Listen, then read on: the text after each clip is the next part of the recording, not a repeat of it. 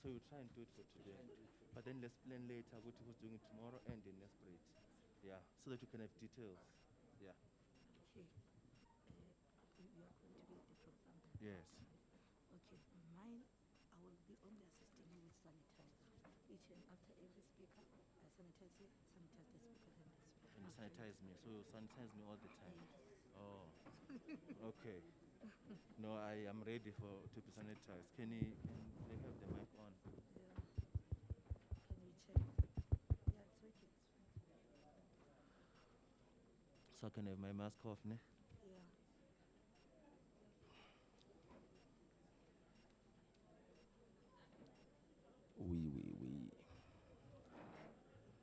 We can take our seats.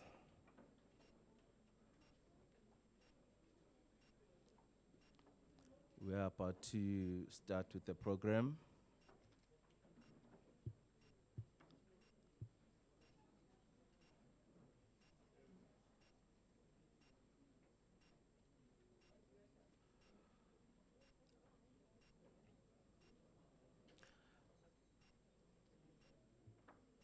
Okay.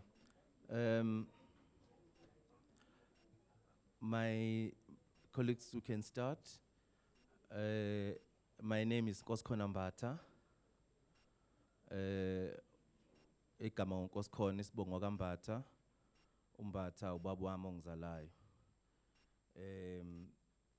I would like to say that we're starting now, and I would like to greet the Honorable Minister of Small Business Development, Umama Stella Ndabeni-Abrahams, the Deputy Minister, Ubaba Sidumo Dlamini, ngibingelele MEC wala eMpumalanga Economic Development Department and Tourism, Ubaba Mkhatshwa. Ngibingelele, I also like to greet members of the Portfolio Committee of the Department of Small Business Development that are present here. I saw Honorable Kruger in our midst, and I greet all others that are here that I didn't see. I would like to ubingelele umama we district, umama umabuza, siyakubingelela. Sibingelele ubaba Masilela. Yeah, I think that's better. Thank you very much. I think it's lambling a project kahle, but I think it's fine now. So ubingelele ubaba Masilela, owakhona la Steve Chwete, mayor yetu. Ngibingelele all the MMCs, ngibingelele all the speakers, ngibingelele all the executives abakhona, and both public and private sector and the entities and their teams, and all the partners that we have here that are partnering with us in this journey. Bese ngigcina ngokubingelela ama SMMEs akhona phakathi kwethu, ama cooperatives, abaphathi bama cooperatives nama members abakhona phakathi kwethu, nama members ama informal businesses akhona phakathi kwethu, and all associations that we have in our midst. And I would like to say thank you very much for gracing us with your presence to this event. As I said, my name is Nkoskhona Mbata. I would just be making sure that we move with speed as far as the program is concerned. Already we are running late, but we'll try to catch up on time. This session is meant to be an interactive session where especially the SMMEs, the cooperatives, the informal businesses that we have will have an opportunity to express themselves, express their views, but mostly bekwazi ukuthi besakhe njenge department and or njengomnyango sikwazi ukuthi sikwazi ukwenza izinto ngendlela ehlukile going forward. So I would just be mixing English and Zulu so that then everyone can hear what we are saying. So we would really appreciate the input later on, but mostly, you know, one of those things that say, how do we move forward? How do we do this together, you know, as a team? Sikhona-ke la njenge Department of Small Business Development. I think the development part must always be emphasized, because it's not just small business, but it's small business development. And there's value in the development part of everything, because that's why we're here, because we want to make sure that small businesses are developed, and that they do well within the economy. With the economy where the jobs have been lost, the economy is not doing well, poverty is escalating, at high levels. As Umnyango, we're here to say we've been mandated to create jobs, and SMMEs have been mandated to create jobs. And that's why we're here. We want to make sure that that happens, while we make sure that the wealth is distributed accordingly to everyone in this country and everyone who lives in it, especially black-owned businesses. As I said, I won't be speaking. So the intention of the program, the Deputy Minister will talk about it in detail in terms of why we are here. But the base of everything that we're doing is the district development model. That is the base of everything that we're doing. So, the Minister has said in the briefing that this is the first district, the first province, the first district, the first town or municipality that this event is taking place in. And we are hoping then that we'll take this partnership to the next level and show others how to partner. They will follow this model that we are starting today, so that we become partners and the ecosystem works very well. I will open by saying someone in one of the great books that I happen to read, and that book is An Art of War, said, plan for what is difficult while it is easy. Do what is great while it is small. The most difficult things in the world must be done while they are still easy. The greatest things in the world must be done while they are still small. This is so much relevant to the small businesses that we have here. If we nurture them very well, while ngesiZulu sithi ligotshwa semanzi, ngizokhuluma ngesiZulu bese ngisazi. So if we nurture the small businesses very well, the potential of them becoming big businesses and corporates is great. But it starts here, it starts with you. Look after your idea, look after your business, because every business is big, started by an idea, and it started by being small. And today, we're buying from all those conglomerates, but they started in a similar fashion like this. So take the opportunity today and run with it and listen very well and listen very carefully. I would then, with those words, having said those words, I would like to start with just the welcome, opening and welcome. Sicela ukuthi ubaba Masilela ezosivulela sincerely welcome. Thank you very much.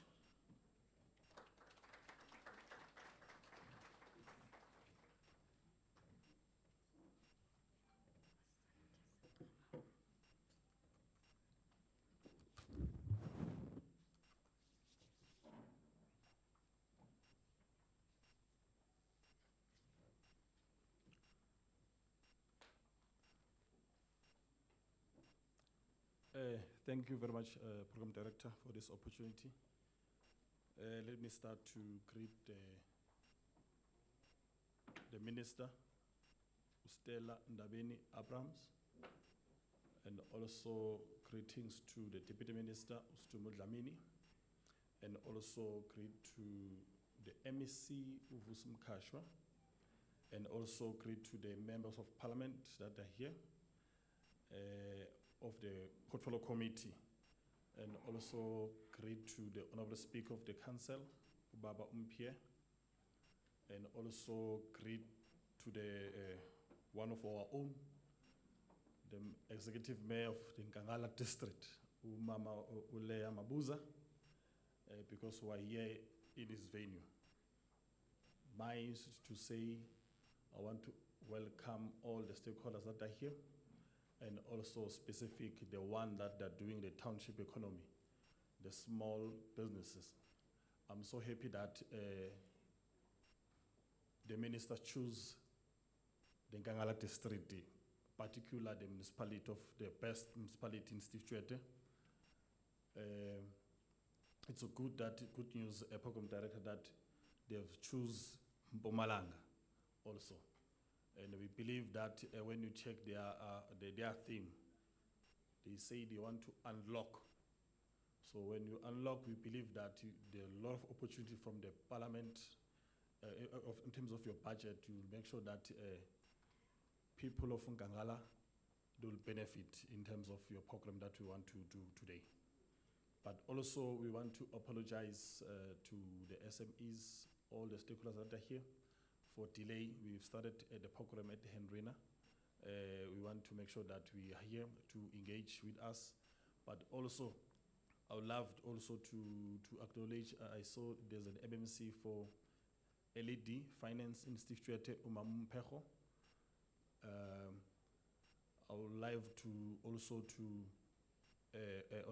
Honorable Mayor of District to make sure that when I leave the chamber, I want to attend. There's an issue there in the district local municipality, just need my attention. So, but I will delegate the MMC for finance and the speaker so that they take note when they engage the minister, so that as a mayor, I get the information. So I want to welcome you at home. We love you. Thanks.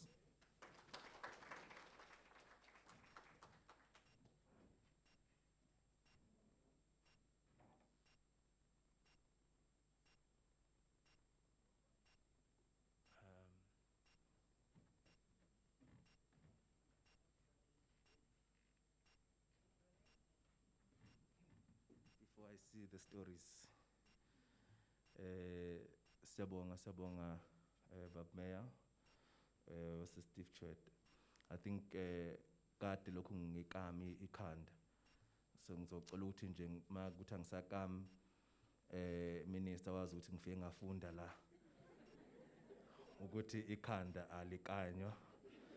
So umeya wethu wase Steve Chwete ikhanda. So lokhu ngiyakama nje ngithi ekseni njalo sizovela ngivuke nje nami ngithi njengawe. Siyabonga kakhulu for ukusamukela. Sizophuthuma nje ngoba ngishilo ngithi isikhathi sihambile. Sicele ubaba kade ngipractice akhe usuku bonke ngizamile ubaba umje ivele kwaqina ulimi kodwa ngicela ukuthi ngisho kahle. Sicela ukuthi baba mhlonishwa uze ngaphambili uzosenzela nje acknowledgement of guests. Siyabonga.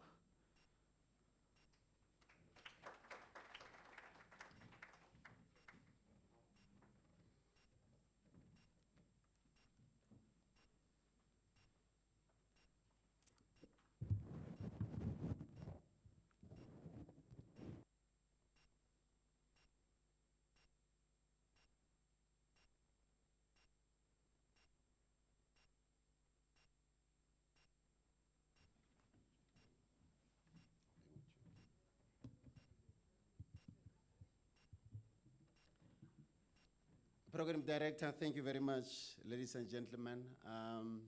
My mandate is just simple, just to acknowledge the presence of our guests. The Program Director have just established the protocol, and also the Mayor has done the same. And with the same breath, allow me just to do what I've been mandated actually to do. But with the spirit of humbleness, Program Director, allow me just to acknowledge actually the presence of our minister. In our presence, Tembisa Ndabeni-Abrahams, Deputy Minister, Honorable Sidumo Dlamini, MEC of Economic Development, Honorable Mkacha, the District Mayor, and all the guests who are here. When you acknowledge actually your guests, the first question is, for what? Now, the presence of our guests, their mission and purpose to be here as stakeholders is to empower us with information. Especially as we know that our government is a developmental government. And after receiving the information, it is very important that we go and implement as we have provincial and local and district units or department which will be dealing this with that small business development process.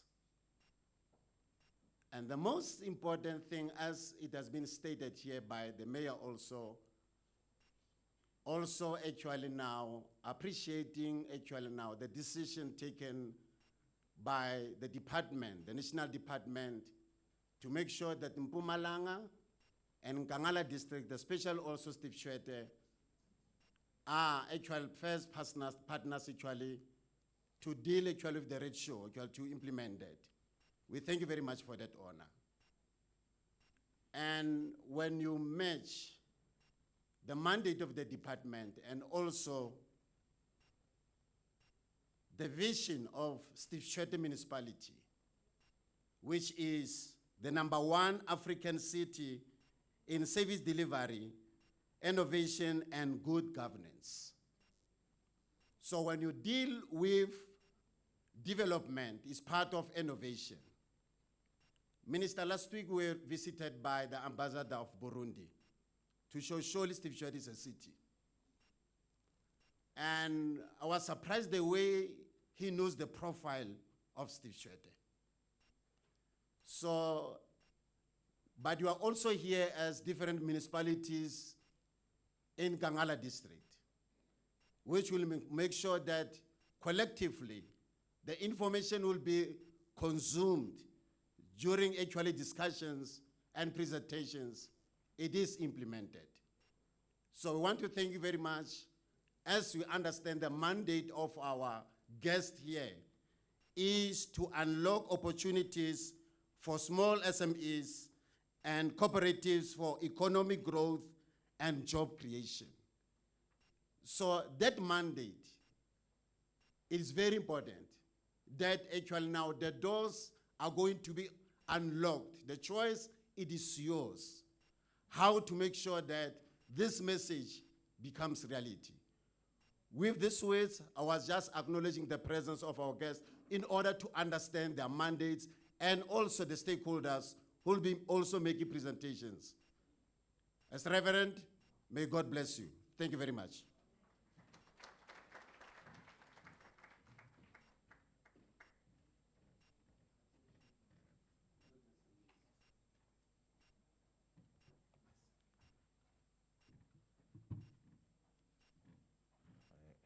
Ngabe ngilethile bengibona ukuthi ngeke izingiphazamise yona. It's unlike the cell phone. Siyabonga kakhulu baba, thank you very much.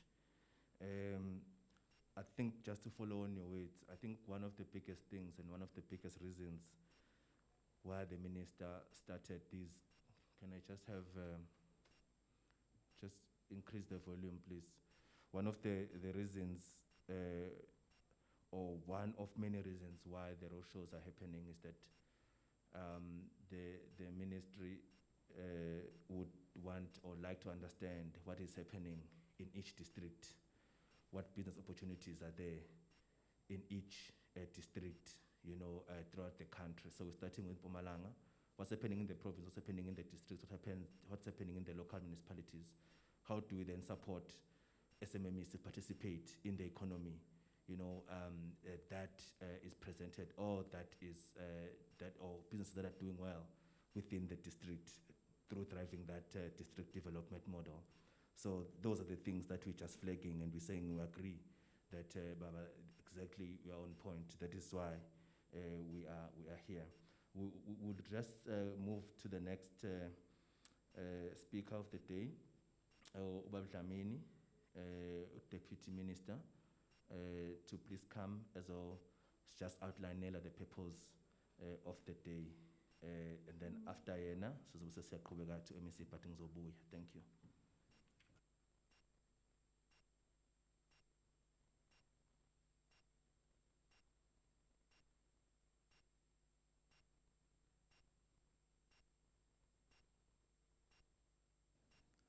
Ngiyabonga kakhulu Mr. Mbatha, and ngibingelele uMinister wethu, ngibingelele ku-MEC Ngibingelele u-Executive Mayor wala eNkangala. Ngibingelele lonke nje itafula engihlezi nalo la. Bese kuthi kakhulu ngibingelele kosomabhizinisi nabafuna ukuba osomabhizinisi abakhona la. It is our honor to be here in Mpumalanga, as the indication has been made. And indeed, in 2022, Mpumalanga is the first province we are visiting as the department. And we are new in that department. The minister and myself, we are new. We have been given this task of doing this job under this great theme, unlocking opportunities for SMMEs and cooperatives for economic growth and job creation. The Ministry and the Department of Small Business will use these roadshows and partnerships with dialogues to showcase the work of the department. I must also mention here that we have our DG, Mr. Mkuman, and the CEOs, in particular, the guy that is sharing this program here, Mr. Mbata, is a CEO of an entity. So we have come here as government with a strategic purpose of understanding what happens in the districts, particularly here in Nkangala, because we said we will just hear and respond to the issues you are raising. Ladies and gentlemen, you'll agree with me that the development and support of SMMEs is critical for economic recovery and job creation.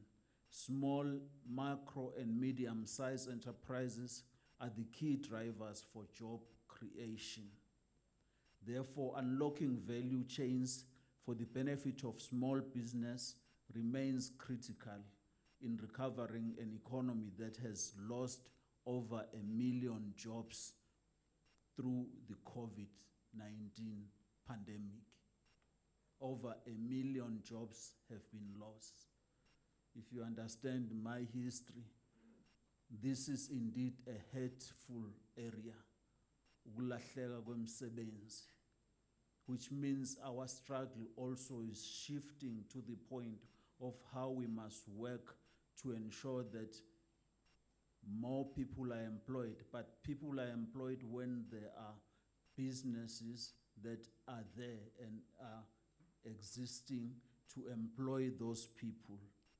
Therefore, these roadshows are important just to gather inputs from the small business enterprises and feed into our master plan to monitor the support and impact of the SMME through the interventions by government, to share challenges and listen to success stories of entrepreneurs in various districts across the country to improve government support, to better coordinate support for SMMEs through partnerships with the private sector and various departments and agencies.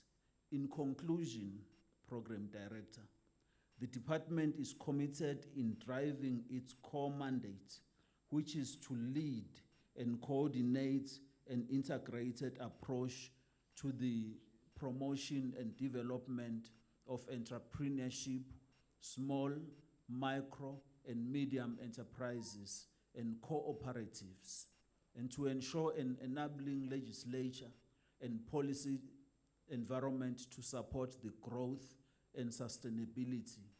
I therefore wish that all of us here be brave and contribute fruitfully, so that when we end this meeting, we are able to say, yes, we did go there and put our issues, but here is what we are going back holding that will establish the businesses that we want to establish.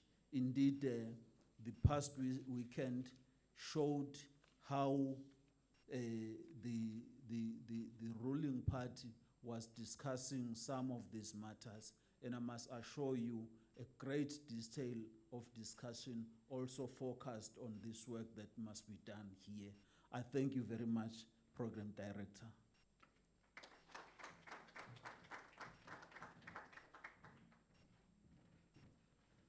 Siyabonga Deputy Minister. Belincane kodwa la hlombe nimnikeze lona. Ngicela siphinde simuphe elinye ihlombe. Thank you very much. Sizoqhubeka nje siye phambili. Sizocela ke manje ukuthi sikhulume ezomnotho. We're going to be speaking about the economy of the province, the opportunities that are here, and all things that has to do with the economy. Ubaba wethu ke umkhatshwa uZwide uzoza ngaphambili to address us on that. Siyabonga. Mkhatshwa.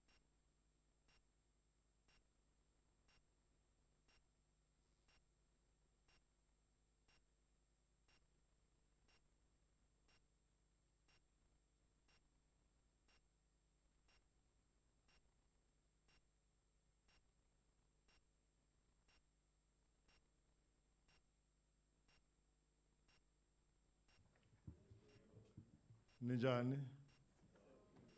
Nathi siyaphila. Program Director, thank you very much for the opportunity. Yes, protocol has already been established, but I will just want to also follow the protocol. And please do allow me to welcome, first and foremost, our vibrant and dedicated ministry, which has the kind of energy that we need for us to recalibrate and build the small business sector. Minister Stella, Ndabeni-Abrahams.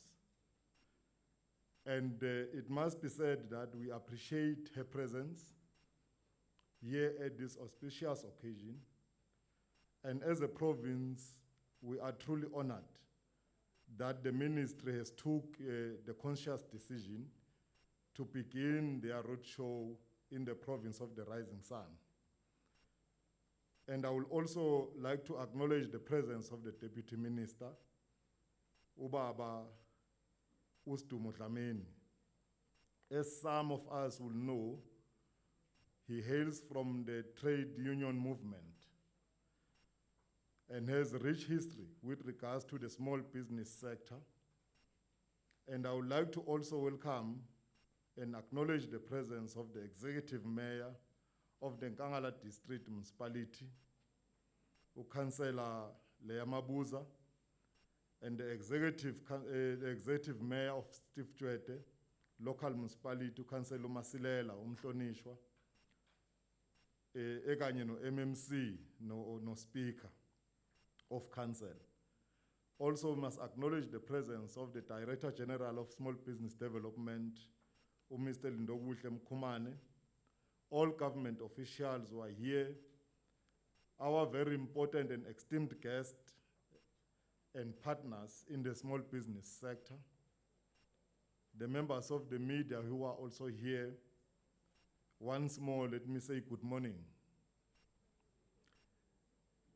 Program Director, in my introductory remark, it is imperative that I must establish the role played by small businesses and cooperatives, inclusive of the pivotal role that they play in terms of economic growth in developing economies.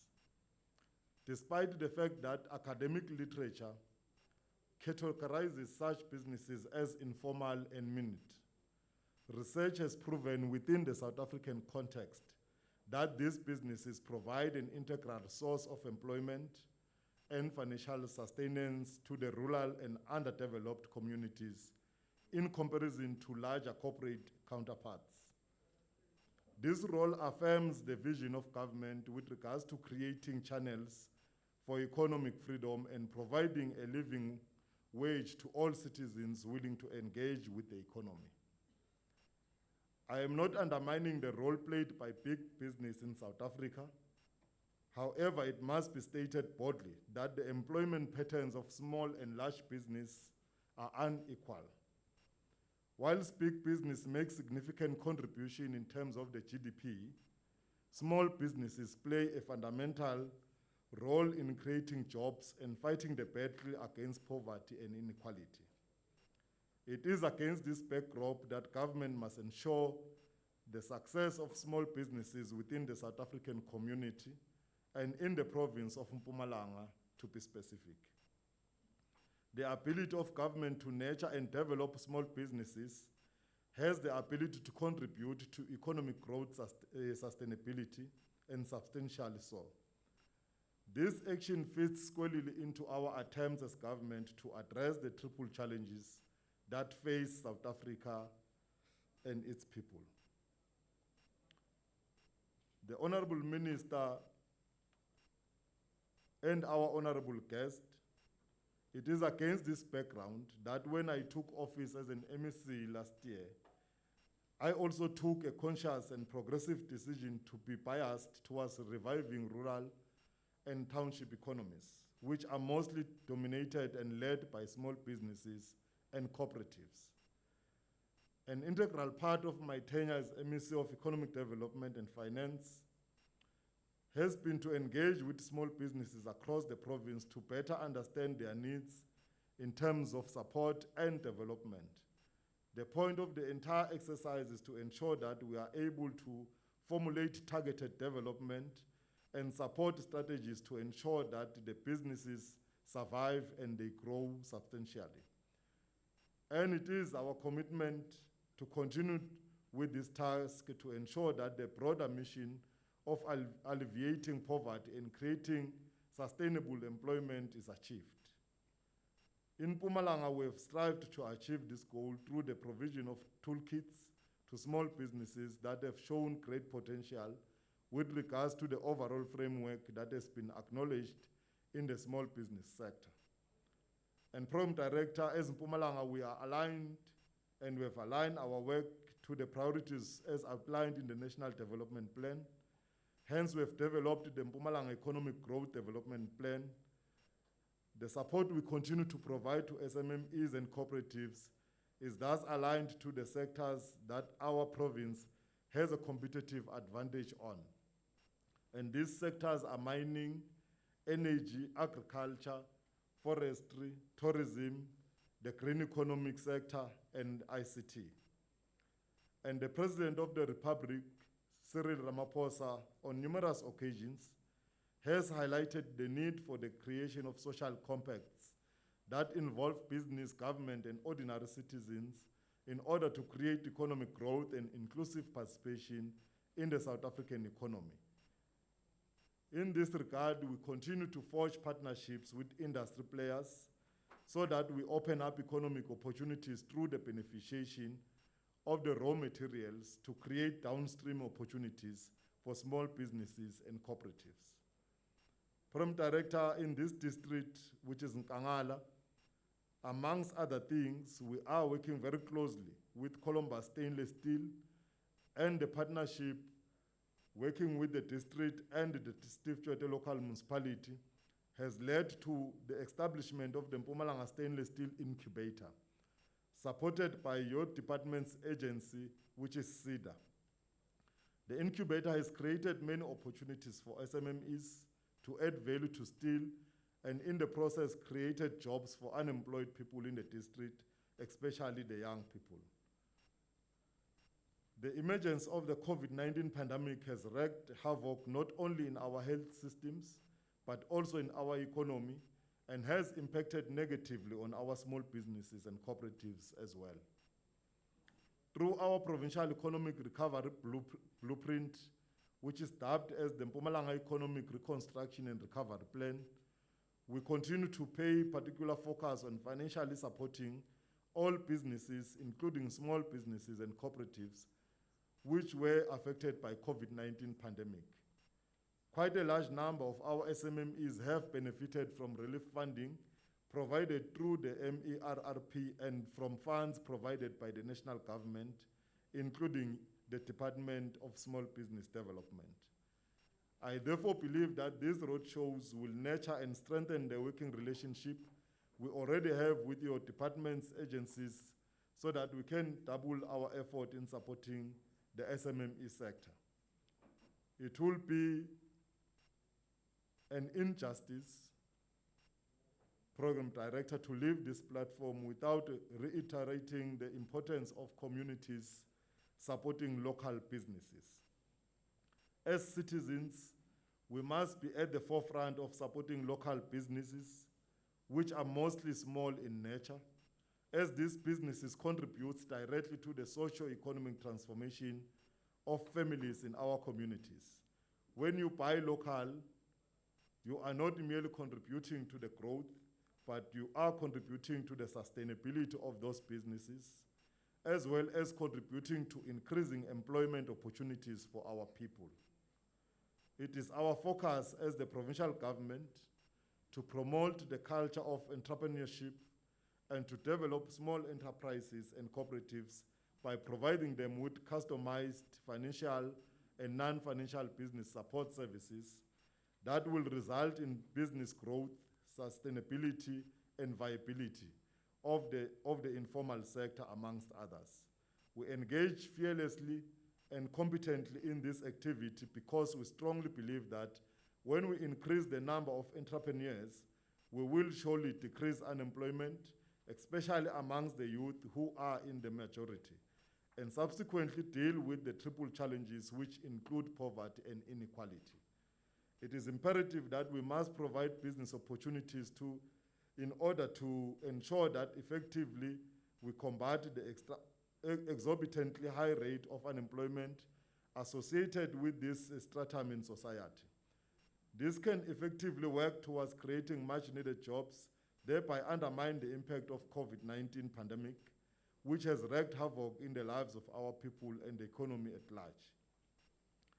Academic literature proves that the sustainability and success of the small business discourse of any country is about building a robust entrepreneurial ecosystem so as to drive productivity growth, create new employment, and increase innovation. We truly commend the department and the ministry for embarking on this significant roadshow to engage with both public and private sector partners. This clearly confirms that the ministry value its partners. Given that as government, we cannot do it alone, for us to come up with an information master plan, we must know what is happening on the ground. We are a government rooted on the ground, the caring government of the people, led by the glorious African National Congress. And Program Director, ladies and gentlemen, let me pause here because today's show is actually not mine. It belongs to the vibrant person who I have an honor to know, which is the Honorable Minister and the Deputy Minister of the Small Business Development Department. Thank you very much, Program Director.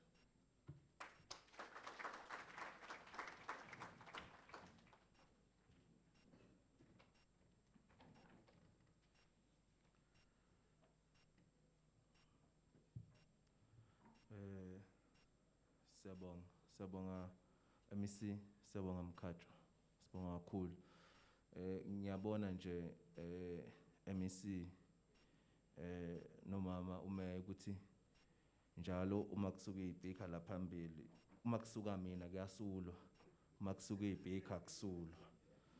Ngiyanothisa nje indlela izinto ezenzeka ngayo kule dolobha lethu. Uzobona nje mangisuka la kuzosulwa, kodwa sengifikile akuzange nje kuze kusulwa.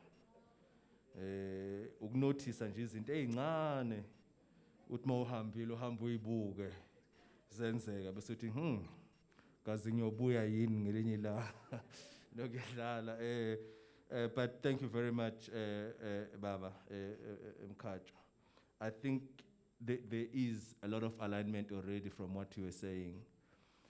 I promised myself that I will not be the program director that repeats speeches as if people didn't hear.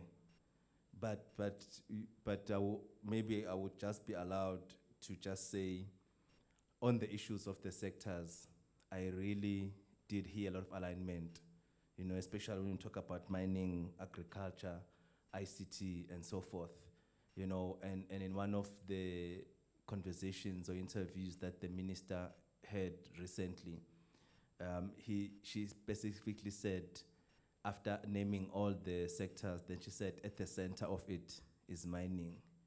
And that obviously speaks well with the province that we're starting with.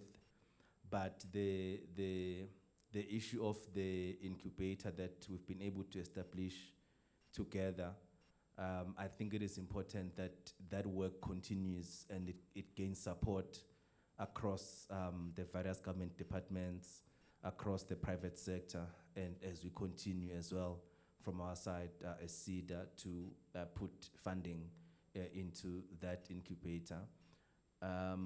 Also, Bonga is here from a SEFA perspective, even on that work in terms of how do we then, when the SMMEs have been given the training and everything, how do we give them the funding that they need to go out to the market and be able to sustain themselves? And that becomes very critical in the next, as we move towards the next session that will start now, which is a more interactive session that will make sure that the osngabo, SMMEs, cooperatives, informal businesses and associations are able to talk to us. But before that, I would like that the department, SEFA, Cedar, and I'm not sure if they were able to get us someone from the district or local municipality to also come.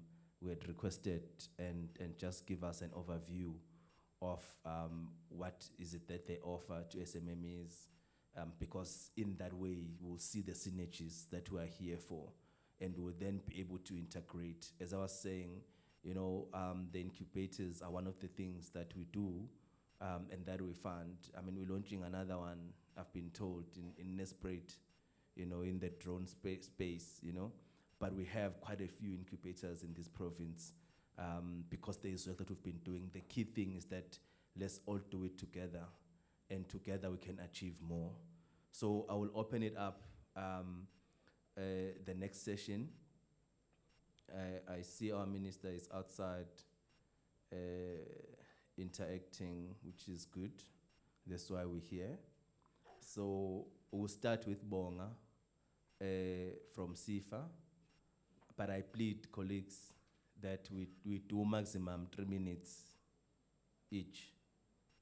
You know, if you can't stretch it to 5 minutes at most, once you've taken more time, because we want to hear from the SMMEs, cooperatives, and informal businesses. That's what we want to do. But let's give them the information first, a bit of information, so that then they can ask from an informed point of view. So we'll start with Bonga, and then we'll deal with Colin. If there is someone either from the district or the local municipality, they will indicate, then that will be the next person. Then the DG will come, and because I know we all report to him from an operations point of view. So he will just consolidate, and then we'll open it up for questions. Mic amanye azobehamba ematafuleni ebelunga, so that we are able to interact and then deal with everything. Bonga, please come. Thank you. We are going to osulayo.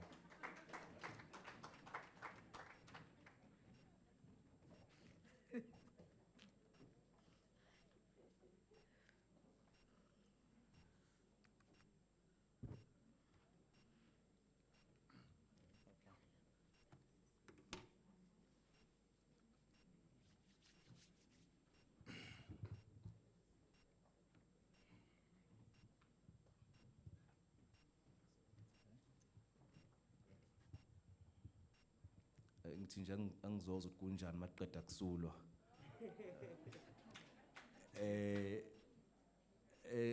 I'm just acknowledging that we have another venue other than this one.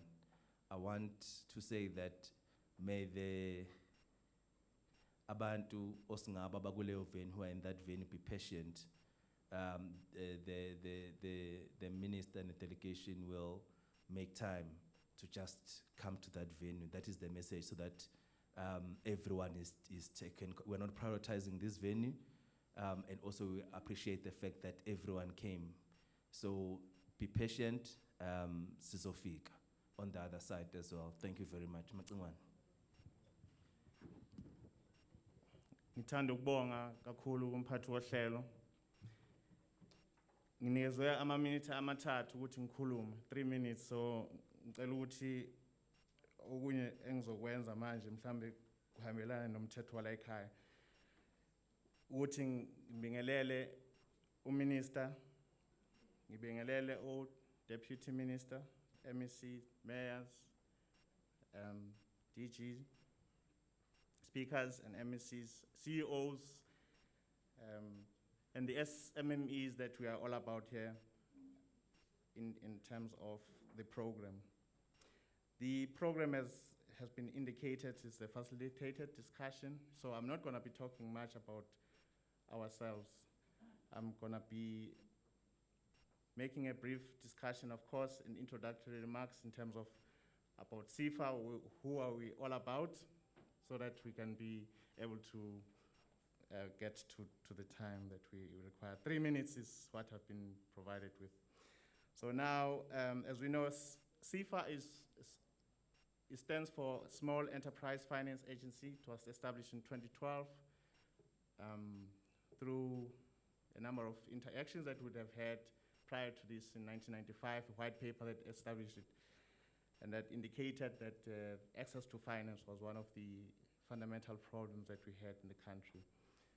Now, that culminated in the introduction of a number of entities prior to having SEFA. Kula Enterprise was one of them, after which SEFA then became what we know it today. We have the SEFA that is now reporting directly to the Ministry, Department of Small Business Development, 100% owned by the government, and we get our funding from IDC currently. And the product offering that we have, of course, is through the DSBD. Seda was going to be talking after me, after the introduction remarks that I would make. We report directly to Department of Small Business Development. And our products are in terms of the distribution channel. There is a direct lending channel that we have and wholesale lending channel. And I'd like to particularly pay attention to the direct lending channel wherein you and I, as small medium enterprises, are affected. And we provide services in terms of the products that we have. Asset finance, mawufuna ukuthenga ugandaganda, we provide that. We also provide term loans, mawufuna ukuthenga furniture. We also provide bridging loans, which is for our short-term contracts. We also provide revolving loans. And out of these, we also have a few other programs that we have, and which are specifically focused to the challenges that the country faces from time to time. The one particular one which was introduced by our minister last year, which is a flagship. Currently at this point in time, it's been closed for applications, the Youth Challenge Fund. We have received a number of applications from the youth to showcase that they are interested in this program. We're currently, at this point in time, assessing the applications, and then we will make a decision as to how we move forward. The target in terms of our groups that we have, we are particularly focused onto the Black community. We are saying 70% of our money needs to go to the Black community, and there's no apologies about that. It's not discriminatory, all right? And then we also having 45% of our money going to women, and this is our specific focus. We have specific focus to women. Youth is 30%. People in rural communities about 45%. People with disabilities about 7%. So we have these in terms of our strategic focus. And now, one of the other programs that we have we established over the past period in terms of where the country was facing was the TRAP program, the Township and Rural Enterprise Program, which involved the Chisanyamas, which involved the textile, which involved the bakeries, and also other categories in terms of the township and rural enterprise. And this, of course, was a flagship in terms of where the country was at the time and what the country was experiencing to revive the economy in terms of all these sectors. And the amount of money that is provided through all these programs is up to 15 million rand. There's categories, of course, that we can talk about in terms of the TRAP programs, which is 350,000 rand. So there's all categories as we would go into more detail. And the other thing that perhaps would be particularly more interesting on your part is a business viability program. The business viability program is the one that is and acknowledge the COVID-19 pandemic that had devastating effect on our businesses, and how we can revive those businesses that were established at the time, which had plateaued in terms of their turnovers, which had faced difficult times in terms of operations. Those are the companies that we focus into, and we provide funding. And the details can be provided on request, and it's also available on our site, all right? And I'd like to say at this point in time, I've done a lot of introduction in terms of our company and in terms of what the company provides. And I think the 3 minutes, if it's not over yet, I think I can also say I did very well. Can I then, at this point in time, get Colin to come over? I'm not taking over, Mr. Bata.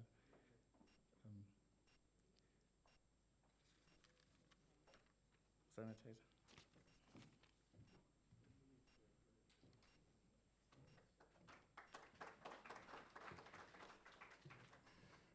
Thank you very much.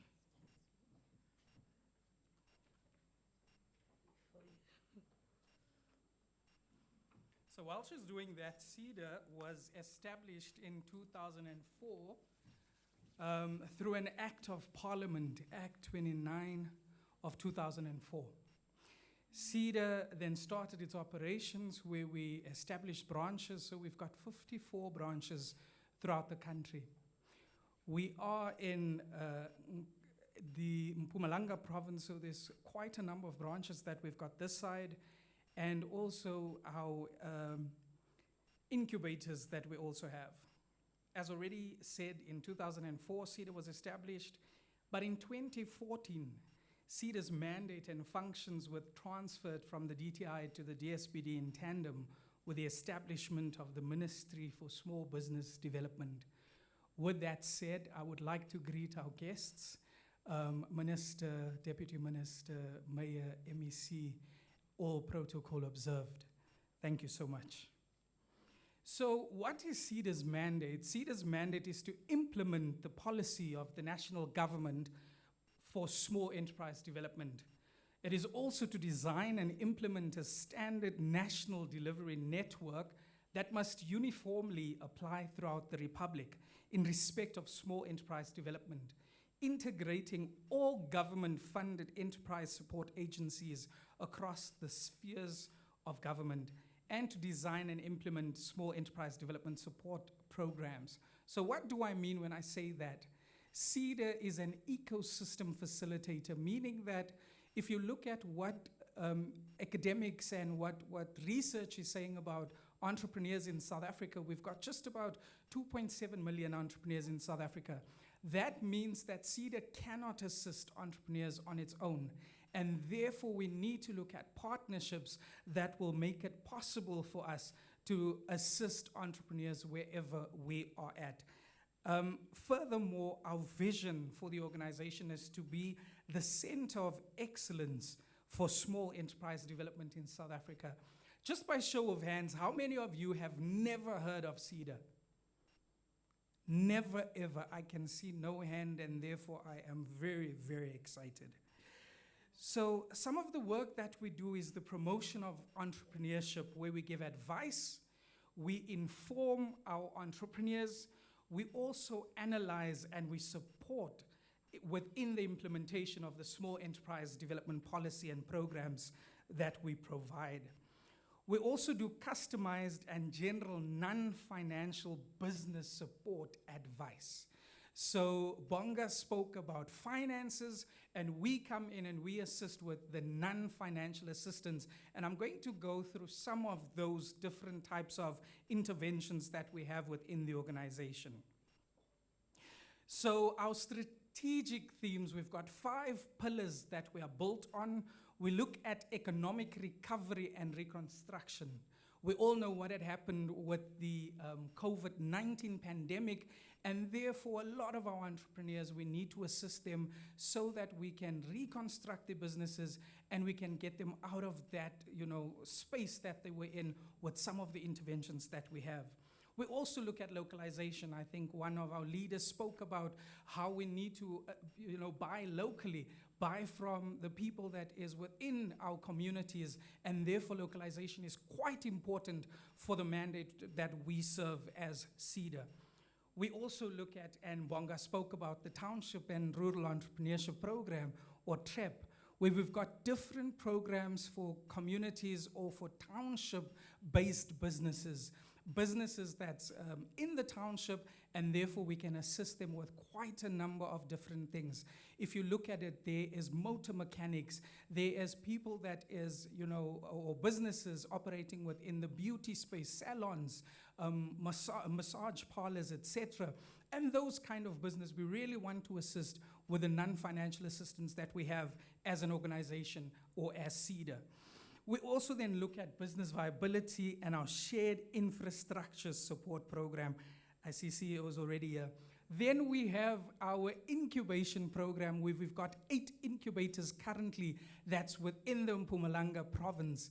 One of those incubators we will also be launching on Wednesday, and that is our Firi digital hub in Nelspruit that we will be launching. But they spoke about MSI. We've got Tambali, and we've got so many other incubators that we, assist within the Mpumalanga province. Then we also have a great relationship with one of the steel manufacturers, where the canteen of that specific business, 2 of our SMMEs are running that canteen here in Middelburg. Now that shows that when we speak about supplier development programs, that businesses and especially private sector needs to come on board and assist us in making sure that we take small business development to the people. I will be able to engage you later. Please look for me. I've got an orange tie on, and I would like to tell you more about the services that Cedar as an organization have. I thank you.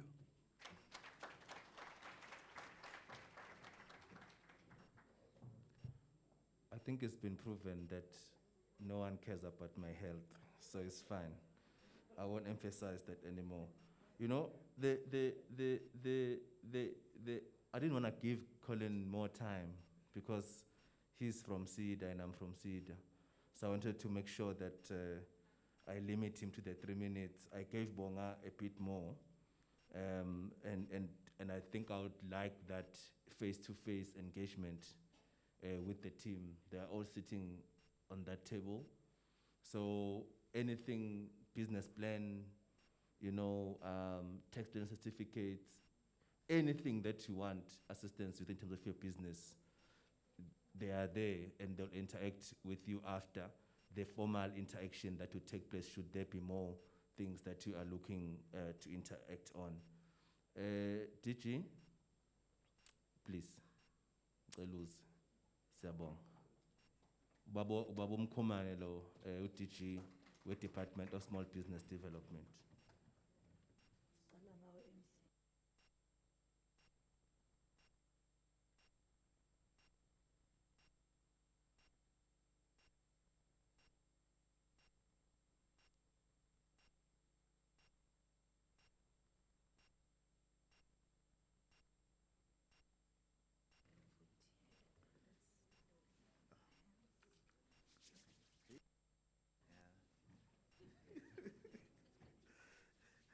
Minister, DM, MEC, the mayors, MMCs, Honorable Kruger, I know that I must greet you so that when we come to report, you treat me kindly. I'm not bribing you. No, thank you very much, Minister, for this opportunity. As it was said, I'm not going to really waste a lot of time because we are here. Minister was very clear that talking is not for us today. For us, we need to listen and respond to the issues and see how we adjust our instruments to make sure that they are more responsive to the issues that are going to be raised by the people who are our hope as a country in terms of job creation as well as addressing growth, because we are struggling as a country. We know that we have close to 13 million people who are not employed, and we are here then to make sure that we come up with instruments that will assist us to address this serious challenge. I'll just touch on more on the policy issues. I think the Seda and SEFA colleagues have already dealt with the issues in terms of the programs. We do have two,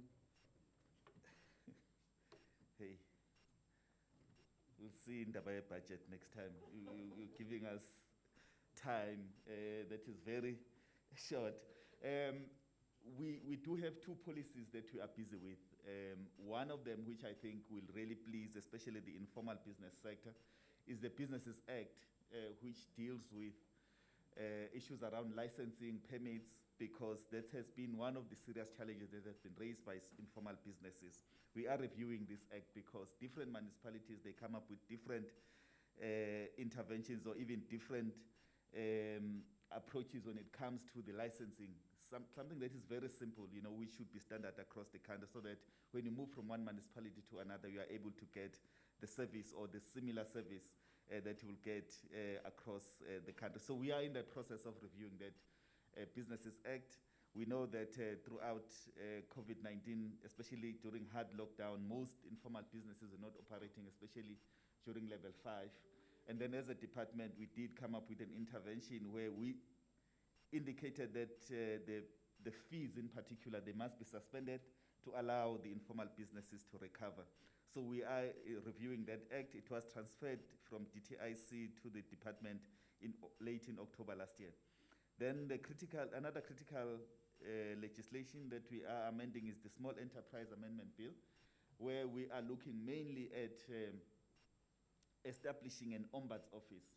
We know that government, the private sector, they delay when it comes to the payment on time for small businesses. So we are in the process of ensuring that we establish this office that will assist SMMEs to deal with these disputes, because some of the big businesses in particular, they do have a lot of money. So when small businesses complain, they just don't take them seriously. They say, you can take us to court, and then it drags and drags, and then it never gets resolved until the small business collapses. So those two critical legislations, we are pushing them. We'll be taking them to Parliament so that the parliamentarians who are the legislators, they deal with and finalize so that we are able to assist really our small businesses. And then we do have some interventions. There is a She Trades platform, which is an dedicated platform just for women-owned enterprises, because we understand that most opportunities, they fall on us as men. The males are biggest beneficiaries in terms of the support. So there is a She Trades platform. It's just for women-owned enterprises, just to expose them to the international markets. They are provided with support, and Seda is assisting in the implementation of that, so that they are able to also access the international market with quality goods. I must emphasize that it's not just about registering.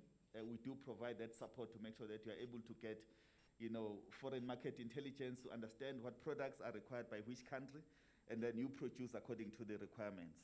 We are finalizing an SMME master plan because currently we don't have a policy really that talks to what is required in terms of supporting small businesses, because as a department, we always emphasize that it's not just our role as a department to support small businesses, but we are coordinating, we are working with all various stakeholders. That will be going to cabinet, and also it will go out for public participation. Before I conclude, we also have an SMME database, because we don't have a database where you can find out, for example, in Nkangala, how many SMMEs are located in Nkangala, what are they doing, how many employees they have, how are they performing. So we have set up an SMME database. It currently has close to 200,000 registered SMMEs, but we would like to have more. We want to grow this database and convert it into a platform, so that SMMEs, for example, if you want to access Seda services, you can just utilize it. You don't have to physically go to an office of Seda or sefa. Then we are also working on red tape reduction interventions. We understand that most SMMEs are always raising the issue of red tape. So we are taking it seriously. We are piloting, in fact, what we call a pilot administration simplification program, where we are looking at what are the key issues, especially around municipalities, what are the issues that are raised by SMMEs, and how can we, together with the municipalities, respond to these issues. So issues around customer complaints, municipal policies, bylaws, land development, building plan approval timelines, processes, informal trading management. So all those issues are being addressed. We've started piloting this in KZN, and we'll be going to other provinces. With those few words, let me allow the CEO to continue with the program. But we are here to listen, and the Minister will direct us in terms of responding. Thank you.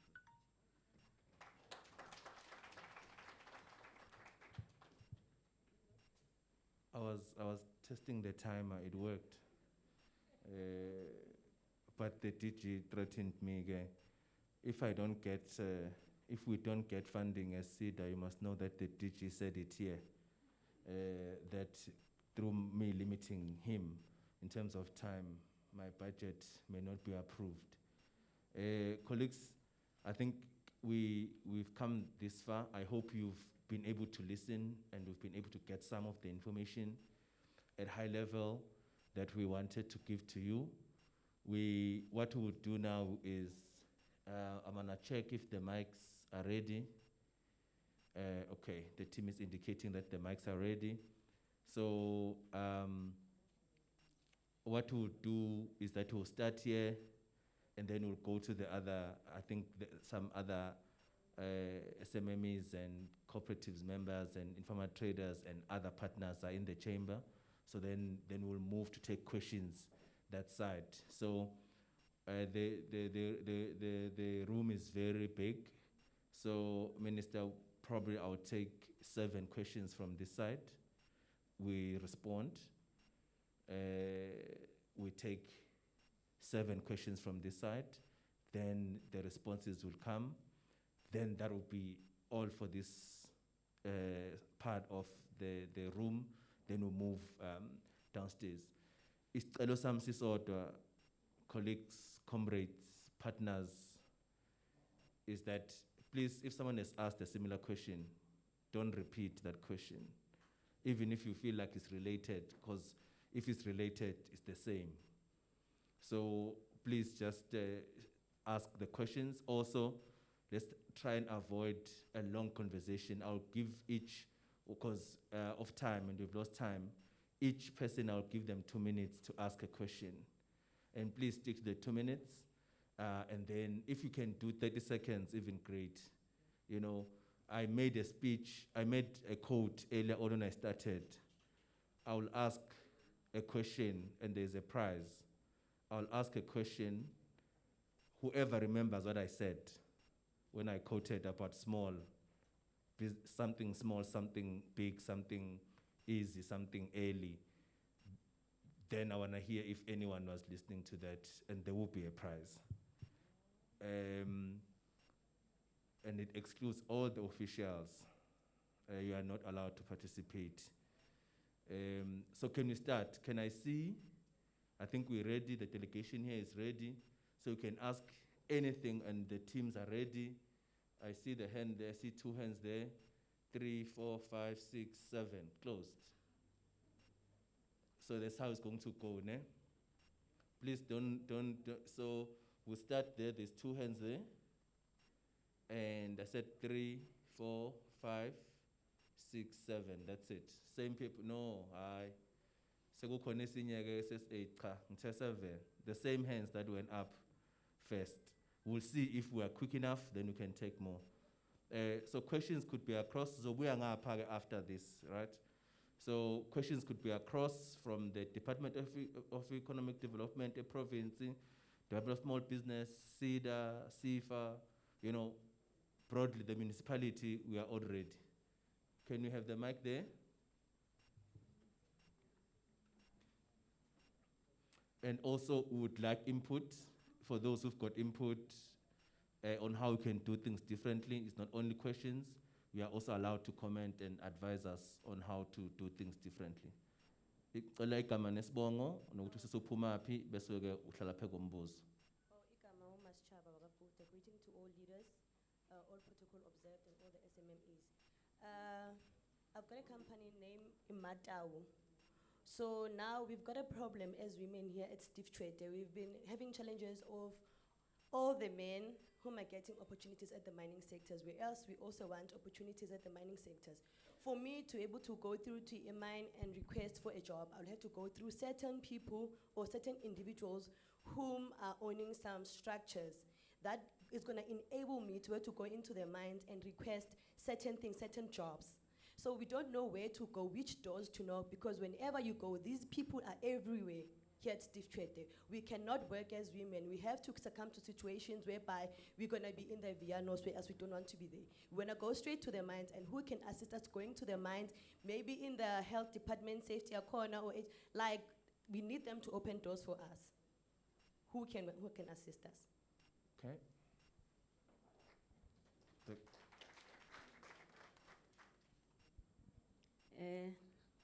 Afternoon, everyone. I'm Sonto Nkosi from Malahleni. Mine is an input that I think the program director did ask, do we know Seda?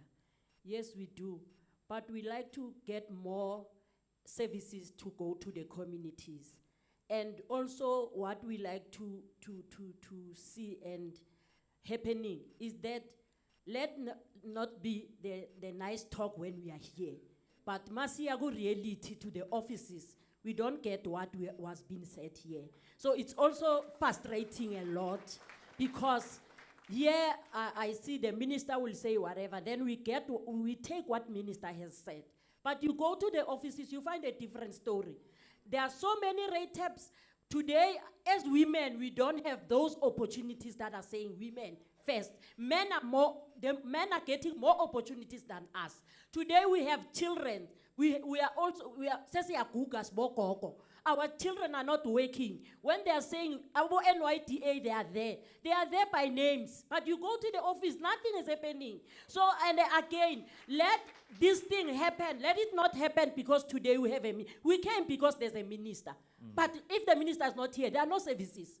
There are no services. So please, let us do what we are saying, and let us get what the government has promised us to get. That is why even if there's something from the government, our government fungus use and Japan. But when we have to get, especially as women, we struggle a lot. The lady mentioned the mining. There are a group of men, people, you must go through them before you get something. You came to our local municipalities, it's also a problem. But they are saying no opportunities are there for women. Can senze lokho esikushoyo kube iqiniso.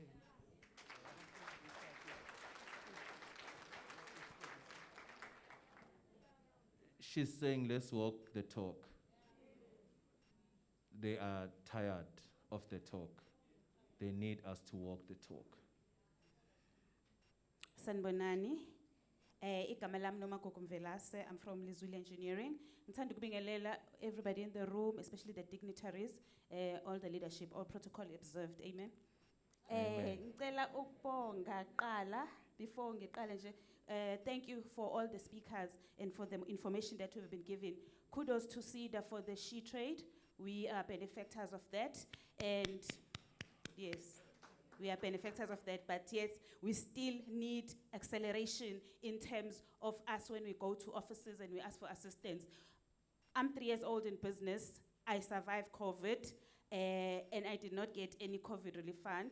It was just by grace and probably hard work that I put in. So those that did not get any relief, we think that maybe this time around we are hoping that they will get some form of support financially. The cost of business is very high. And especially for us women, it's difficult to stay in business these days because you might be able to source work, but then there is no funds for you to be able to execute.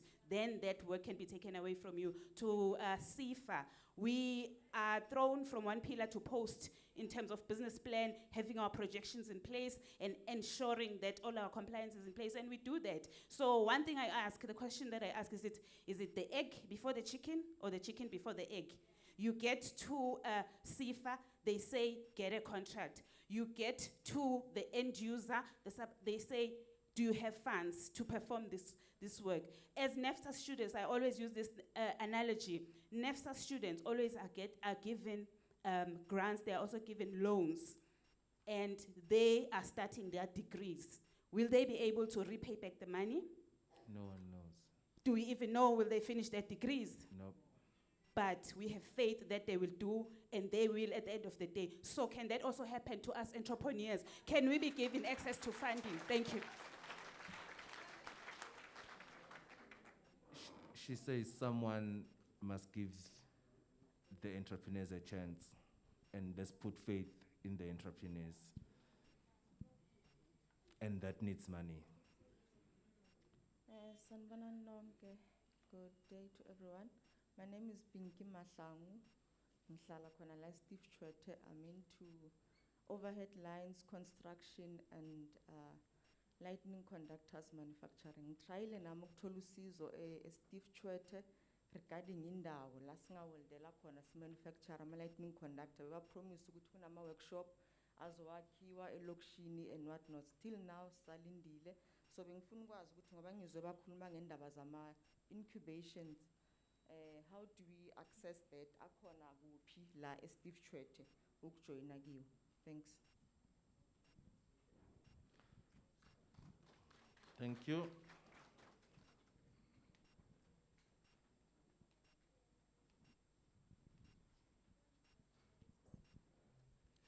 No, thanks, Chairperson. I'm Kenneth Maepa from Emaplazini ngale Pulen Soap. I have two questions, one directed to the department and the other to Seda. My simple question to Seda, it's regarding the awareness of the funding. Where I'm staying, we have more than 50 small businesses, and only less than 10 are surviving. Do you think you are doing enough that people from Mpumalanga or Steve Chwete in general, especially thine basemaplazini, guthi see the information about Seda and how to get funding from Seda? But my second question to the department, Chairperson, it's that I'd like to believe that the Nkangala area is surrounded by private sector. So what measures is the department doing to ensure that the private sector also develop the small businesses And how are they monitoring if that development is directed to the correct beneficiaries? Thank you. Thank you. I think yes, please, that gentleman there. The one standing, yes. Ebo, kamalam lebogang kwapen ang velala Steve Judd. So, mina bengizokhuluma ngama problems affecta thina ama small SMEs. La Middleburg, it seems like kunabantu ababenefitayo or abaziphinda-phindayo. So ababheki i-youth for economic development. Secondly, bengifuna ukukhuluma ne-sefa ne-Seda. Angali kunama offices around the province, but even la Middleburg, we need those offices ukuthi azekiti, because we can't go to Witbank or le Nelspruit to la head office wenu ukuthola ukuthi even where masiya lapha asithola uncedo the way because sesincedo ngakhona. Bese second, i-LED office ase Steve Stewart ayisincedi thina i-youth. Ngoba basitshela ngama-database amaningi esingawa understand. Nalama project we-infrastructure lawa driver economy yase Middleburg abas-include kuyo. And besicela implementation yezinto zenu, fine from kuma ministers to ma other structures of government. Besicela kube ne change ne transparency. Zonke izinto zibonakala. Ngiyabonga. Thank you. One last question was there, yes.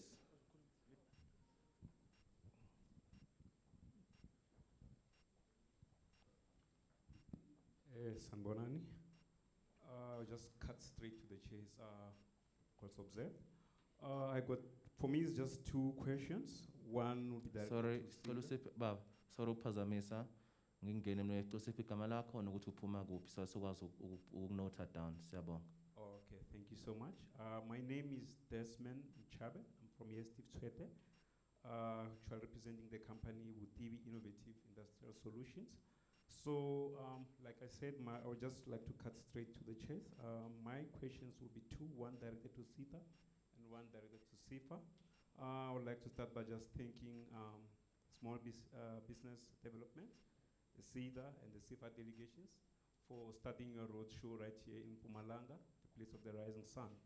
So with that being said, I want to believe that Mpumalanga is one of the provinces that's blessed with so much coal in it. So my question that goes to Seda, number one is, I've heard you mention that you've got 54 branches and 8 incubators. Of all those incubators and branches, is there any incubator that looks into assisting the coal scientists? That's my question. It can be followed by a story, which could be personal story, and could also be followed by a recommendation. I say this because some of us who are from here, recognizing that we've got so much coal resources here in Mpumalanga, we try to look at ways in which we can contribute towards coal analysis or towards coal science. So we went as far as trying to study more in coal cleaning technology. We went to do as far as masters and PhD degrees in understanding coals and looking at how can we analyze that. So what happens is that after you have done all that, you will come back, register a company, try to get resources and all that. But now when you want to look at the incubators, I went to check around Middleburg, for example. The only incubator that I could see, that I could find is the one that is of MSE. So my question was that as coal scientists, how does Seda help us, or how could Seda help us?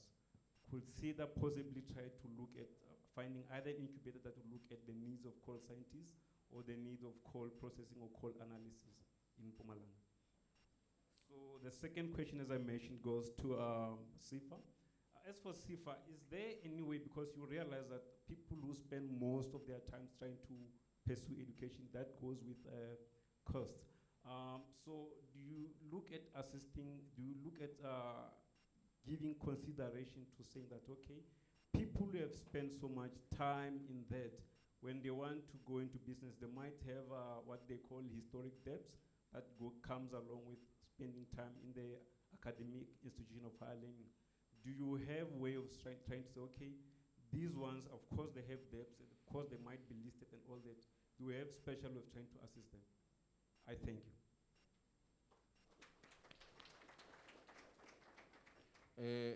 Sizothatha lo 7 ne sizobe siyabuya. Ukuthatha nje lo 7 sisithola ama responses. Ngizobuya bafo, ngizobuya. Bengithe 7 at a time, so can we respect the 7 at a time? Then I'll come back. No, we'll answer first, and then you raise your hands this side so that the answers are clear. Bafo, Desmond, unaso isifiso sokuqala incubator wena? Oh, akulungile. Yep. Kulungile. Bengicela ukuthi ke si abahlonishwa. Minister ngazi ukuthi ngizoqala ngawe uma ukhona la ufuna ukuthatha khona. Uma kungekho, then I can just give it to the officials to start. Yes. Cela nilethe i-mic, sanitized mic to the minister or nansi is the minister. Then I'll go like through the table to get more answers. Minister, over to you. Where is them? Oh, Basaisula.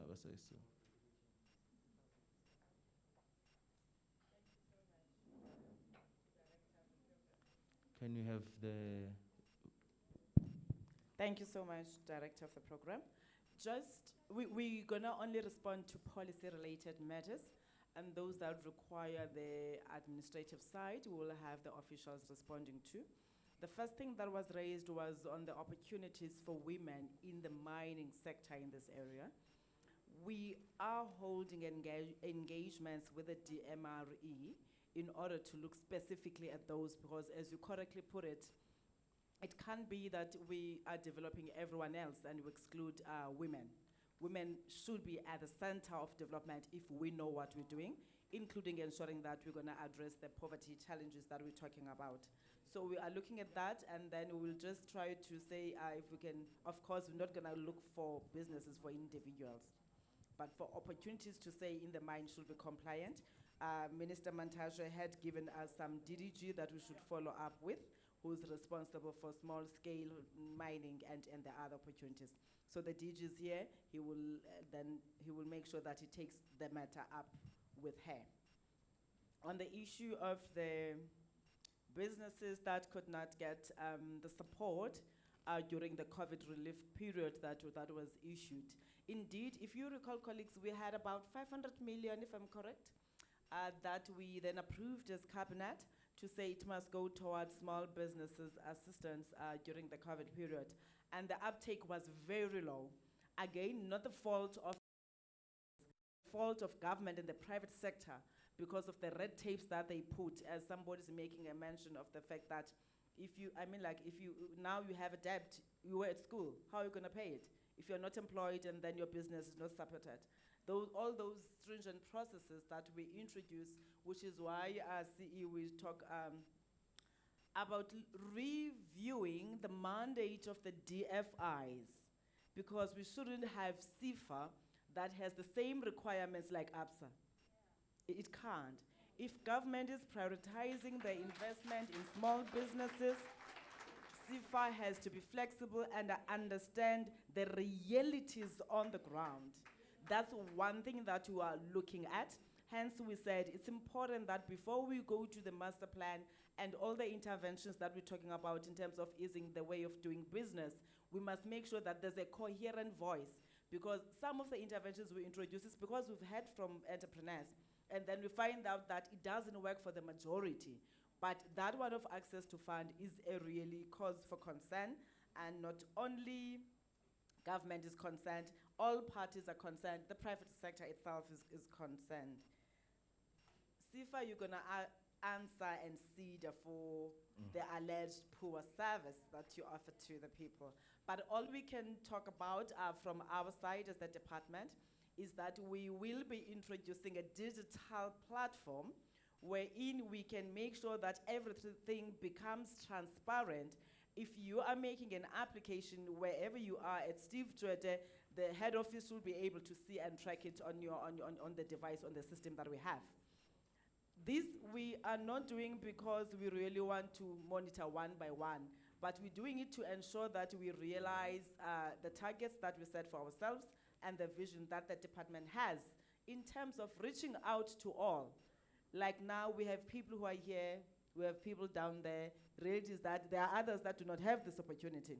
But we know that most of the entrepreneurs, the cooperatives, and people in the hawkers business, they have access to WhatsApp, they have access to Facebook, which means they have access to smartphones, and therefore we can introduce an app that you apply, we track, we trace, and then we look at whatever that is similar in the challenges, and we try to address that. Okay, on the incubation center, it's something that we'll take up.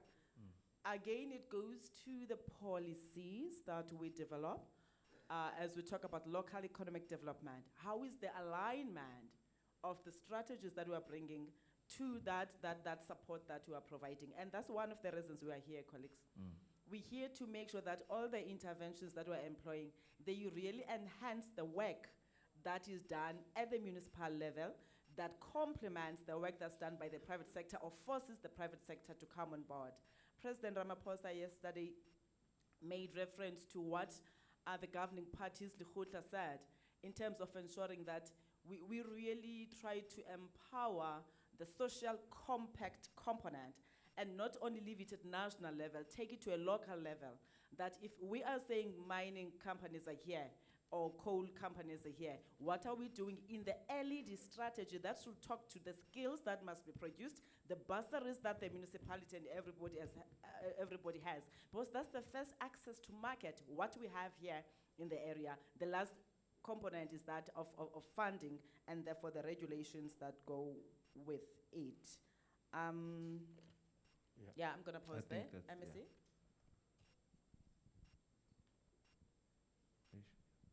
No, thank you very much, Minister.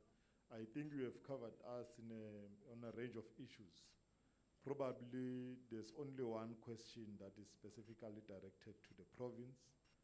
What I can indicate over and above that question is that just in December, we have met with the CEO of ESCOM as part of our continued engagements into establishing a special economic zone in Nkangala that will directly focus on a number of sectors, especially the coal one and the whole just transition program that we are actually embarking on. So in terms of the green economy. So we are really, in terms of that, going to be able to prioritize all these incubations that are being raised, targeting the sectors that obviously are in the region of Nkangala. On the other areas that I think we are troubled with, and we have since embarked on a process to develop a local economic development strategy as a province. Because the challenges that have been raised, we know them, we can attest. The whole question of forums taking over, especially our mines, and everyone wants to therefore speak to the mines, must go through them. It's something that we are seized with and we are dealing with it. We have had engagements with the municipalities on this matter. I'm hoping that very soon we will come and present solutions into this regard as well. Yeah, so I think those are the two issues that I wanted to speak to Honorable Minister, but on the others, I think we've been covered. Thank you. Okay. I would yes, please, guys. Yes, so there's someone, yes, handling the mic. There is, I don't know. There is, thanks, Minister. I don't know if there is anyone from the local municipality that will deal with the issue of just there's some issue of premises that was raised, if that is an issue. But ngicela usukume ngeenyawo wena sanitizer so that kuzoba quicker ne.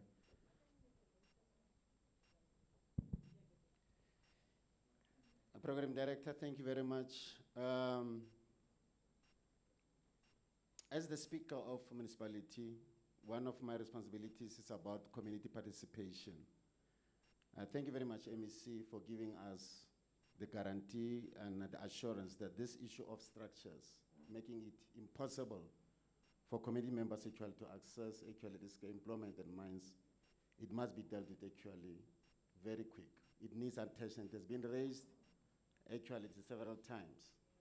So as the local municipality, we'll make sure that we cooperate, we comply, and work together at least with you to deal with that. Again, there was from Steve Chetto, one of the speakers who spoke about actually the place for welding. You know, engaging the municipality time and again in order actually for them to have a place for welding. As I emphasize the issue of community participation, the responsibility of the speaker is to make sure that there is a good relationship between the municipality and the community. So we will make sure that it is now, that concern, actually now it is also addressed with our LED unit through at least, I think, a unit manager, at least Mike, and as the person responsible for community participation, that there is a positive response that is on that, because at the local level, at the municipality, it is where we must make sure that the national policy and also what is happening provincially, it is done practically. It doesn't just remain theory. It must be done actually practically. From Pulesob, there is the brother who talked about, is Steve Chwete doing enough that we must have information about Seda? Also, actually, it falls within community participation to make sure that our unit, LED, actually, make sure that actually there's information for the community so that actually development of small business actually is done. So, because without information or communication, community participation will never be effective. So I have to make sure that there is compliance with that. Thank you. Yes. What is the government doing that the private sector actually is involved in small business development? I think the DG I think will, that one the actually DG will falls within respond, the yes. national. Yeah. I was just checking those who were raised actually to the municipality. Yeah. I think I others, think it's yeah. covered, yeah. Yeah, I think It's they are covered at the same. Yes. Thank you very much. Thank you very much. Can we, I will just do it this way, Bonga. Please take, Bonga is this gentleman that was speaking. Please take the questions related to finance in terms of our availability, in terms of just combining the awareness. I think Dogozo will touch base on it as well, but combining the awareness of the products and the funding that they are saying they knock, but they never get. I think that's what they're saying. And then Dogozo will respond on the Cedar offices being there, but what we say here is not the same as what happens out there. So we deal with the issue of service delivery and our availability through the new model. I can't answer because I'm standing here, so I'll delegate. Bonga? Okay, the question that I want to respond to is from Velase, when she indicated the situation, egg, which come first before the chicken. Is it chicken or egg?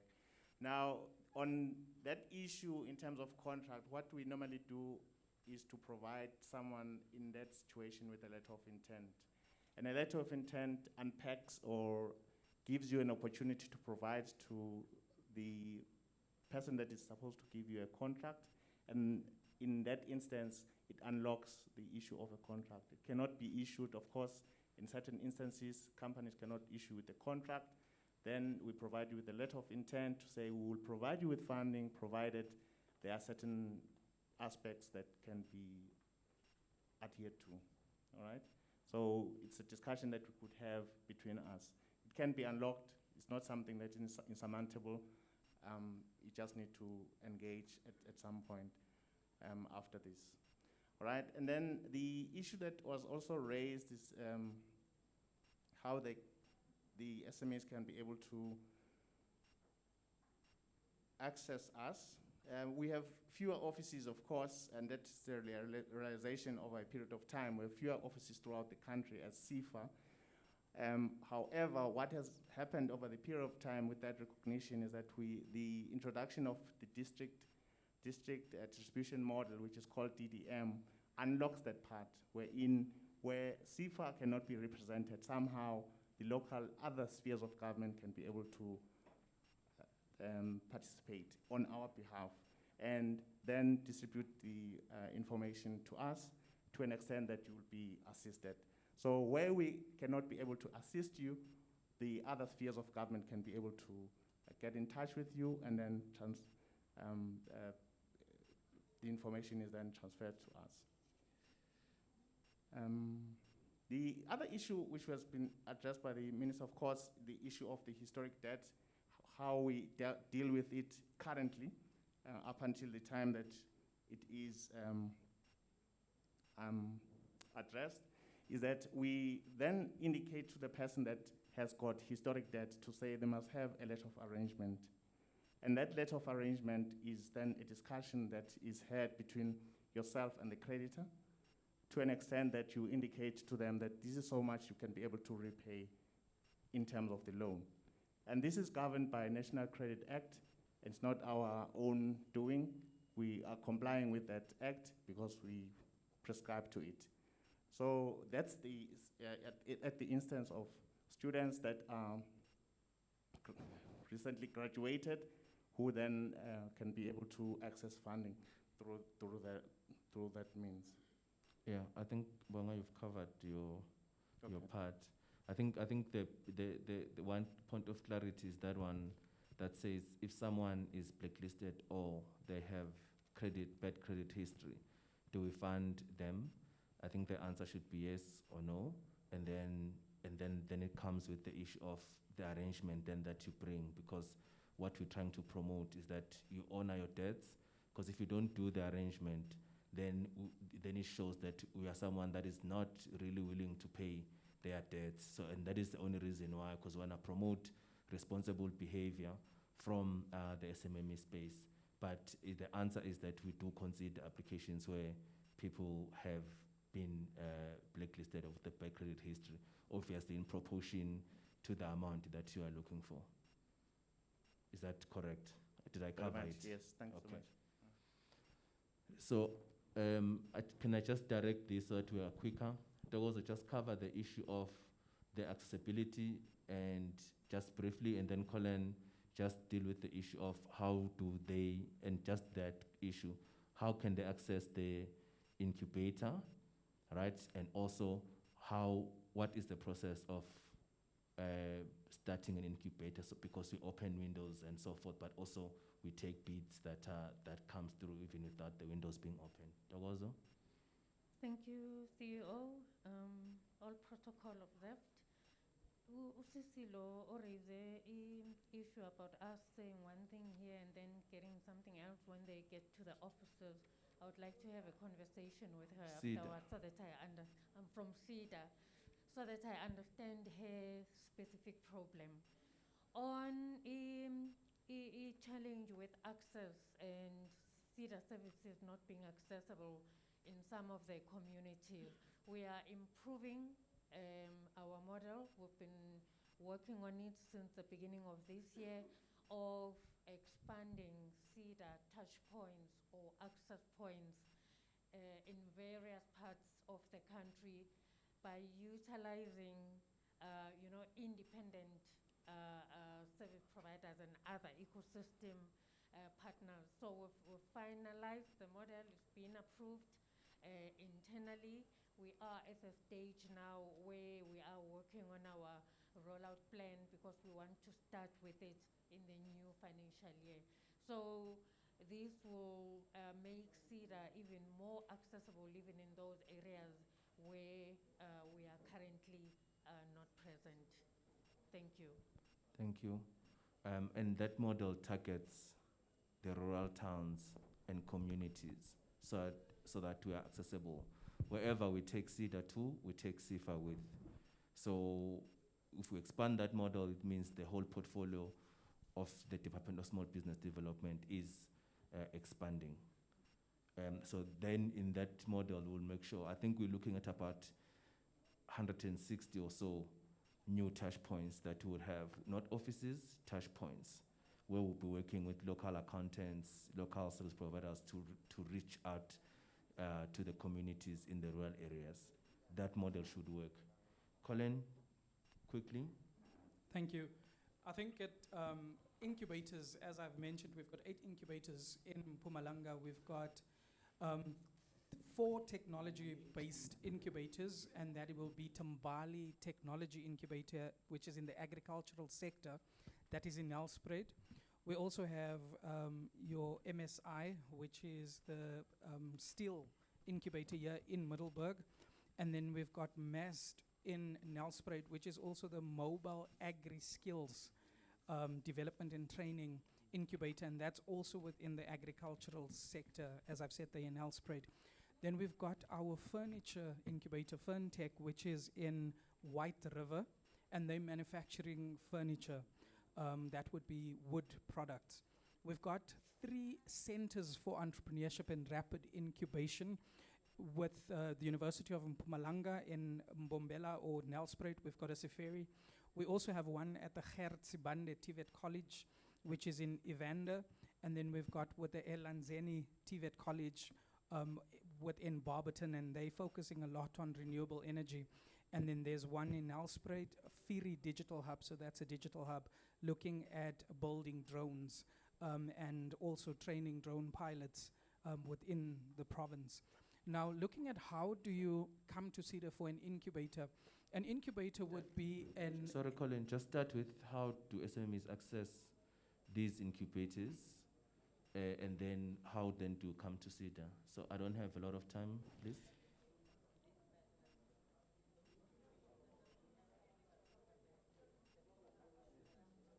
Yes. So I think the question is around the coal. And so if there isn't any, then it's an opportunity to look at. I remember the minister when she started, the question that she asked was, how are your incubators related to the economy of the district that you have these incubators in? And as I said, there's also opportunities to then start new incubators, as I said. But Colin, just come through quickly. So you have to then just, go to an incubator. You can call them, you can go on a website, get their number, phone them, and then apply to become an incubatee of that incubator. They would have an intake. You will be there in the incubator for 36 months. And then after those 36 months, you will graduate out of that incubator. What the CIFERIs or the Centers for Entrepreneurship, that is 18 months only, but there's a process for you to apply for that. I think with the one specifically looking at coal, so CEO already mentioned that we could accept unsolicited bids. What we normally look at, we look at the integrated development plans of the municipalities, looking if there is, something that would, benefit the SMMEs. And I think because this area is within that specific sector, looking at coal, etc., that would be something that we could potentially look at and see how best we can assist the communities with an incubator this side. So Desmond, please make sure that you take Colin's number. There is an opportunity to establish something of that nature, and we would like to engage and see how that would work. I mean, it would help quite a lot of SMMEs within this area and Mpumalanga at large. I think we've responded to those questions. Minister, MEC, Mayor, I'm going to come to this side as well, and Deputy Minister. But I think the big issue here that I noted on this side is that the ladies are really crying out for help. The women in this room, business women actually, are really crying out for help, and they are crying that, can someone save them? I don't want to say I wouldn't call other business people by names, but they are requesting that we save them in this local municipality, and make sure that they don't find themselves in the Vianos and the Vitos and that's the language that she used. And for me, that just calls a call for desperation that says, actually, we've tried all avenues, you know, and we may find ourselves falling on the same trap or in the same trap as previous women who tried to walk this journey and they were never successful because men are blocking the way. And in exchange for that, there's other things that are being requested. And as we focus on funding for women-owned businesses, that you said 40% bong. Yes, let's make sure that we come back here. We make sure that women in this area are able to access funding. Is it 45%? You know, are able to access funding and are assisted then to run these businesses, so that we put them at the same level as men in this space of mining. And for me, as we continue this journey in partnership, you know, with the district, with the municipality, as the Department of Small Business portfolio, I think if we can achieve that, and then I think we will be fine, and I think we would have done a great job. But I'm just addressing that call and that cry. Colleagues, I'm gonna come to this side. If the question has been asked this side, please do not repeat that question so that we can then have new ideas. So I'll take, by the way, I saw the hands being raised. So we started at the back, the gentleman in the yellow cap. I'm sorry, I don't know your name as yet, but I'll describe you like that. Then, because the guys at the back raised their hands first. Then it was the gentleman in the black T-shirt. I can't see you, you're sitting down, so yes, that gentleman there. And then I'll come here, I'll take the lady. Yes, that's that lady. How many are those? 4. Then I'll take the gentleman here, I'll take the gentleman here. Okay? So who is left? Is the only, okay, colleagues, now you are raising again. The gentleman raising the mask is the one that has been raising his hand for longest of times. Can we do that, colleagues? Is that 7? Thank you. I also note, Minister and the Mayor MEC, that the men in this area, they are more softer in terms when they speak than the ladies are going hard. The gentlemen are being gentlemen. And thank you very much, guys, for being gentle on us. Bab, over to you. Dumelang sanbonane. Lebitso la ka ke nna Rufus Radingwana, chairperson of informal traders from Nkangala Grill. So nna ke ne di concern tse dingwe tse ntšhi ka kudu di potšišo Mr. Chair.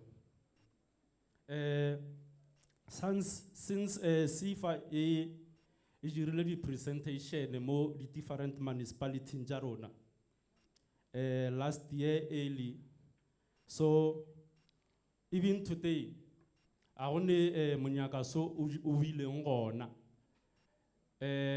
Steve Tshwete le Emalahleni Seholo e re fele di application forms e re etela di municipalities tša rena re apply ba bantši re applyile re fakile di application re tladitše di application form tša bona ra di romela ja tsamaya ga Seda goba ga SEFA.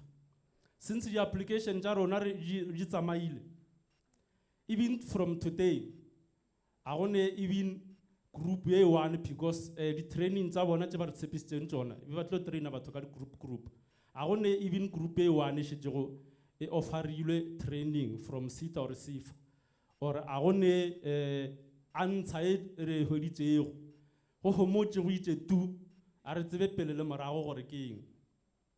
And then ye nngwe e le gore ya re nyamiša if re na ba mo Steve Tshwete or Emalahleni o ka re ba re hlokomelegile. Some of the informal traders from Pompela go ne ba bang ba di municipality tše dingwe ba šetšego ba di offerilwe di training le tšona ditšhelete tše ba tshepišitšego tšona ba šetše ba di hweditše. What about rena mo Steve Tshwete le Emalahleni na? A na rena le re beile kae na? And then ga ke tswela pele, some of the informal traders tša rena ba rekiši ba semkwaqweni ba sokola too much. Mole e le gore ke lena nkeng ka bego le ba jira goba le ba tloša mo go sokoleng bjale ka ge le ba tshepišitše gore le tlo ba empowera. Di-training tša lona, a di thome gana bjalo. Di bile gona di-training tša lona from SETA, mengwageng e ya go feta ka bo 2014-2015. Le re ofarile di-training, yes, re a leboga. But in terms of ditšhelete tše re tshepišitšego or le di-equipment tše re tshepišitšego gore le tlo re empowera tšona gore di-business tša rena di kgone go thuthuka gore di kgone go tšwela pele. Re itše ra ba le manyami wa le itše la re nyamiša. Ba bang ba rena, example, ba ba ranago di-saloon, ba itše ba rekelwa metšhini e berekišwang ka gare ga di-saloon go kera dihlogo tša batho. Ba itše ba rekelwa di-equipment goba metšhini ya fake. A na ge motho a reketšwe metšhini ya fake lena le re la mo empowera. Ke gona go mo empowera goba ke go mmolaela sa ruri na. Thank you, Ba. So, sorry, my brother. As I said, it's 2 minutes per everyone so that we give everyone a chance to speak. My apologies. Yeah, but you can write your questions down. Ngize ngakhumule ibuko kuze ngikuzwe kahle. Ngizama nami ngalezi zolisami ukuthi ngi-interpret ngikhumule ibuko kuze ngikuzwe sis. But ngikuzwile. Siyacela next one, please, colleagues, if we could, 1, 2 maximum questions. Thank you. Lochani. Lord. Ikama uSchaba kaMkwana. My questions are directed to Isifa, Mpumalanga province. Timelines. How long does it take to process application? Yes, your 4 months in Nation is fine, but then is it really realistic? That's the question. Is it realistic now? And then I also want to check in Ndabeni, how many businesses were funded, like Nkangala District, from Isifa? Straight to the province, still a question there. How many businesses were funded from the regional office, provincial office to say? And then, how many youth businesses are funded? If there's any, because I don't know any mean. I'm not sure if colleagues or business partners, they are aware of that. But in Nkangala region, are there any businesses that were funded by Isifa? Maybe they are here, maybe they'll talk, but it's fine. And then, lastly, there's an issue of a friend of mine. I'm going to be brief, Mr. Speaker. This lady is trying to open a pharmacy, La Mhluzi. She started the application yake Isifa in March, if I'm not mistaken. I think Mr. Mbambo is aware of that. Mamba, sorry to say. She was requested a license. The pharmacy license took around 6 months. And then to get a pharmacy license, you need to have a place that you need to rent because it's like a liquor license. You cannot operate in the license A1. You need to pay rent and stuff. So this friend of mine has been paying rent for around 6 months now because SIFA requested a pharmacy license. The lady who what comes first, an egg before the chicken or something like that. Lab. Chicken or an egg. Yes, something like that. So now, my friend got a license. Okay? So why wasn't this application assessed a license? Because now you need to record the license. That's gonna cost around 21,000. She's also paying for a rent of 11,000 of the building she's not utilizing. So timelines. Yeah, well, my timelines. And then Namalu, business that we funded in Nkangala.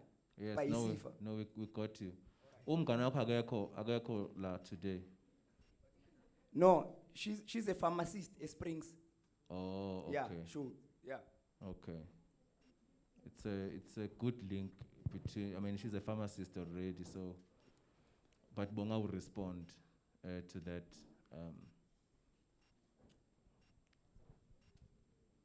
Sanibonani. Siyakubingelela wa. Igama uGabriel wakakhoza.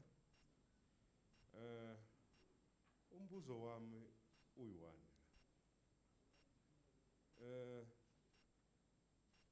Akuna pendulo eyi-1 answeriwe since kuqaliwe le meeting. Yonke impendulo ezwakalayo kuthiwe we still gonna engage. Right. Bayakusapota baba ngesound. Ngiyazwakala manje. Usuyazwakala. Yeah. Ngoba akuna mpendulo mina engizwile iphendule. Ungabuza ke bafumbuzo so that we can respond. Try again. Singayenzi le meeting le mase kunama answers wawonke ama minister. Ngoba akuna mpendulo ne-1 bayiphendulile. Basayo engage. We still looking forward to it. It's not our own doing. Why kungathi mase seku bakhona ukuthi let ba locate abantu ukuthi no sesilungisile ne DMR ngenani ngapha lethani into zeni eziso. Ngoba since mina ngwesi-8 manje obuza umbuzo bastila kuphendulekanga. Awukabuzi bafa. Ngibuzile mfo. Ukuthi why singayenzi le meeting le mase kunama answers are right straight. Kulungile baba. Sizokuphendula ngoba yilo umbuzo wakho. I think I can give you 5 questions or 6 that were answered, but we'll respond. Can we also give others an opportunity? Greetings and all. Sanbonani. Okhulumayo uGiven Sifulushi. Sorry, Given. Can the sister here start? Because she had the mic first. Sorry. Yebo, Douglas. Greetings and all protocol observed. My name is Donishas Nkangala. I'm coming from Malahleni. That's right. My question is in connection with the tourism fund. After the court judgment, I just want to find out from the department what has been done. And I also want to commend the manner in which you were helping by the time the tourism funding was announced. I want to appreciate the help that I received from the office of SEFA, because when I was asking questions, the communication was running very smooth, and then they were also responding emails in a very timeous way. Thank you. And another thing, I want to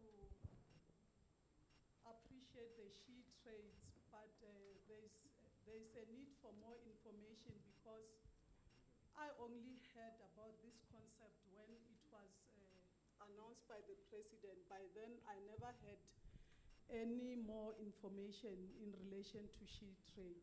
Thank you. Thank you.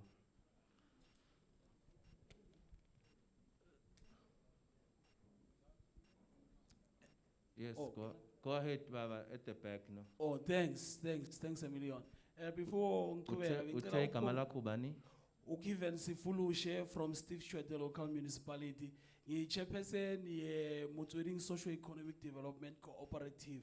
Yes. We do not specialize specifically for agriculture. We just choose projects that have got a potential to unlock economic potential, economic means for our communities, meaning we go all over.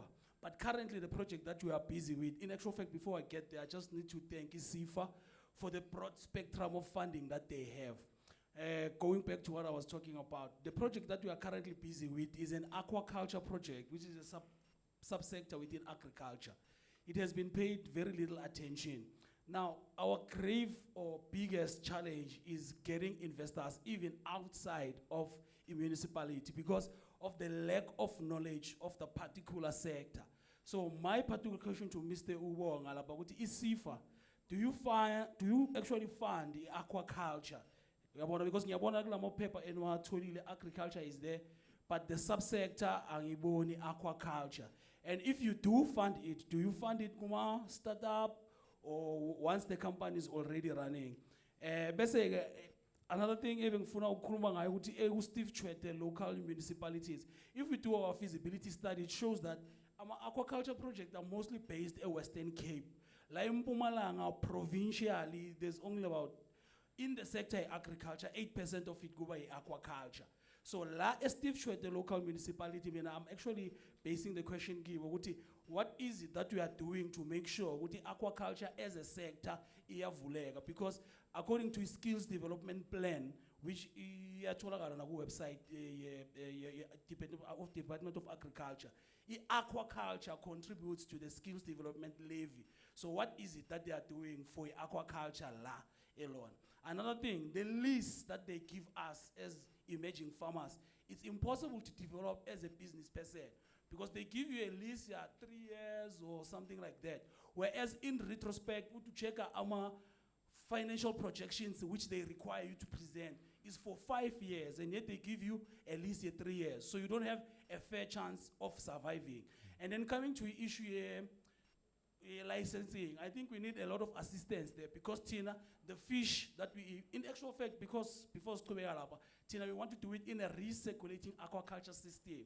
So you find most of the private investors, they don't even know about it. So it's difficult for them to put their money on a sector that they don't know. So as far as information is concerned, what are you going to do about that? Yeah. The fish that you want to raise, Tina, tilapia, is an invasive kind of a fish like South Africa. But it's right. Okay, yes. Asime lapho njengoba usubuzile ukuze ingahambi tilapia yakho. Uyangizwa ngithi? Anguzwa. Awungizwa. Oh, no, it's fine. No, I believe with the business is just like fingerprints. You cannot copy it. No, I'm saying you've asked your questions. I think it's fine. Oh, okay. Yes, so because we have the questions now. No, the question I have not asked in actual fact. The question that I want to ask is, as far as the permit is concerned for the tilapia, guys, Yeah. please. As far as Give the him a permit is chance, concerned for the please, tilapia, colleagues. which office can we contact in Steve Chwete or the district? I rest. Okay. I think we've noted those questions. Thank you for the last. I think the last question is very important. I was just saying that at some point you just need to protect your IP, and that is very, very, very important. All right. That was my comment. Siyabonga, Speaker. Sorry, Baf. I think the next lady was here. The next gentleman was here at the front. Can you give him an opportunity to speak? Sanibonani. Ninjani onke ngapha emhlanganweni. Mina uJames Khopane. Ngijamele abasebenzi bala Steve Tshwete la edrobheni. Umbuzo wami uzoyi-1. Inkulumo ngizoyikhuluma, ngizobhekisa kulo mama ngapha, Minister. Minister, sinenkinga la Steve Tshwete. Siyahlukumezwa. Hayi kancane kakhulu siyahlukumezwa. Ama small business ala eMiddelburg abahloniphi Steve Tshwete. Mawungena ama-office lapha bakuthumela kule bangingenisa kule ugcina ungasazi ukuthi uyephi. So inkinga lesinayo sicela ukuthi nisincedeni, Minister usincede ukuthi iSteve Tshwete ihloniphe ama-small business. Ngiyacaba namanje mabakuletha la azabakuhambisa la edrobheni wabona abantu basebenza kophi. Imvula yana umuntu akanamthunzi. Mara bafuna imali yama-permit. Bayayifuna yona bathi sicela imali uzobhatala. Mangabhatala bakhipha ama-traffic bathi hamba nomthathelo. Hamba nomthathelo. Kuna umama ugogo lapha babheke imizi. Abantwana badlala imali estradeni. Abantu bangena esikolo ngayo. Mara uSteve Tshwete uyahlukumeza. Akasithathe kahle. Mangabheka edrop manje. Abantu bahlonitshwako abusibari. Mangena kusibari kucenga amadolo. Wena uphethe permit akanandaba nawe. Akanandaba nawe.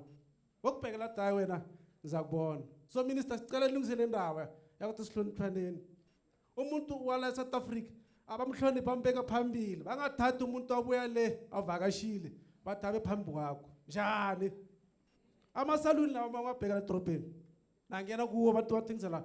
Umuntu ukhamba athengisa. Akana permit. Mara mina ngihlela phansi ngiphethe permit. Mayisuka la Steve Tshwete yalapha kimi. Bathatha ngathi bathatha umuntu abamazi. So siyacela. Minister, lungisa le ndaba. Mawujika usitshela abantu ukuthi no, iSteve Tshwete ngizoyilungisa. All uMpumalanga. Labo nespread bayakhala. Lesikhiphe ngisigqokile abantu bana sibona sithini. Yinoni sita nempumelelo. Abafuna ukuyibona indlu lekhona la Steve Tshwete. Wangena lapha ofisini abakunaki. So sicela ukuthi asihlonipheni abantu balamzansi. Sibanikele into bayifunako. Sikhona ukubona ukuthi South Africa yaphi. Abusipara abazemuva. Cela kunjalo. Siyabonga baba. There's no, colleagues. I think people are raising their hands again, and it's not going to help.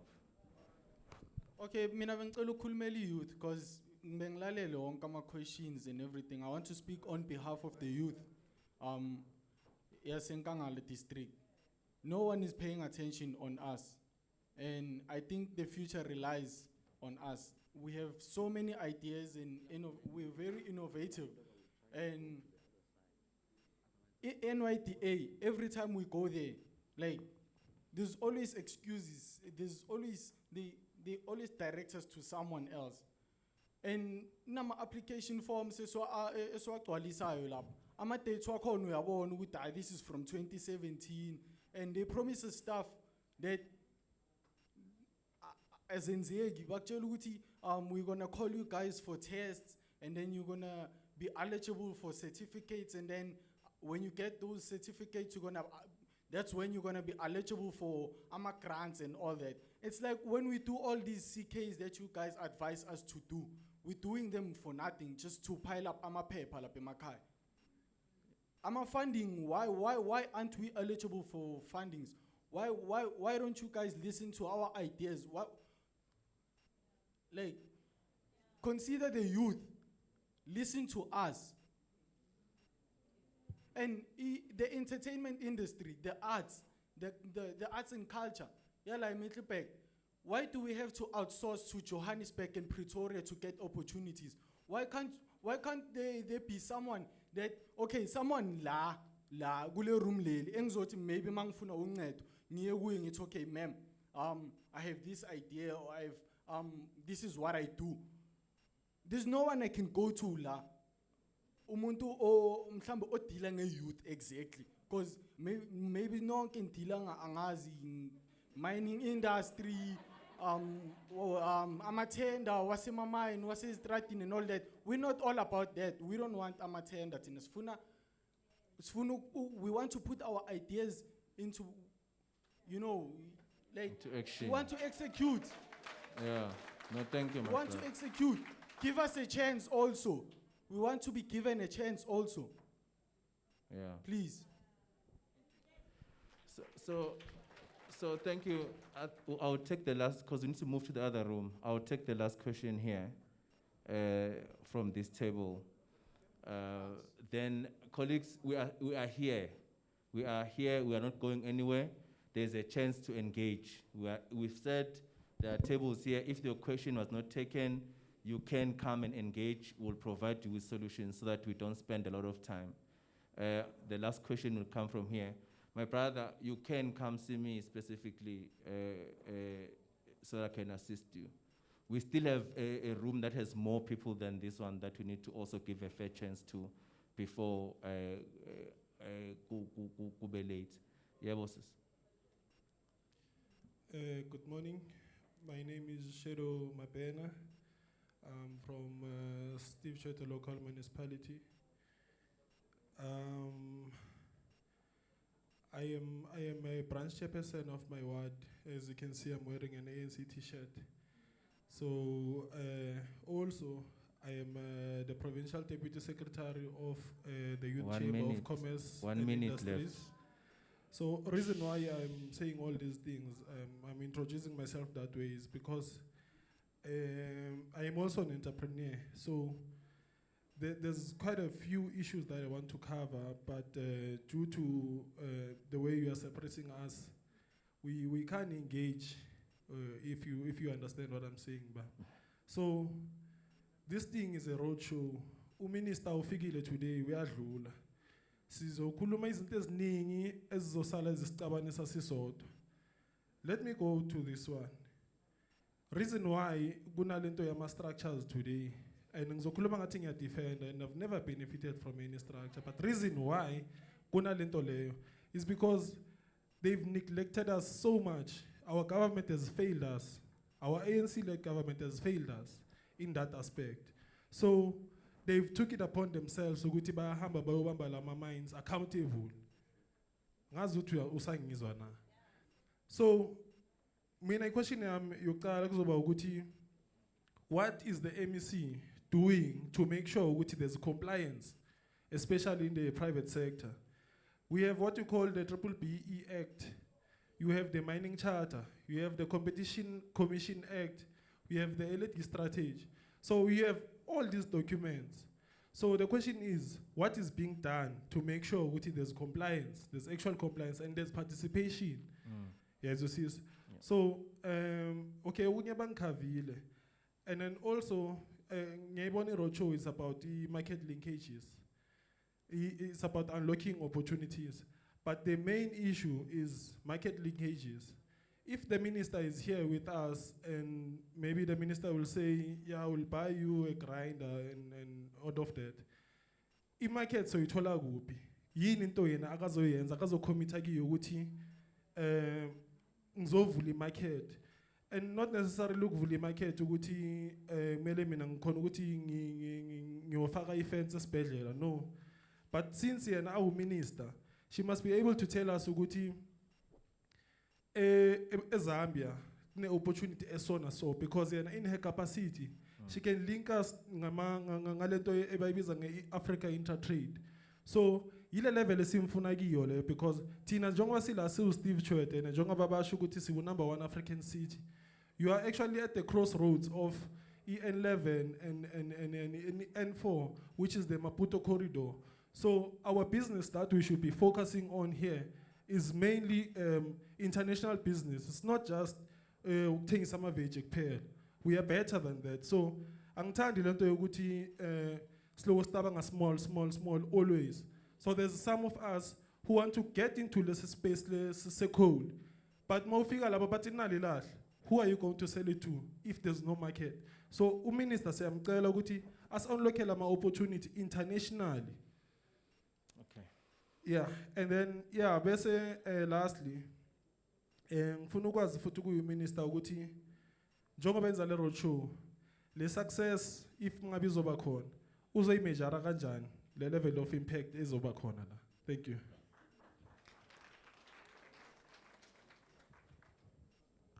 Okay. Thank you very much. I think we've taken quite a few questions. I will allow the delegates to respond directly to the questions that have been raised. So qala khona etafuleni elino minister, MEC, mayor, deputy minister, so that you can start responding.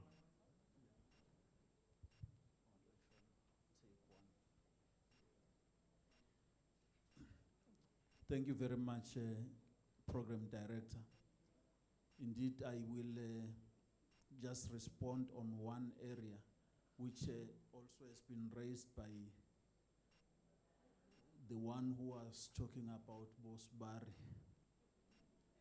And I'm not undermining that point, but there is a specific question that has been raised here.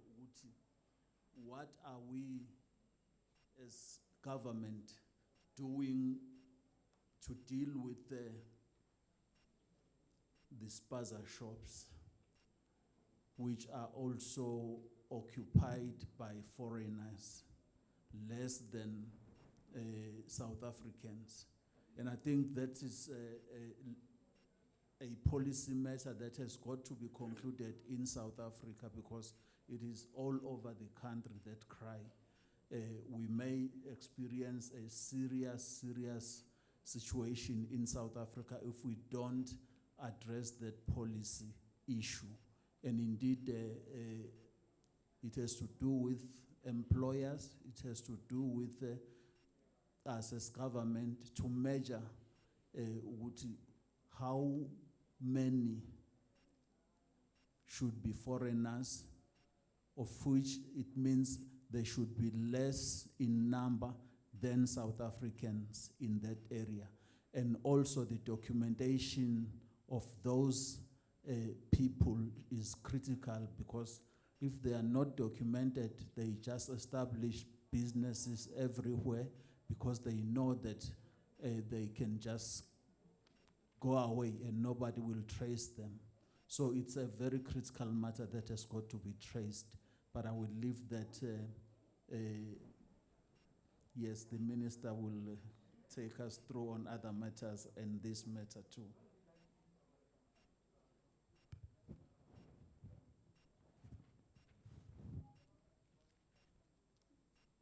Thank you so much, GM. And again, as I said earlier, all the administrative issues will be responded to by the officials.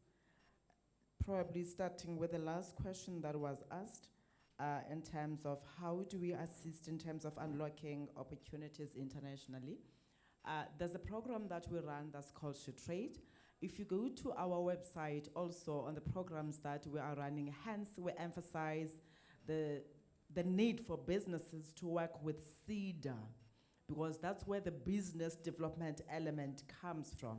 It therefore ensures that you are compliant with whatever opportunities or criterion that is set by the people that are your potential client or investor.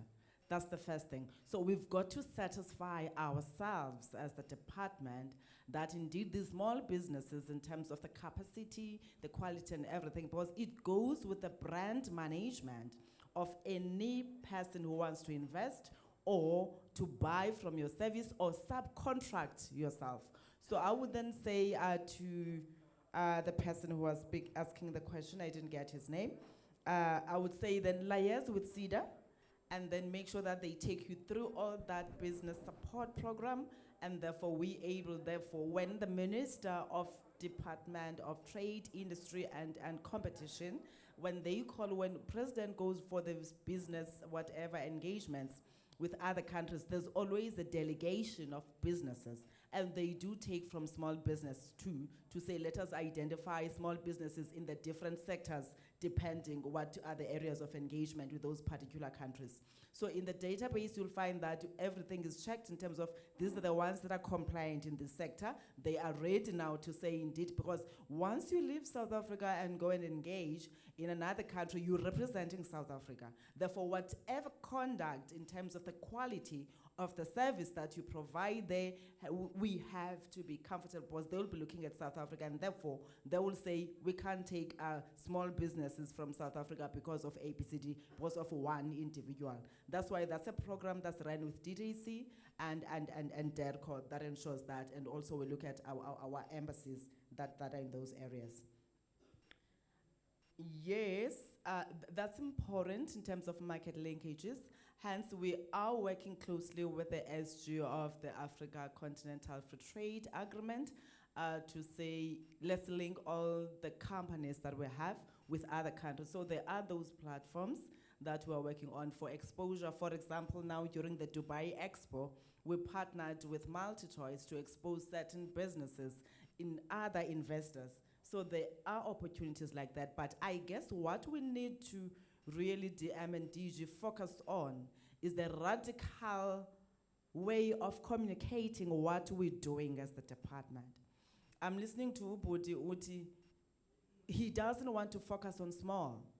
And it makes sense, because if we're gonna grow the economy, we've got to temper with the status quo and look at the market trends that are there and the opportunities.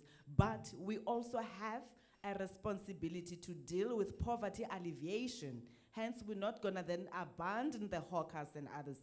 So for us, it's a two-pronged approach that must look at both. Hence, we emphasize, even when we are providing funding, we emphasize now that there's a need for us to conduct a post-investment monitoring and support, because others do get funding and therefore they can't pay back, which is why you will get these questions when we're looking at your debt, whatever status or historic debtors, they put it Because the interest is that if government is gonna spend money, let's make sure that there's gonna be return on investment, which now we're gonna also be making sure that if we're giving you this money, whether you're incubating in our centers, we measure that to say, let 2 jobs be created, because we're addressing both unemployment whilst we are looking at the development of small businesses. So they go together, Budwam, don't dish the other when you're on the other side, but it is up to you to then reach out to us, and therefore we help in the area that you are interested in, because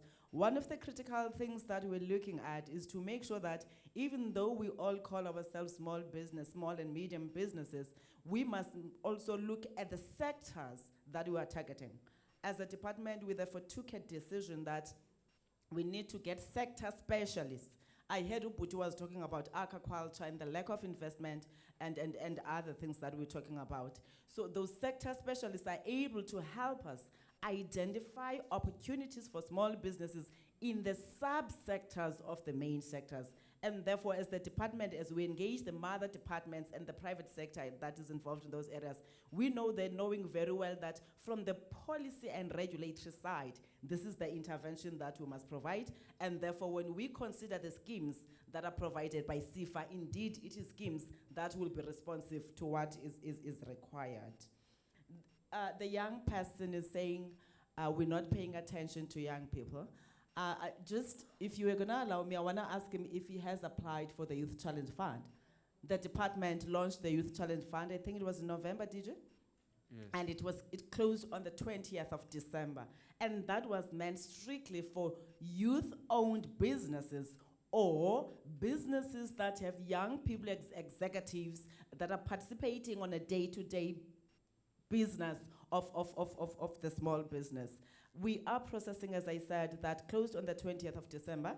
I was informed that we got about 660 million plus of requests, and because we were testing it, we had put 300 million on that, which shows that there's a need to increase the funding. But at the center of it, now let me stand. At the center of it, colleagues, is to ensure that when we fill in these forms, we submit everything that is required, because only 80 of those applications have submitted complete information. Now that delays the processing of the award to those that qualify, because our officials must be calling you, Seda, there to say, you did not submit this. Previously, they would reject it because you have not complied to what we asked you to supply, but we are saying we can't rejoice when we reject people. Our responsibility is to support small businesses, but small businesses have to understand the business of doing business, the ethics that goes with it. That's why the development component of our department becomes critical. We even go to an extent of saying, if we have called for applications for whatever funding that we have, work with Cedar. Then we know that whatever that has failed, if Cedar is approved, it is them that we must hold accountable, because they know what are the requirements. And in this regard, I've also had the people talking about the running around in terms of moving from these and then the systems. We will be merging Cedar, SEFA, and the Cooperative Bank Development Agency. This is meant to say, as the anchor department responsible for those, let's make sure that we create a one-stop center, and therefore the system becomes integrated. If you have applied for business development through Cedar, they help you, and therefore automatically you go to SEFA to then apply for funding. And it's important that we familiarize ourselves with what is required. Just like if you're applying to a university or a college or a high school, they want your metric report if you're going to college or university. They want your report, whatever grade, if you're going to school. They want your ID or your birth certificate. It's not different here. Remember, we're talking about state-owned money. Even when it goes to the private sector, it's money that must be accounted for. It's money that one must be satisfied that indeed this person that we're giving this money is serious about it, and therefore we're gonna get the return on investment. And this is mainly what we exist for. We're not here to help you get tenders. We're not here to get tenders for you. We're here to create an enabling environment for you as an entrepreneur. to go and say, as Usisi was saying, we are here as women in mining, but we're not given an opportunity to look at those blockages. Why are they giving you an opportunity? To challenge when we say we see all this investment. For now, we're comfortable with 30% because not everybody meets it. But we don't believe that 30% that now is being given to small businesses will transform the economy as the National Development Plan mandates us. We don't believe that through 30% that's given to small businesses, we'll be able to create the 11 million jobs. But if the SMMEs themselves do not understand the ethics of doing business, because business is given, doesn't matter if you're small or what, you have to comply. You've got to meet the standards. If we said we're hiring a sound system from you, our event is starting at 10, you should be there at 8 to do the setup so that at 10 we don't have to wait for you. And these are the basic things that the people are complaining about. Those that we are saying, work with us so that we can help you increase your profits. Let us share. Because when they subcontract or contract small businesses, they also enlarging or expanding on their scale because they can't be everywhere. So at the center of the work that we're doing and the opportunities that we're talking about, we've got to make sure that small businesses, whether you are in which sector, you are compliant. We are here to help you with compliance. And it ends there. With compliance and ensuring that you have access to funding. One critical area that I spoke about earlier, actually somebody made mention, I think she's in the welding space, they don't have space. We are also looking at how do we help small businesses with infrastructure support. There's lots of buildings that are out there that are not occupied, and we want to work with the local municipalities, with the development agencies and private sector, including business owners that used to have those buildings, to say how do we put people in those small businesses, in those buildings. But again, if we're going to occupy those buildings and then misbehave, destroy the property, not do what in terms of keeping the infrastructure that must be maintained properly, we are destroying what can basically benefit another small business. So we've got to understand and protect the ecosystem that we are operating in. Ubudi there at the back.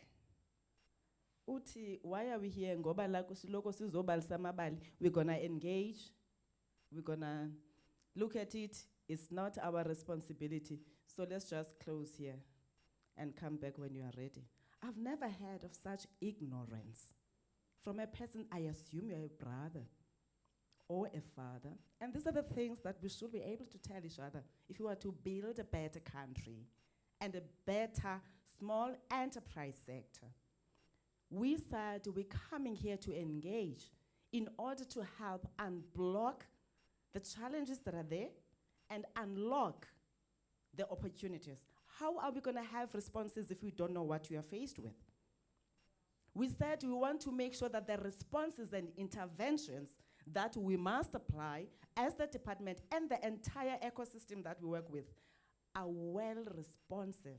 And the only way to do that is not for us to sit in Pretoria in our offices and say, there by Steve Twede, the SMMs are complaining about this. They're not getting. If you want us to do desktop research, go to another people or another grouping. We don't believe in that. That's why we said we're going to take our time. We're not going to sit in offices. We're going to come here and engage with yourselves, get to hear from you of the complaints that you're talking about, but also the recommendations, because not all of us understand entrepreneurship in government. We are bureaucrats. They are bureaucrats. We're politicians. Now you understand your space better, which is why we're coming to you to say, help us help you to realize your dream. So as we have all these freedoms and everything that we express, let's be considerate that you may not be happy, of course, as an individual, but let's try to make sure that at all times we try to bring people together for the betterment of whatever that we must achieve. I did say to the table, actually, I want to see if we can take these mics and then leave, because I saw people clapping when you said that. If we leave and then we go and say, all right, we'll come back when we have your responses, if you are going to be happy with that. You've taken your time. You've left your small business. You will be hustling outside to get money. you have compromised and sacrificed to come here and get the information. The information may not be sufficient because it doesn't talk to what you want, but we are trying to tell you what we are doing and how you must meet us halfway in order for us to be able to go and fight for the small businesses' share. We can't fight for the small business share if we don't understand each other. It's important that the language is understood, not as in this language, but the business of the small business language must be understood by all. It can never be acceptable to our officials, and unfortunately, CEOs and DG, everywhere we go, whether we're on social media, these are the complaints, Mayor, that we get in MEC, that we really do not have efficient systems, we're bad on communication, we're bad on service when they come to our offices. It's bad. It's bad, CEs. I'm raising it with yourselves and the DG. Because even if we're not gonna solve someone's problem, we should be able to explain. Even if we do not approve your application, we should be able to tell you so that next time you know which areas you need to look at. Just like I made an example of people who submit incomplete information. They should be made aware that we ask for A, B, C, D, and you have not submitted those ones. Therefore, we can't consider your application. We are working on improving on those. As I said, it's not like we have abandoned them. They are happening because we are human beings, but we're in a process of trying to address those. That's looking at the measure that I spoke about, but also digitizing the services. If you apply to UCT, VEDS, okay, and UJ, I know they are also there, you are able to track your application. Have you seen that? And then they will tell you that you can't move to the next level because this is outstanding. This is what we're trying to do, the platform that we try to do, so that you as an applicant, you can be able to see. I don't believe that you don't see, because we always list what we want, but you always choose to take the shortcut, and the shortcut does not bear any good results. It delays others that have submitted the information that's required. It also makes us not to spend. DMC akhala every day, mphathiswa, wena Sodulo.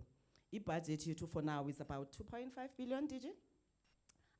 And that's nothing for small businesses. If the National Development Plan says we must create 11 million jobs, if the National Development Plan says the only way to transform and grow the economy is through investment to small businesses, but we have 2.5 billion. But unfortunately, we don't even spend the 2.5 billion. And as I say this, not entirely gov department that is failing, but the nature of applications that are submitted to us. Not only the delays, but because out of a 300 million that you were supposed to spend, you spend 100 million because they are the only ones that met the criterion, which is why we're trying to relax all those stringent things, but we request you to work with us in ensuring that we get more. President Ramaphosa has said he wants us to have about 50 billion rands because he says the entrepreneurs need to be supported, the cooperatives, the informal business, they need to be supported if we are to deal with poverty. Now it is us who are not spending. That is why we said, let's go to them and let's try to make sure that we're gonna go radical in terms of the awareness. Somebody spoke about information or product awareness, so that people can know, even when we issue a particular scheme, we should therefore we'll urge you to listen to your radios, those that are on social media, to catch up with us on that platform, so that you get to understand what is expected before you apply, because you will be wasting your time and therefore our time as you do that. I fully agree with this issue of the enforcement on compliance with permits. It can never be correct for any country that there are people who continue to make profits without plowing back to that country or respecting the laws of that country. But, as they say, it takes two to tango. How are they doing businesses? How are they getting properties to do business without permits? Who are they renting from? I said the ethics of doing business and the commitment to a country is what we are about. The nationalism and the patriotism. We can't afford to be a xenophobic country. But what we can be able to do is to stand up for what is right for our country by ensuring that us first comply with the laws that have been passed by the government that we voted for. Permits are issued every day, others are not paying payments. I'm sure you're happy that at least we put a payment holiday for 12 months. It's gonna catch up when it comes back. Again, people are still gonna cheat the system. We are working with the Minister responsible for labor and employment, the Minister of Home Affairs, to say how do we make sure that on the interventions that we are providing from our side now as the Department of Small Business Development, including the digital platforms that we are introducing, to say if you are applying for a permit, as we're gonna digitize it, it should indicate, because you should put your ID numbers and everything, it should indicate if it's a foreign owned or it's a South African owned. So that as the municipality that grants the permit, you are aware from the very beginning. Now that takes you, Mayor, to your LED strategy. What is that you want to do as the municipality in terms of driving local economic development? Therefore, how many in these services that you want, how many can be given to foreign owned? Now the Immigration Act is very clear on who can be given a permit in our country. And it says all businesses from 5 million, those that apply for permit, can be granted permit. It tells you that if there's any other person who's conducting business less than that money, it's illegal. But as I said, who gives people that are operating illegally an opportunity to do business? So it's back to you, fellow South Africans.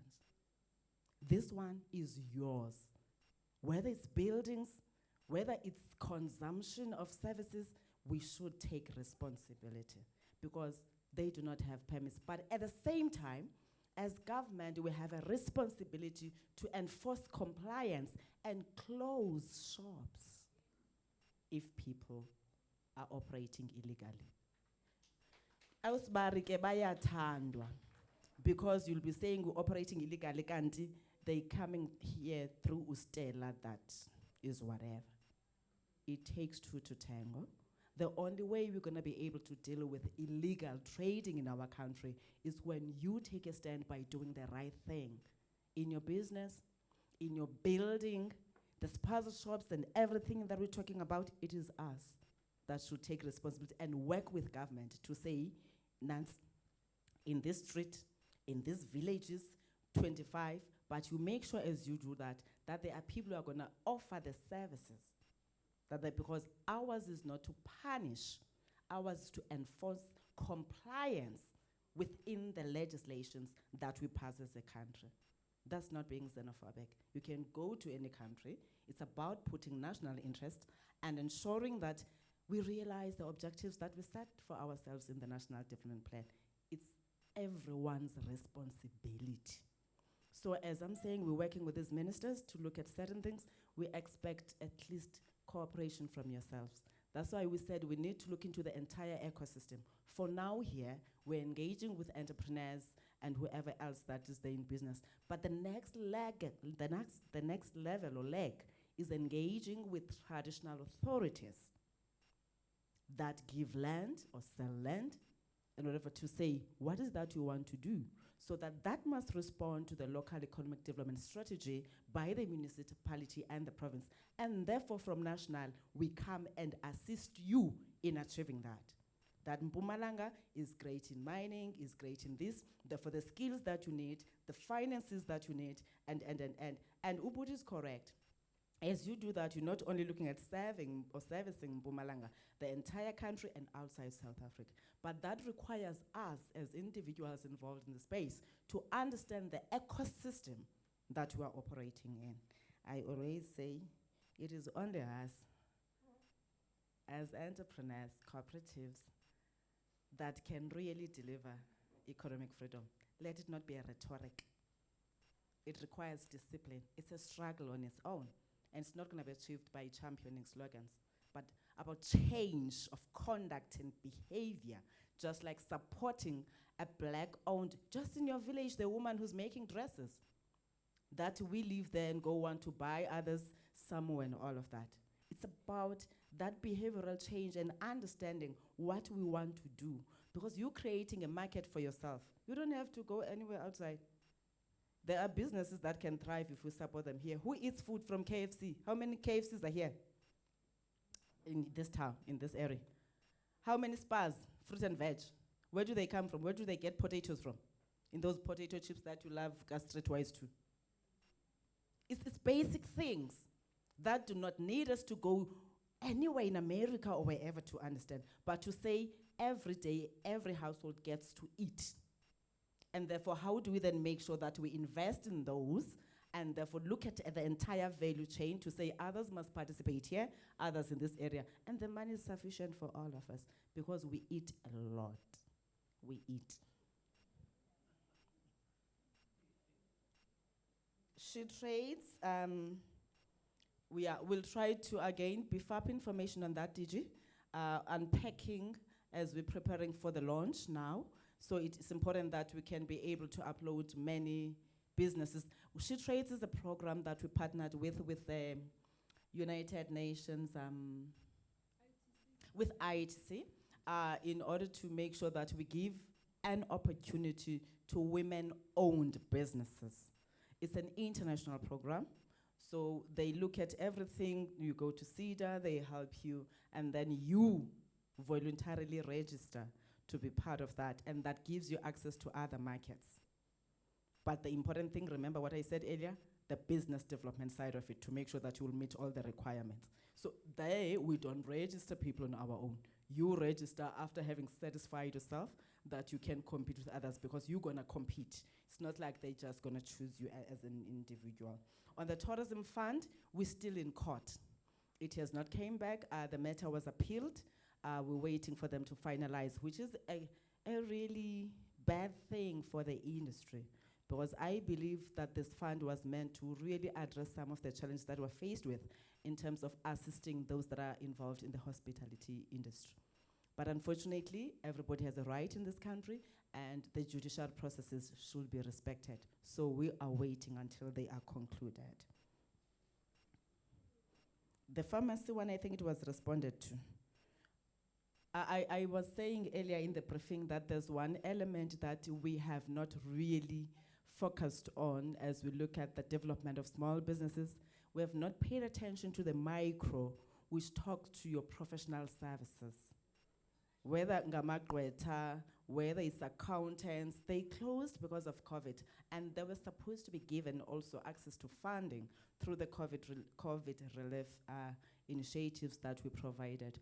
So even they, especially if you are saying the application was done, again, SEFA, this talks to your turnaround times.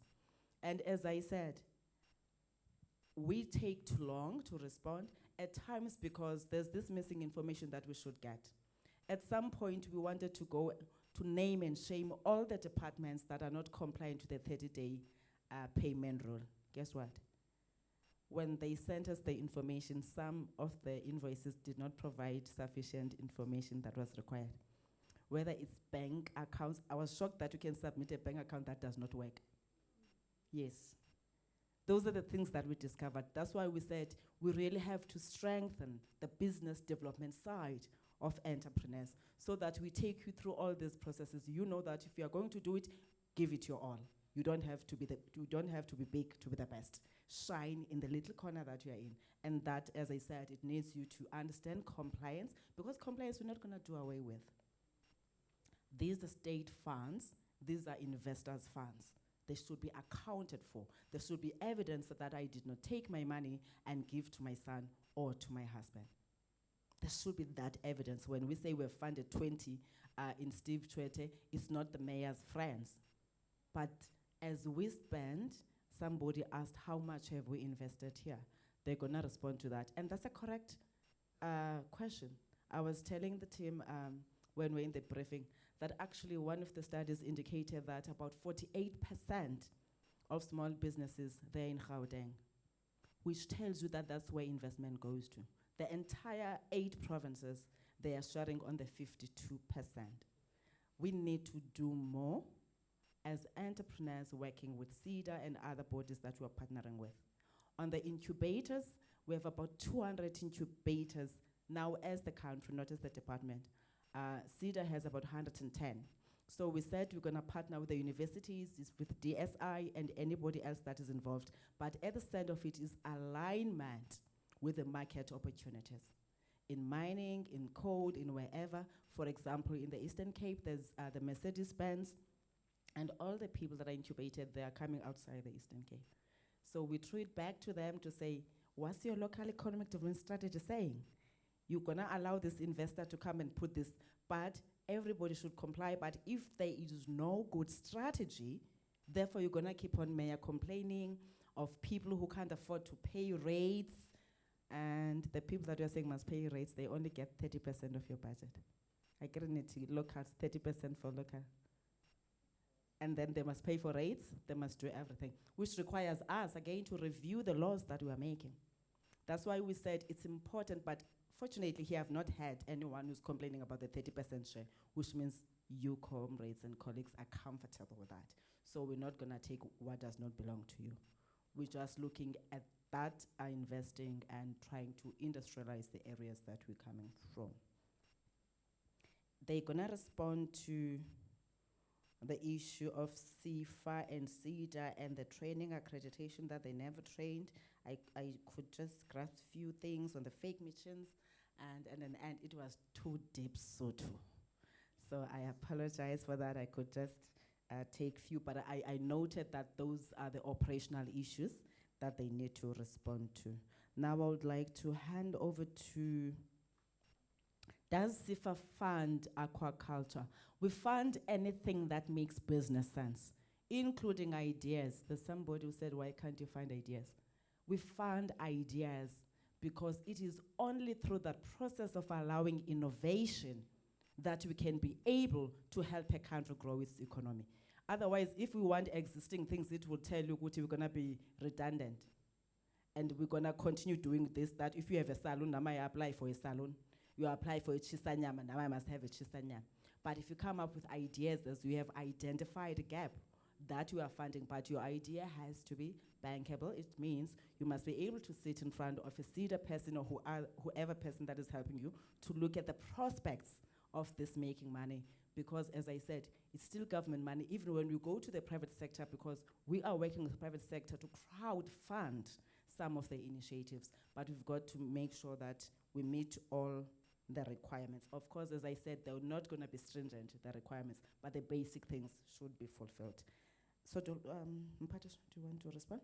So, Dolobo? I guess we're taking it back to SEFA, and as I'm saying that, can we quickly go down? We allow SEFA to respond on the operational issues that were raised, and then we're going to the chamber to take questions there, and you can continue with the questions.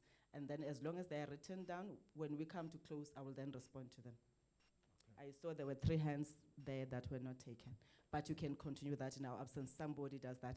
It means, program director, you're living with us, and then somebody must take over program directing that side as we're going to the chamber. Thank you once more. Okay. Thank you, Minister Bonga. Please come.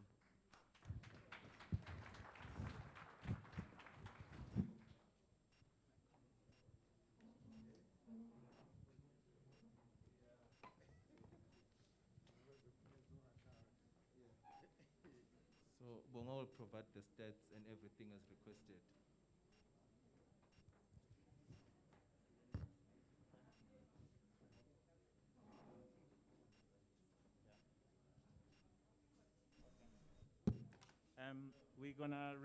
We're gonna start responding to the question in respect of the stats, the information that was required for the Nkangala District.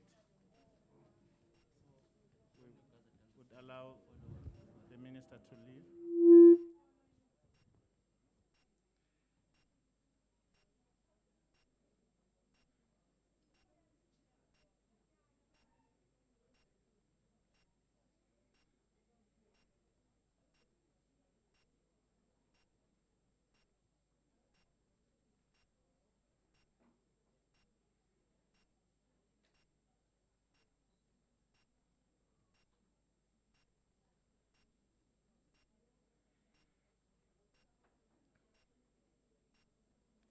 question that was asked was in respect of, I think it was done by Mr. Sichava.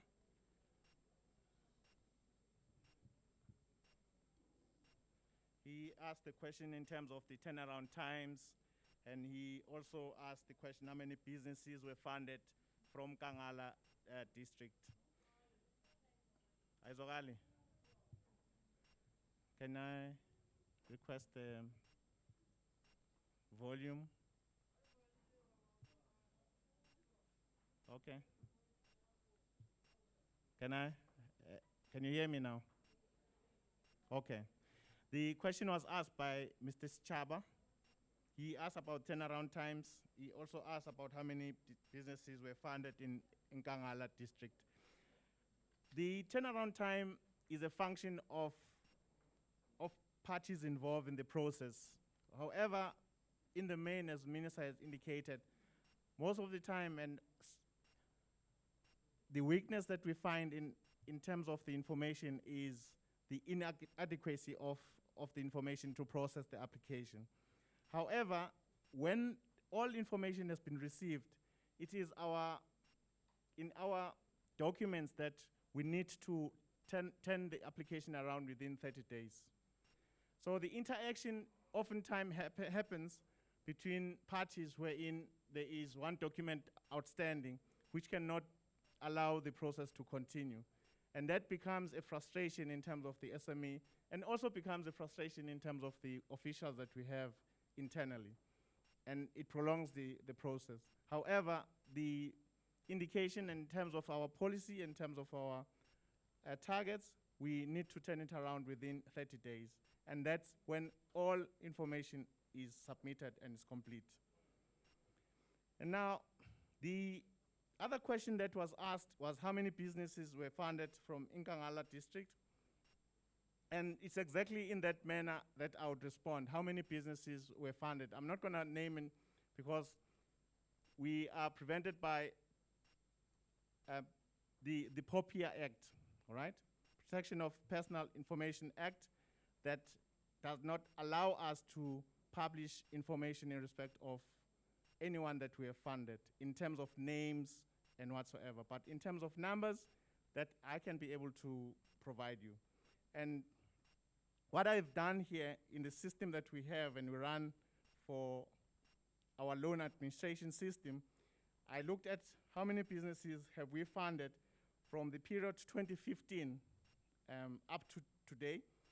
And in terms of the amount of money that we have distributed to the economy, to the Nkangala District, it's about 200.2 million that in total that we have distributed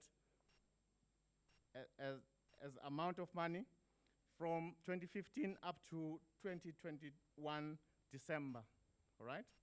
17.6 million in 2015, 16, 15.6 in 2016-17, 27.1 in 2017-18, 23 million in 2018-2019, 19.2 in 2019-20, 56.2 in financial year 2020, 2021, 2021-2022, 41 million.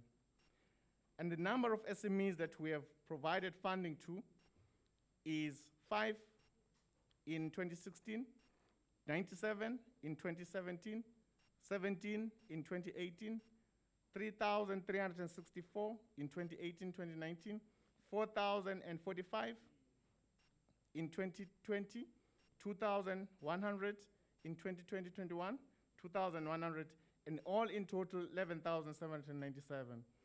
And now let me just indicate to you the other thing that was also not asked, how many jobs we have created over the past period in this district. 280, 2015, 212, 109, 3,564, 4,300, 3,000, 2,384, respectively, in terms of all the years that I've counted.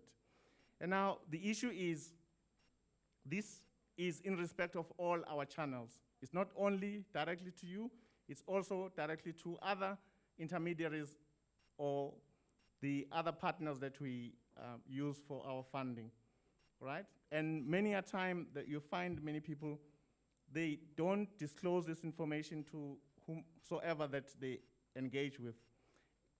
They get funding from any institution. It's like isikoti semali. They will never disclose it to any person. And you see them flourish, and you don't know exactly where they got the money from. But we have the stats with us here, and we can provide further information upon request. And the youth-owned businesses that were funded,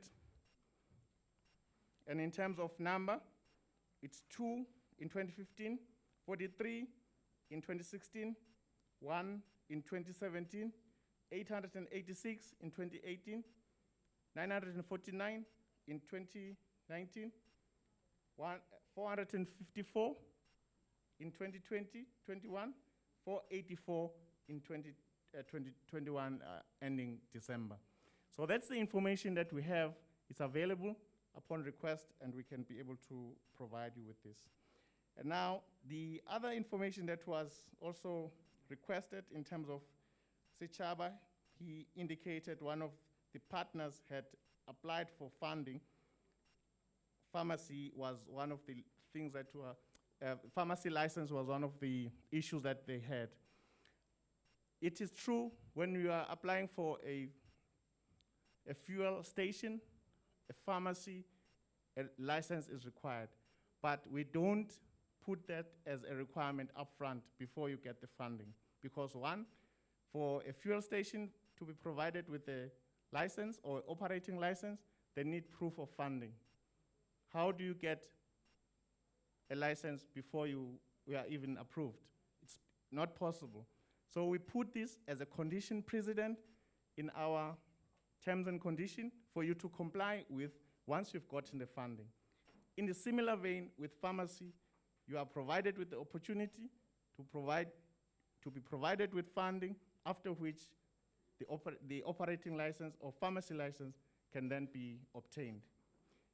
It is an unfortunate situation that I had Mr. Chaba indicating that there was a situation where the office could not provide the partner with funding, and one of the things that were indicated was that they needed to have a license. But I would gladly want to engage with this particular individual for further assistance, because I know that we can be able to provide funding on such situations. And I'm not going to respond on the issue of aquaculture, because the minister has already responded to that. It's exactly how the minister had indicated.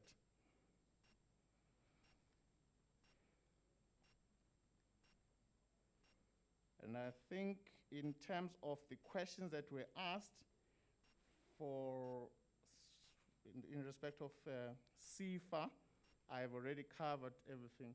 Colin, can you come through, or someone else from Cedar, in respect of training and all the other questions that were asked?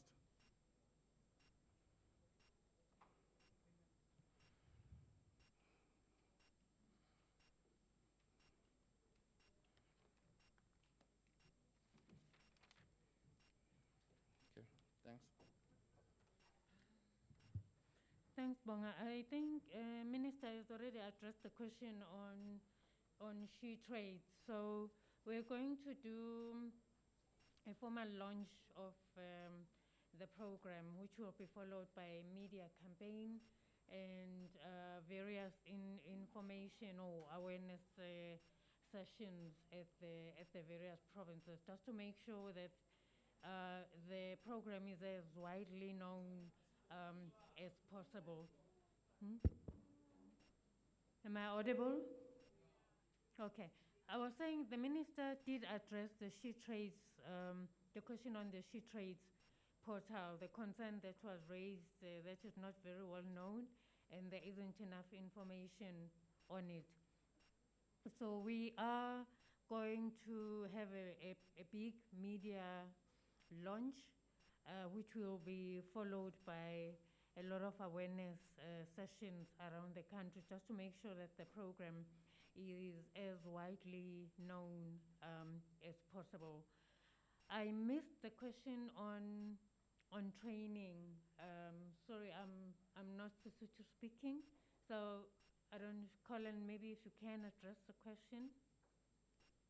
Sorry about that.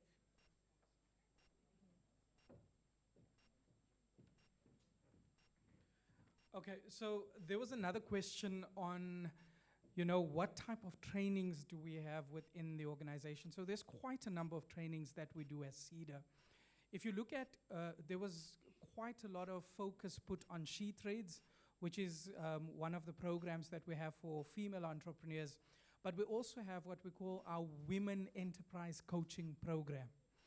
Women Enterprise Coaching Program. That is also specifically for women entrepreneurs or female entrepreneurs, where it's normally a 10-month program that you have to go through. And after those 10 months, I have seen some of the ladies that would come and give their testimonies would say that, you know what, the program changed my life, because it doesn't only go into detail with what you have to do as a business person in your business. It also touches on your personal, you know, life and how do you deal with certain situations in your personal life. So it makes you then not only a better business person, but it also looks at what you do in terms of your family life and things like that. Another one that we offer within Cedar is what we call Empretech. Empretech is a program of the United Nations, and it's a program where we also look at not specifically the business, but we look at the jockey. When I say we look at the jockey, we look at you as the person running the business.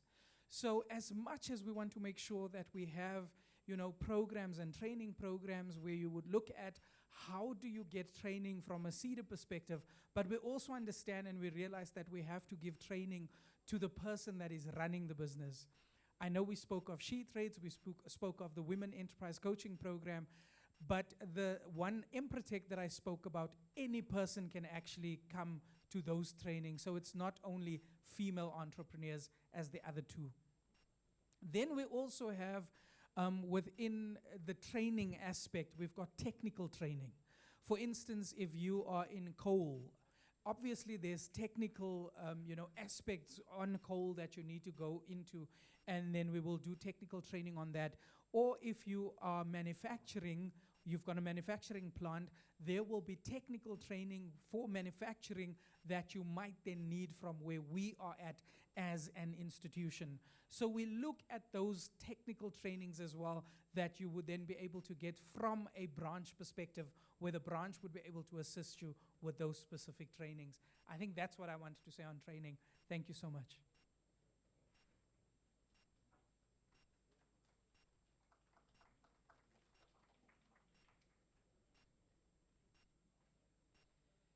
Just a plea from the minister. She is saying that she is coming back into this venue. So what she is saying is, please do not leave, because she's going to come and do the way forward as well, so that we know where do we go to from here. I think some of the questions was answered in terms of training. If there's any other question in terms of training that you might have posed and we didn't answer, we can answer it now. I saw a hand there. I'm not going to open it for everybody, because remember, we will have to make sure that the other people are back. Can I ask what those questions were from there?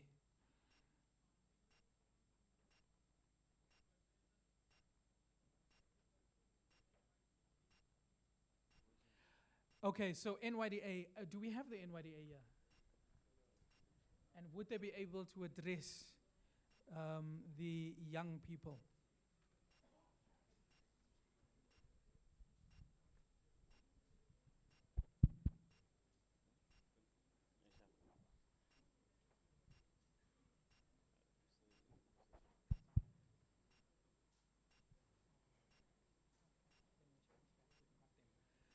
Okay, so I heard we're going to take another round of questions, and when the minister comes back, we can then have those questions being answered. But what I'm going to request is the people in this, venue, perhaps my Cedar colleagues, Pumzile and the rest, if you can also help me take down the questions, then we can see how best we will answer them. Yes, my chief. Good day, sir. My name is Michael Mahlangu. I'm from Emalahleni. I hope that the exercise we are doing here today its intention is to really help us, not one of the, data gathering and report writing. I want to ask that whatever that has been shared to us, how can we be social? The first question that I want to ask is that we are having a problem in terms of your application form, the one that you apply for funding. Not every business is in the level where they can, qualify in terms of that application. Your application for funding is similar to the application of applying in a bank. And that disqualifies a lot of people from accessing fund. Secondly, I had a situation where I applied from sefa years back. Unfortunately, I was declined at the verge of doing a particular job. And I was not happy with that because all the requirements they wanted, I submitted. So I'm saying that whatever you are assisting us with in terms of financing business or helping business to grow, let there be a system that is able to assist people from the ground floor. Sometimes some people, they might have, an idea of a business, but they need your assistance to take them from where they are until the business is successful. Not things of being declined in, when you say that you decline a person because of he lacks this and that is not help. If you really want to help us by those who need the training until they reach a stage where they are a business that is workable. Thank you. Thank you. Before I take the hands here in front, there was 3 hands at the back. I know one was to ask, is NYDA here to ask questions? Let me take the gentleman at the back, and then I'm going to take the ones here in front.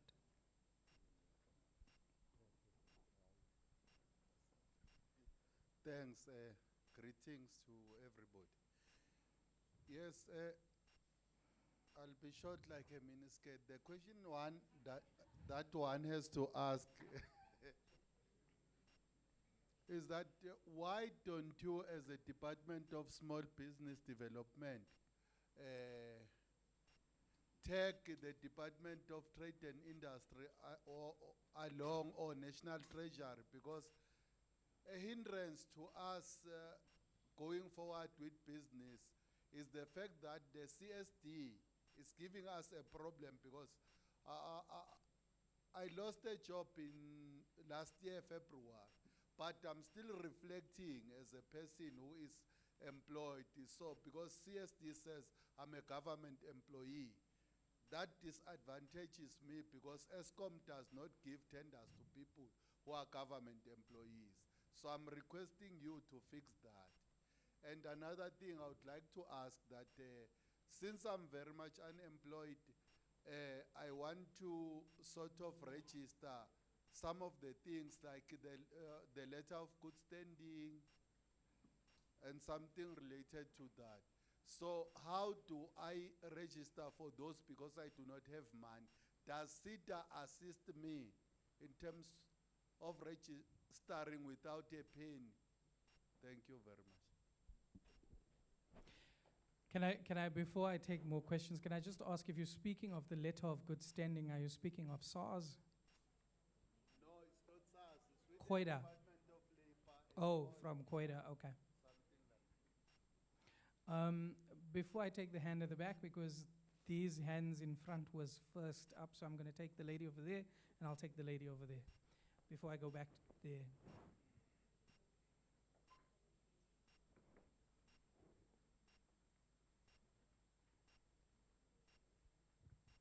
My question is directed to SIFA.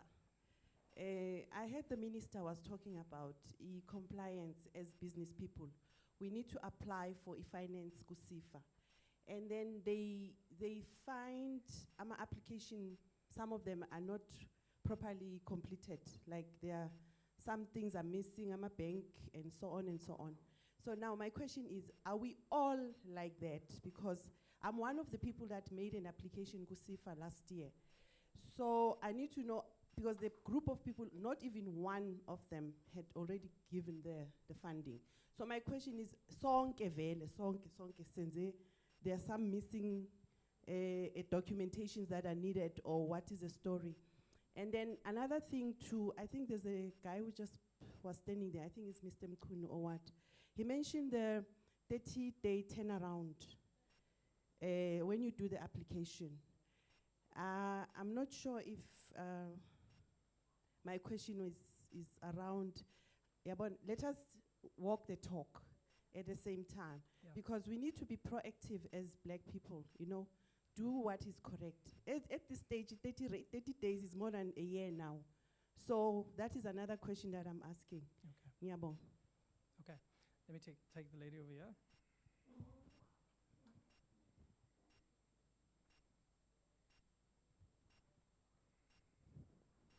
Thank you, sir. I'm also unfortunate, like the guy at the back, but I thought it's not part of this meeting, but I'll say it. I was a government employee for almost 15 years.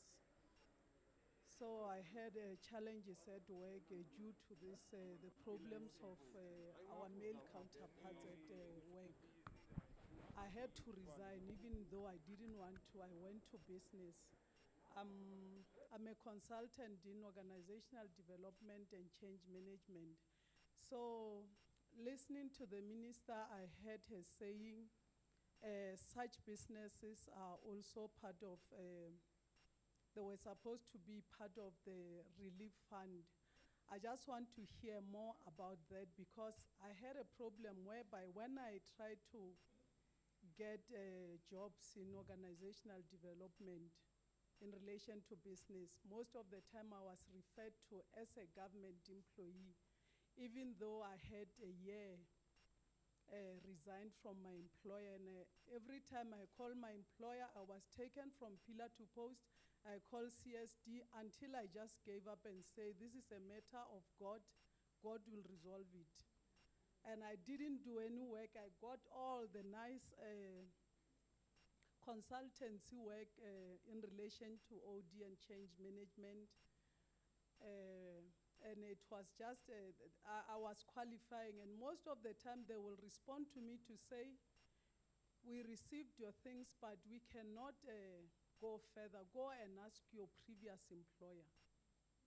That's how I suffered, and I knew all these government things. I contributed a lot, but maybe you can clarify on that one. How can one go, or how do you, as Cedar, work with CSD and also the state? Because I realize somehow, there's a problem in terms of the systems of the government, or somebody somewhere was doing fraud using my name. Thank you. Thanks, ma'am. There was the gentleman at the back. Let me take that question and then I will answer them.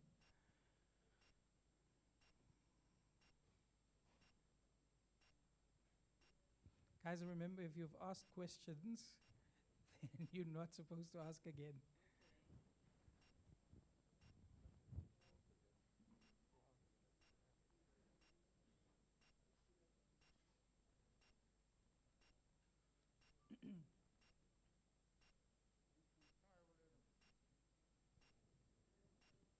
Please assist him with the mic.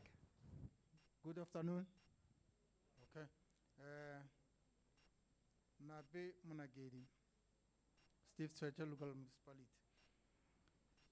So question aga go director straight go mayor wa Steve Tshwete.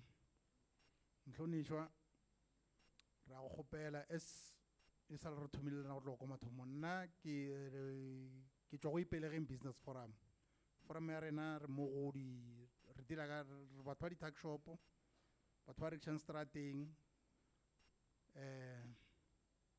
bo mechanic kore ba le ba bitsang gore ke bo re berekela ka tlasa metlhare so on so go wena mhlonishwa sepedi sa gašo se re mo šuthelela ga nabe bjale tlogo ke matswantle I'm not xenophobic le ska tle re ke xenophobic mara ba tswa ka ntle ba tswa mo gorena le re gopola ka nako ya di-vote ge di-vote di feta le a re tampa le dila ka bona ke bana ba bolena rena re sa le ba bolena di-vote ya di batamela izo ba ile gore le tla go rena gape-gape so ke kgopela go wena o sa le o muswa di-challenges tse re na go le tsona o di tseba thwi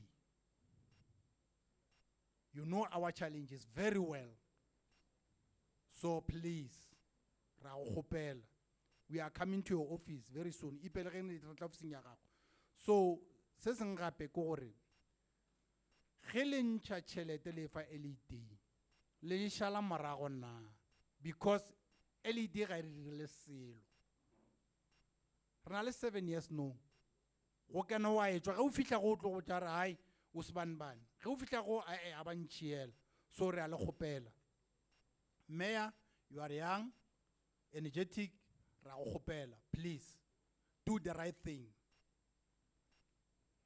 regulate the business tša matswantle please because we are suffocated we need our township back that economy is our economy so help us we want to rise revive our spirit please give us our township economy back you took these people ba tša bo bohle ba boele ko ba tswang so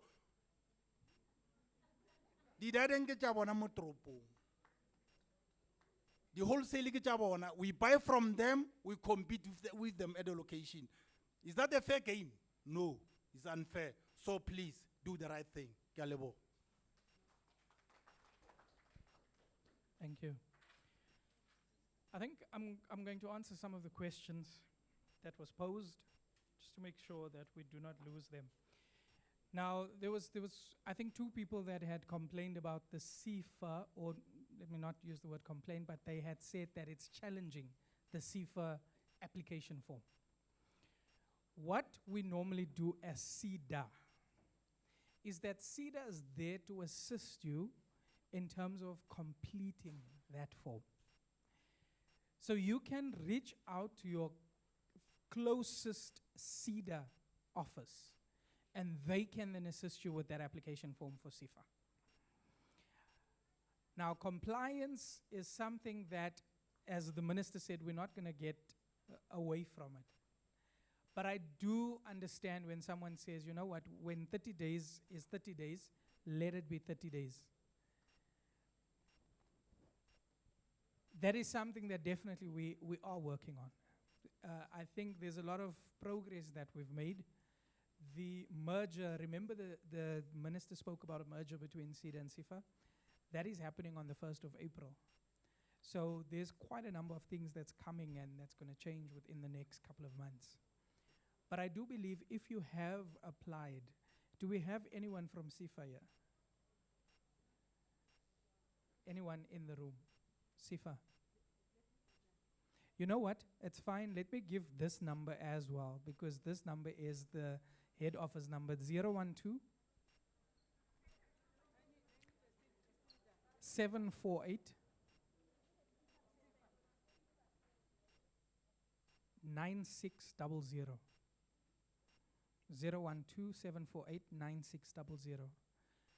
You are welcome to follow up with the guys that is in the national office, because there is a call center where they will then direct your call to, and they would be able to pick up on your application, and they would also be able to assist you to make sure that it gets to the correct office, right? So 012 748 9600.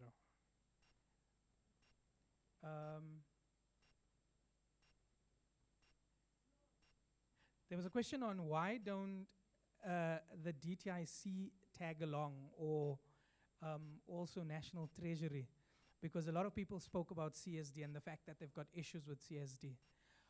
Would we, from a Cedar perspective, because that's normally what we do, would we be able to get National Treasury in to come and speak to our entrepreneurs on CSD? Maybe that's what we need to do. So what I normally advise entrepreneurs and SMMEs to do, reach out to your Cedar office, tell them that this is the issue that we have. We've got an issue with CSD. There's 4 of us, or there's 5 of us if you know any other people. If it's only you, that's fine too. And then see how they can assist you in terms of getting you through to, National Treasury, because National Treasury is the custodian of CSD. We, in the past, have been able to get National Treasury to come out to a Cedar office to assist entrepreneurs in terms of the issues that they had with CSD. Just as much as we can assist you with SARS, where we bring in the South African Revenue Services to assist you with whatever it is that they can assist you with. Now,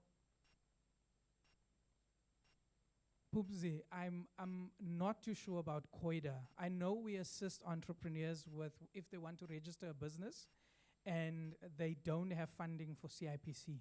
We can pay for this registration of the business.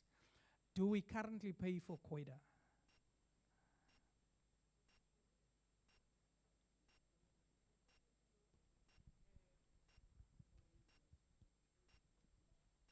Colin, we don't. Okay. Yeah, they must go and sort it out with the Department With of Labor. Employment and Labor.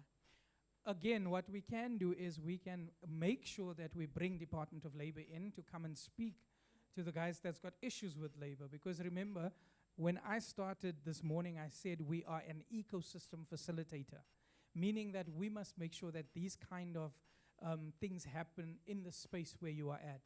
And it doesn't necessarily mean that because you are in Middelburg, you must go to Witbank. We can make sure that we bring whatever you need in Middelburg will happen in Middelburg so that you don't have to go to Witbank. But then you must speak to us so that we know where you are at and we can make it happen on your behalf. Make sure that you know where your offices are located for Cedar. I know that they have a co-location here in Middelburg as well. They're not here every day, but there is someone servicing Middelburg. And Pumzi at the back, she is one of the people from this area. So you guys can also find out from the Cedar officials from Mpumalanga. And they would be able to tell you which days they are here in Middelburg, if you need them to be in Middelburg. But even training, if you need training, and there's about 20 to 25 of you, and it's a specific training, you contact your Cedar branch and you say, we're in Middelburg, we want the training here. Then we can make sure that that training moves here. We are together. So it doesn't necessarily mean you need to move outside of where you are at, as long as we can just know that there is that type of intervention that is needed from the people in Middelburg. So we've spoken about that. We've spoken about compliance. We spoke about the 30 days. I think the best thing for me is reach out to your Cedar office to assist you with the SEFA application. Okay. And then the last question I didn't get completely, but I heard about business forums and the fact that we need to regulate business, especially in the townships. Foreign. It was more on support provided to local and foreign businesses. I think it was directed to Steve Chwete, Okay. Executive Mayor, and I'm not sure whether They are she all in went. that other venue. Okay. So I think, but if I can answer on that, obviously there's a lot of work that's happening currently in terms of that.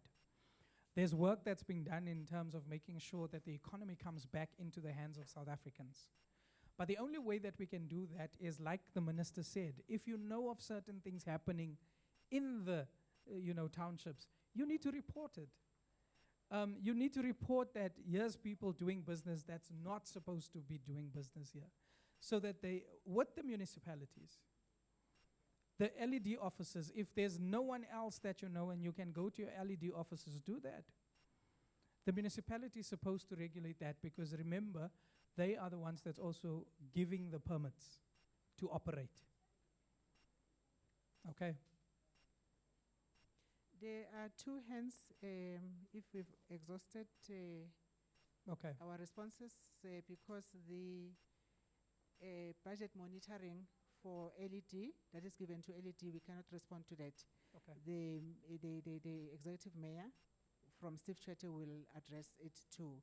Okay. Same applies to the question of professional services support that is being provided to professional services. I think the minister has spoken to. Yeah. And in fact, just on that, I think when I heard the lady speak, I heard her speak about the, what did we call the fund? The business recovery or was it recovery?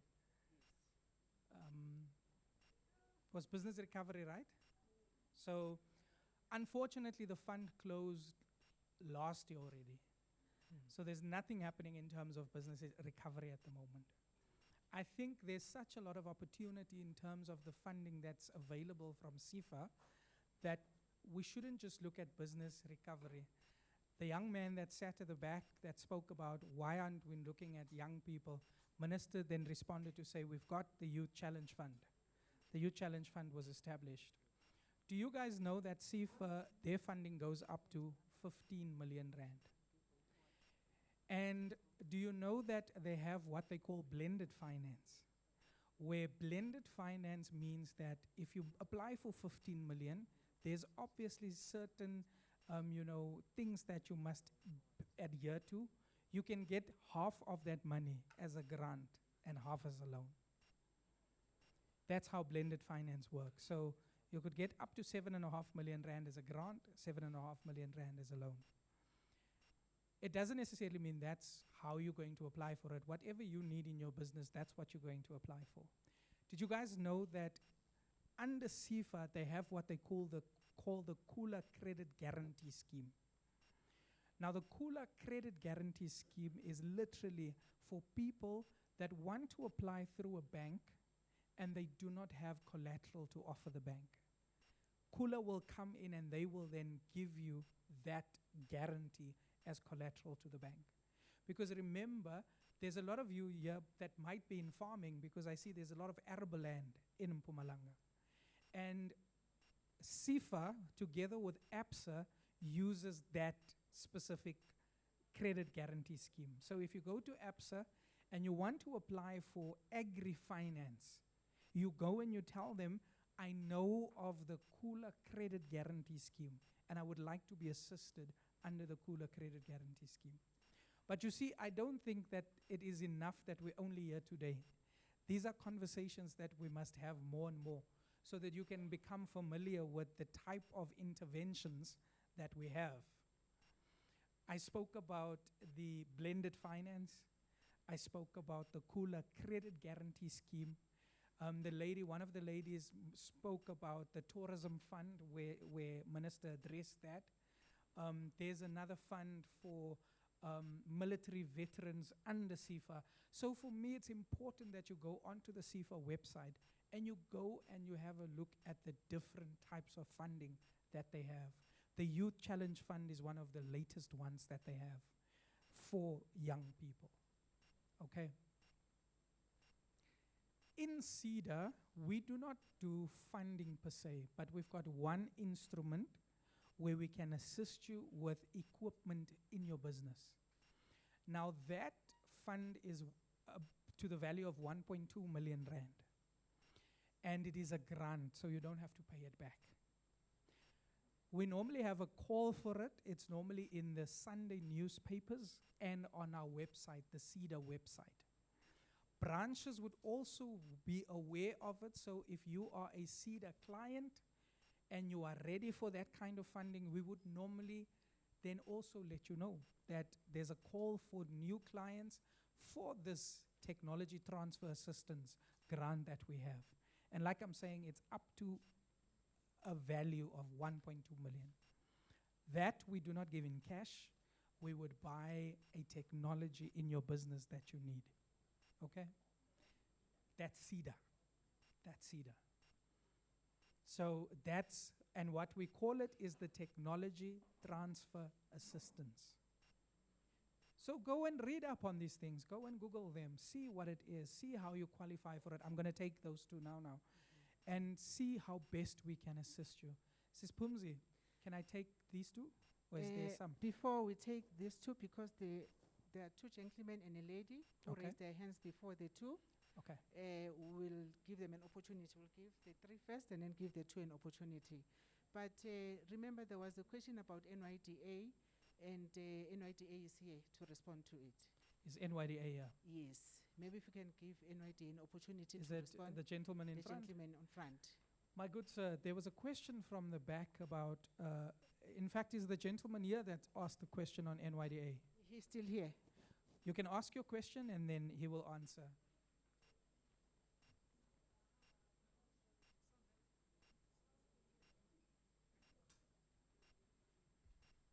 Hello, Meneer.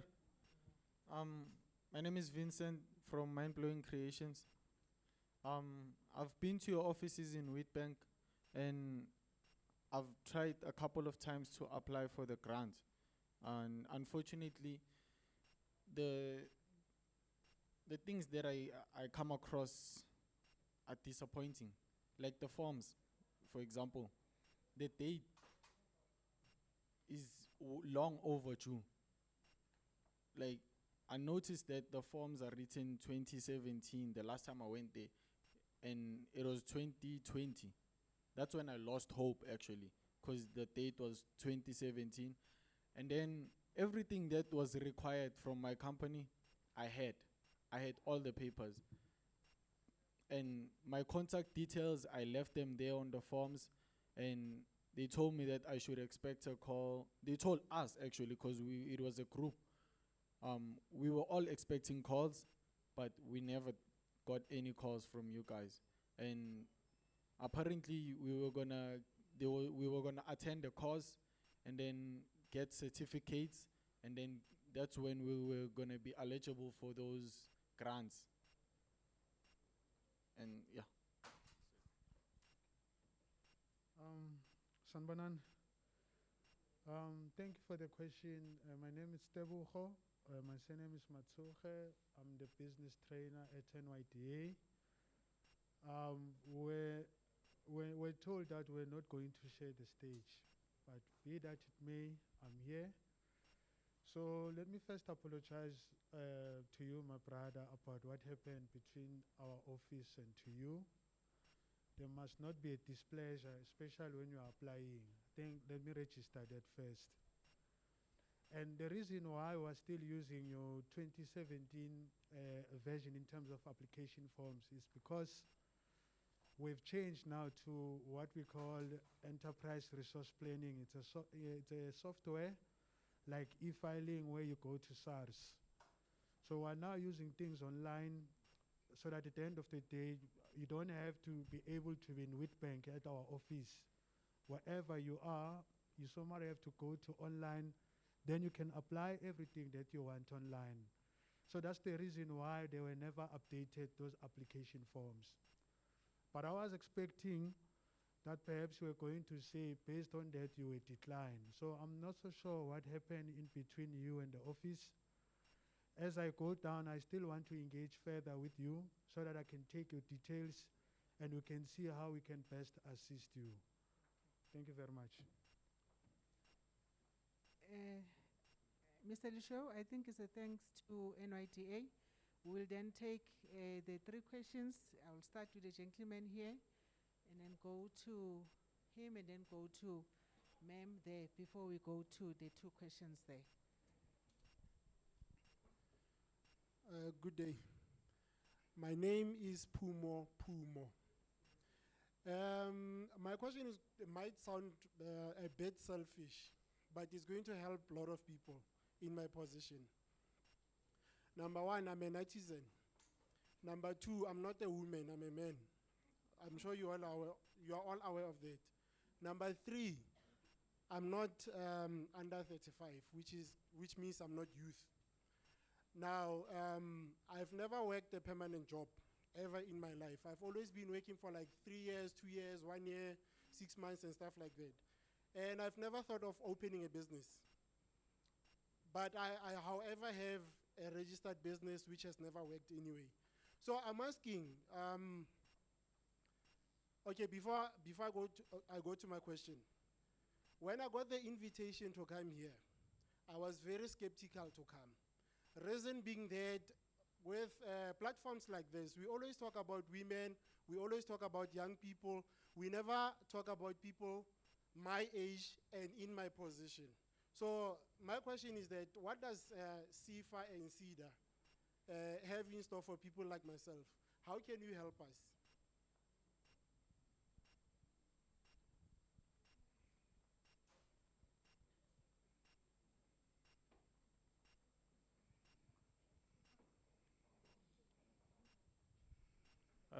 Sanibonani.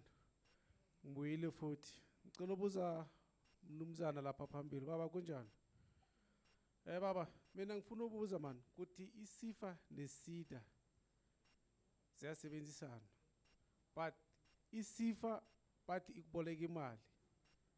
Le mali le ikunika yona enye ukuboleka. Le ikuboleka yona iyoba imalini? Ama interest akhona kangakanani? Abantu abaningi ngathi bayajabulela ukuthi iSEFA izokunika imali, but abazi ukuthi interest yakhona mayibuye ekuboleke yona half yakhona iba malini. So ngizoza kule office la ka LED. Ma office ya LED siyakuzwa niyakhuluma ukuthi akhona singene khona mara akanamsebenzi. Abancedi nabantu nganext. So mawungena khona omunye babukhulumile athi mawungena bakuje bathi ngena la uphumela ongena la.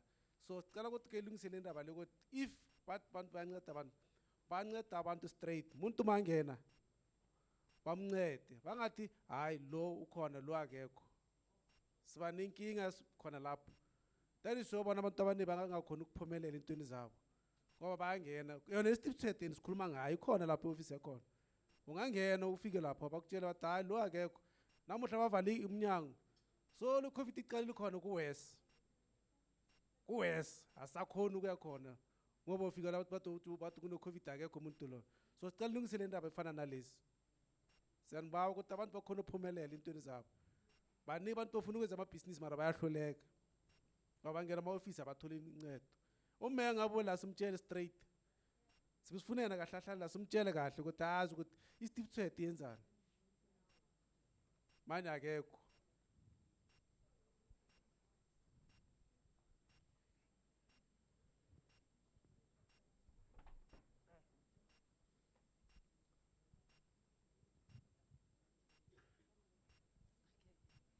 Sanibonani. Butkholen unjani? Fine, and you? Ngiyaphila. Mina igama lami nguThemsile. Ngibuya eMalahleni. Yeah,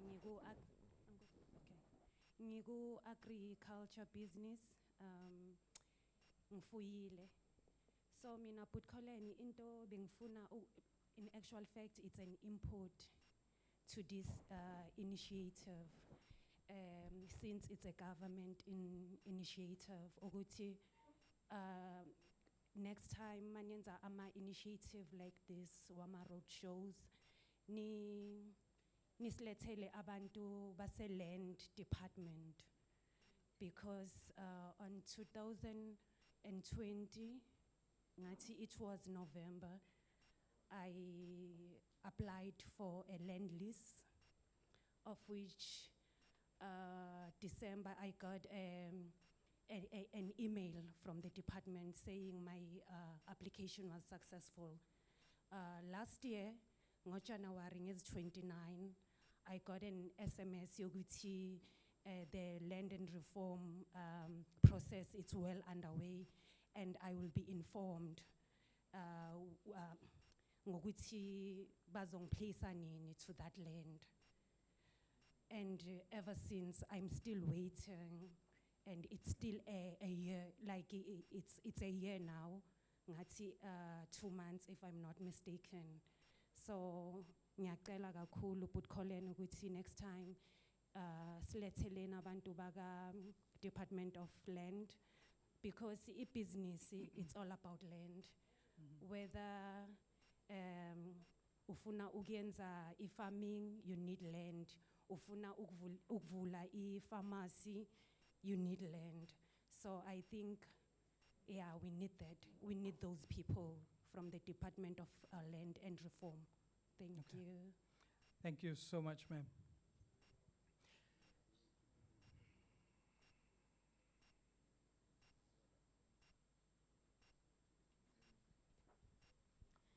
Thank you so much. For me, it's just a comment, Mr. Colin.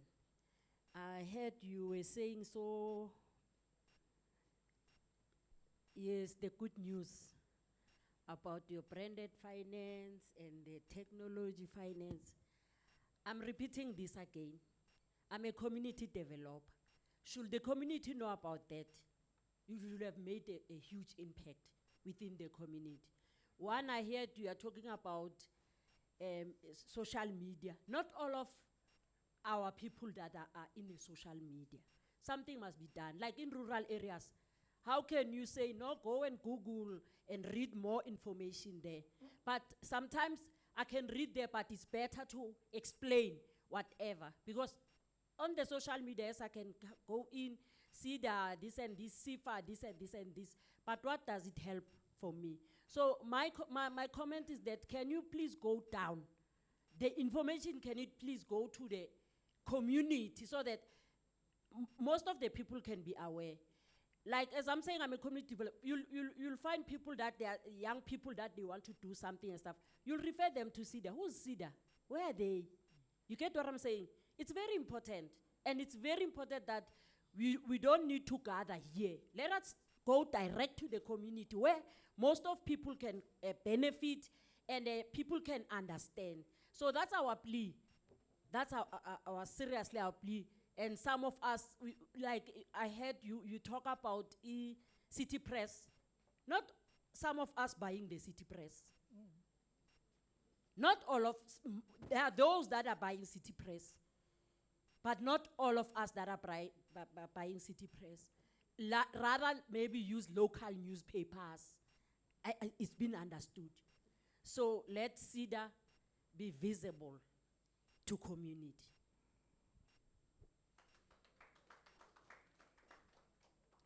Greetings again. Mr. Collins, it's actually a comment or like a suggestion that maybe you might try to put into our ministers or our leaders. Uguti, I once went, I went to Witbank Seda, and honestly, I would say they've helped me a lot. But then in them helping me, it was a matter of me giving up in what I wanted to do. Because I got there, we were one of those people who never grew up with the silver spoon in our mouth. So now, with all the stringent that are put in place in regards of them assisting us or me being able to access some funds and everything, I was told, okay, I know that I was handed over to debt collectors and everything, and the reason for that being that is because I'm a mother, I'm heading a home, I'm a breadwinner for my mom and everything. And if you're saying they're going to make those stringents be less or whatnot, it doesn't help us. It doesn't help us. We are black people whom are suffering. We're making debt. I'm going to make arrangements with the debt collectors. I've been making, they're calling me all the time. Even when I was here, they were calling me. I make arrangements. Even for 100 Rand, I cannot pay for it. Me moving from Middelburg, going to get assistance in Witbank just to pay that 25 Rand, I don't have that money. We need to be realistic as black people. I didn't want to be political, but it pushes us back to politics. As black people, we never got those opportunities. So now we have to say, if I'm debt-free, is it possible for a black child to be debt-free? Unless you are one of the kids who are politicians. So it's not possible. We can, if you want to be realistic, this thing of saying, yeah, you need to make arrangements. I'm lying to those people. They'll call on me a whole lot of times and I will be like, hey, I'm in a meeting or I'm in a taxi. I'm not in a taxi. I can't pay you. I've been making those arrangements. I'm failing Seda. You've assisted me. You cannot help me. You're honest. But then how do I go forward? I couldn't. To an extent, whenever I see Seda and whatnot, I'm like, I know they're not going to help me. Whatever business I'll be having, I'll have to go and fight with the structure people. I have to go back to the money and become a contractor. I've been a contractor for the longest time. going from one mine to another, and trust you me, in some place, I so wish we had opportunities that they grow us, that we get proper certificates, whatnot. But we haven't been getting that because that we are contractors. Yet the mines there, they don't want to insource the contractors. So how do we move forward? Cedar is trying to help, but then if you consider the fact, Guti, you're not gonna give me grants because of that, because I was applying for a grant, and I was like, okay, I'm done with those people, they're not gonna help because of the stringence. Sure. Okay. Mr. Lisho, we unfortunately have 3 more new hands. Do you want to respond to that, and then Can I we'll first come to the respond to 3? them? Yes. Thank you. Thank you so much. And I'm going to start from the last question back. So I absolutely hear what you are saying. And remember, I think the minister said it at some point as well, if we don't have these conversations, then we won't know where we are not performing. So these are good because now the branch would know what they need to do to assist you and meet you at your point of need. So I would say don't give up on Cedar, because remember, in most instances, let's take for instance SAPI. SAPI is big here in Mpumalanga. We've got an agreement with SAPI.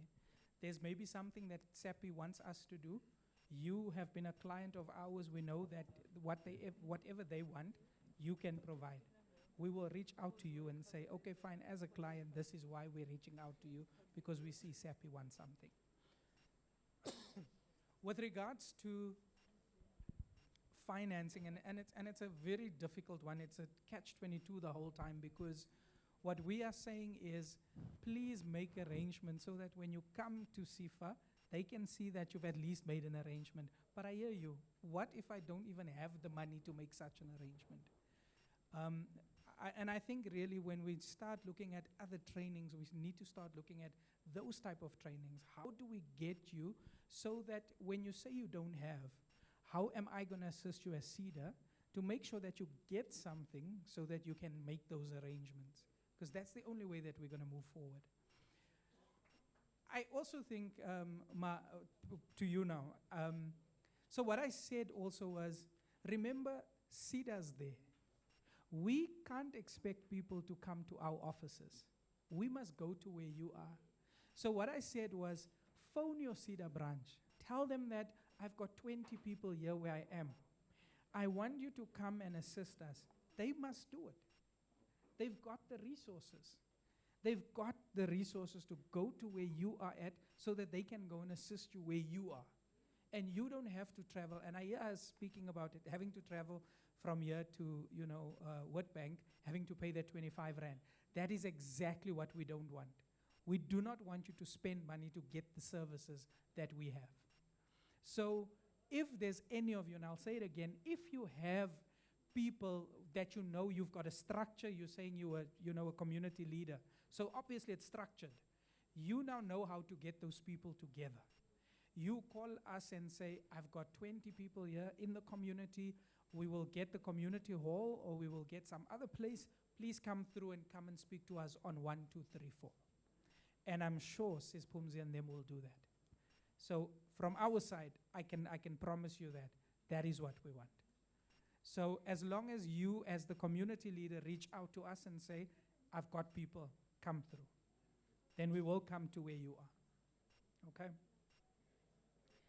There was another one on the artisan. My brother, I think, when I spoke about Empretech, and I made mention of it because I could feel that there is this thing of we're not including men. So when I spoke about Empretech, I said it's for everybody.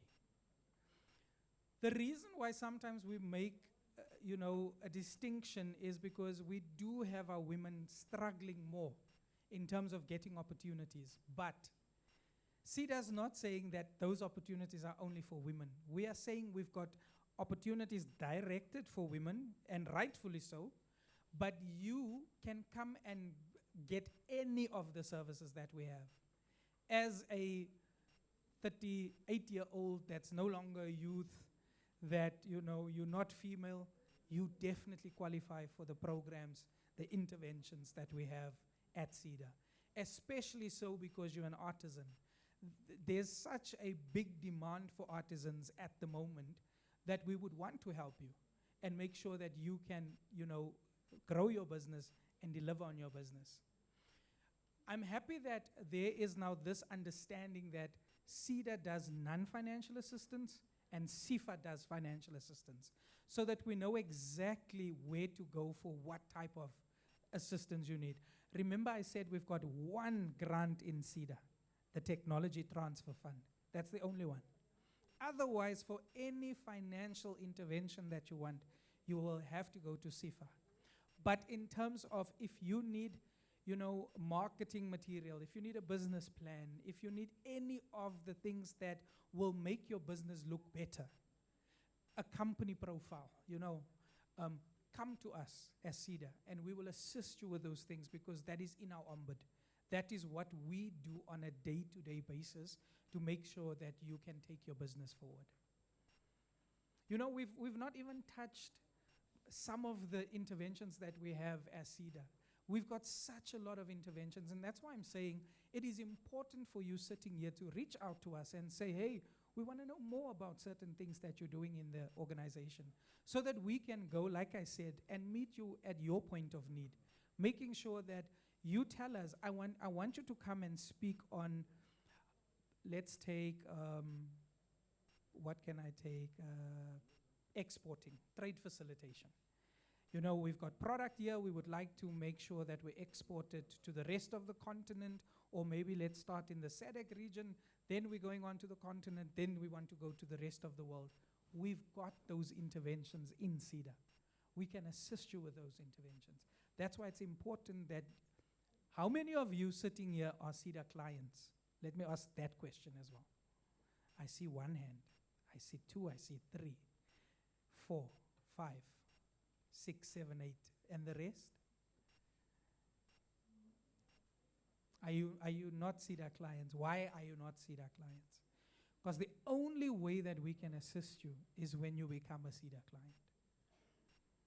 I'll say it again, and Sis Pumzi will tell me if I'm lying. You don't have to come to our offices. If you cannot, and you're in an area where there's other people with you that wants the services, we will go there. So I don't want us to use that as an excuse to say that, but SEFA, your offices are, Cedar, your offices are there. We've got the resources to go to where you are at. Okay? Cedar helps any person. Any person. We do not, pick and choose who we want to assist. I think the only people that we do not help, and that is with the reason, is people that's in the sin industry. We call it the sin industry. Sex, alcohol, tobacco.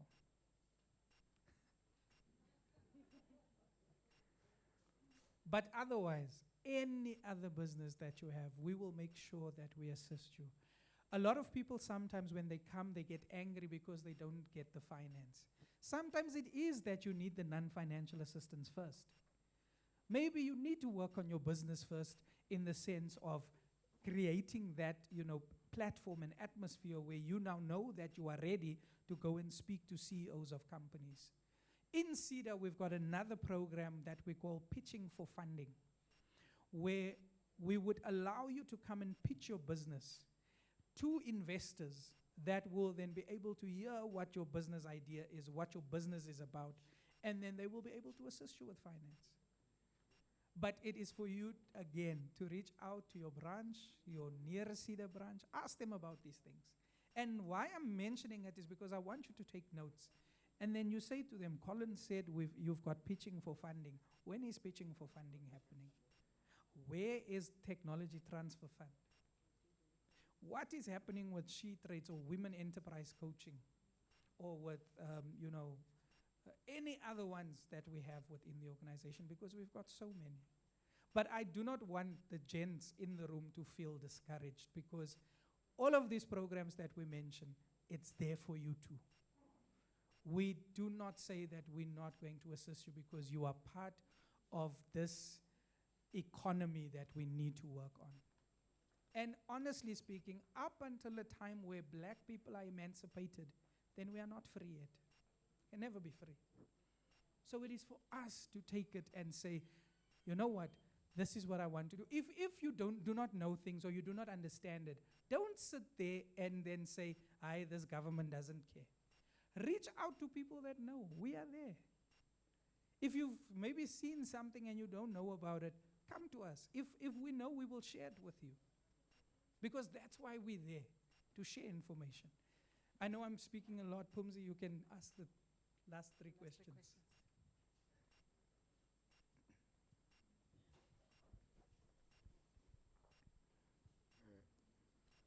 Sanbonan. Yes, sir. Mr. Colin, my name is Peter Nkwana. We are with bank. In a cooperative, usizana ugogo kesam former 2006. Sincedwa Seda.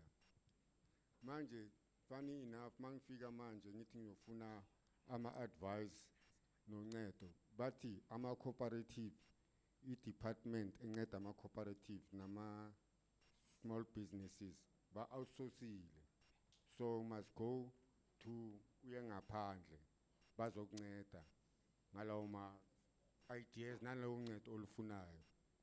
Enye into futhi nithe isifa izosinceda, Cedar izosinikeza ama-application forms. So good enough, ama-application forms atholakala, but kufuneka i-tax clearance certificate. I-tax clearance certificate is SARS. I-SARS ireferela kuma private companies afana nama-internet cafe njengalapha Witbank. Mawungena ku-internet cafe uthi ufuna ukuthi bakuncede nge-tax clearance, bakufuna imali engange-700 Some abantu bafuna bo 1,000 something. So in order ukuthi izonceda isifa kube i-tax clearance nina nifuna i-tax clearance ukuthi ngizocomply nesifa. Manje uncedo lelo ngilithola njani ukuthi nayi i-SARS intshela ukuthi ngiye ngaphandle and lo mali leyo anginayo and ngiyafuna ukuthi ngithole ama-funds. Manje into njengalesi ithini ke?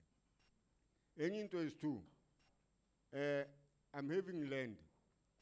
Ngifuna i-training for academic nuts, academic nuts trees, ukwatshala. So ukuthi umuntu angene through azafika naku-market outside, kosa ngihambe through Seda. And then manje ngihamba through Seda, le department yama-cooperative ayisekho enganceda lapho. So bani uzosinceda-ke ukuthi sithole training, incubation, nokuthi singene ku-international market ukuthi sikwazi ukuhluma. Enye into kuna i-youth lapha eClarinet eWitbank bafuna ukustarta i-KFC, bafuna ama-franchise. Ngiye ngashona lapha ku-KFC ngiyofuna ukuthi ubani ungasinceda ukuthi sithole ama-franchise. Banginikeza i-manager, banginikeza ama-phone number we-manager. I-manager ngithumela ku-regional yabo.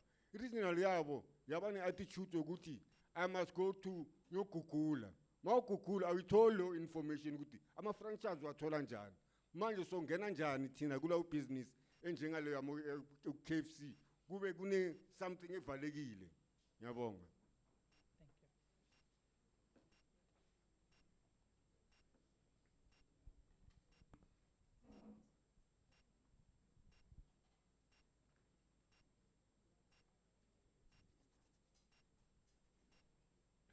Sanibonani, igama ngisibusiso akamahlangu ngiphuma eSidumo online.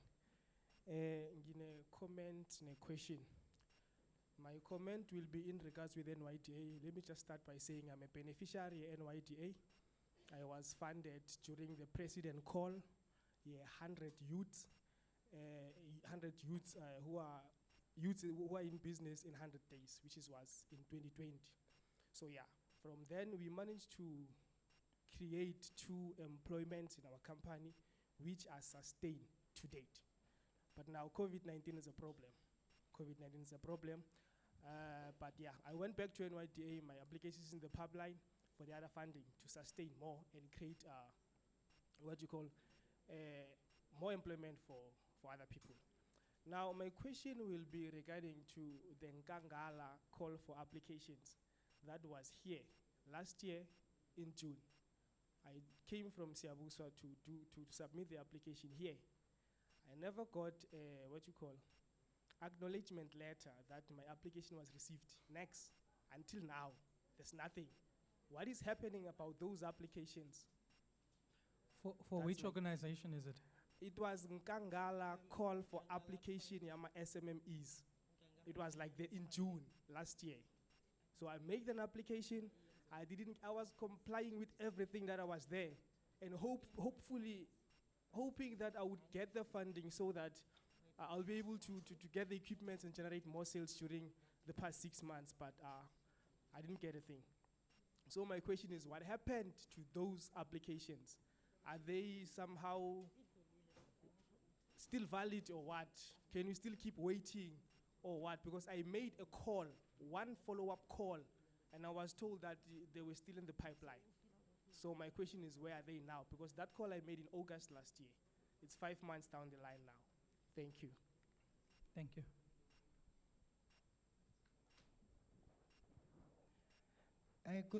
Good afternoon.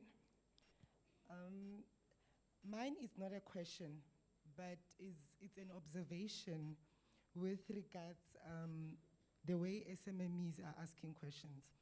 To me, it shows that a lot of SMMEs that are here, they were actually here hoping that there are opportunities for them. And I can say the opportunities for them are there. But I'm glad that we're having this session where they get to ask questions, because like they were giving examples, they are sitting in the local municipalities where they are frustrated because they are not given an opportunities. It's not that the opportunities for SMMEs, that they are not there, they are there.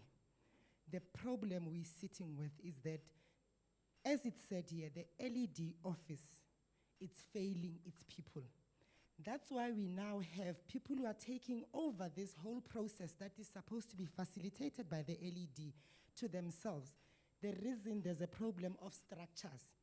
When there's a business opportunity presenting itself, they go there before the LED to go and get opportunities before others. And that makes them to get opportunities repeatedly so. Now other SMMEs, they have registered, they've never even worked once.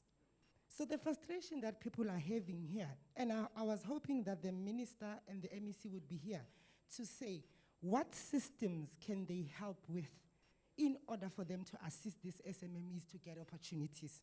Because it's pointless to have a company and you always want to see that opportunity, but you don't get it, mainly because there are people who are getting opportunities, and repeatedly so, and no one is saying anything about it. When are other SMMEs going to be given opportunities fairly? What are our municipalities saying when they see one company always getting business and they are not assisting? Because with every project that is coming that is big, let them assist the small SMMEs by giving them an opportunity. All they want is an opportunity to be presented to them. Now the people don't know about Cedar and sefa, because the opportunities are not presented to them. They have companies registered, they pay every year, but they are not given opportunities. I think most of the SMMEs here, they want solutions in order for them to also get opportunities. Thank you. Thank you. Can I respond? You may go ahead, sir.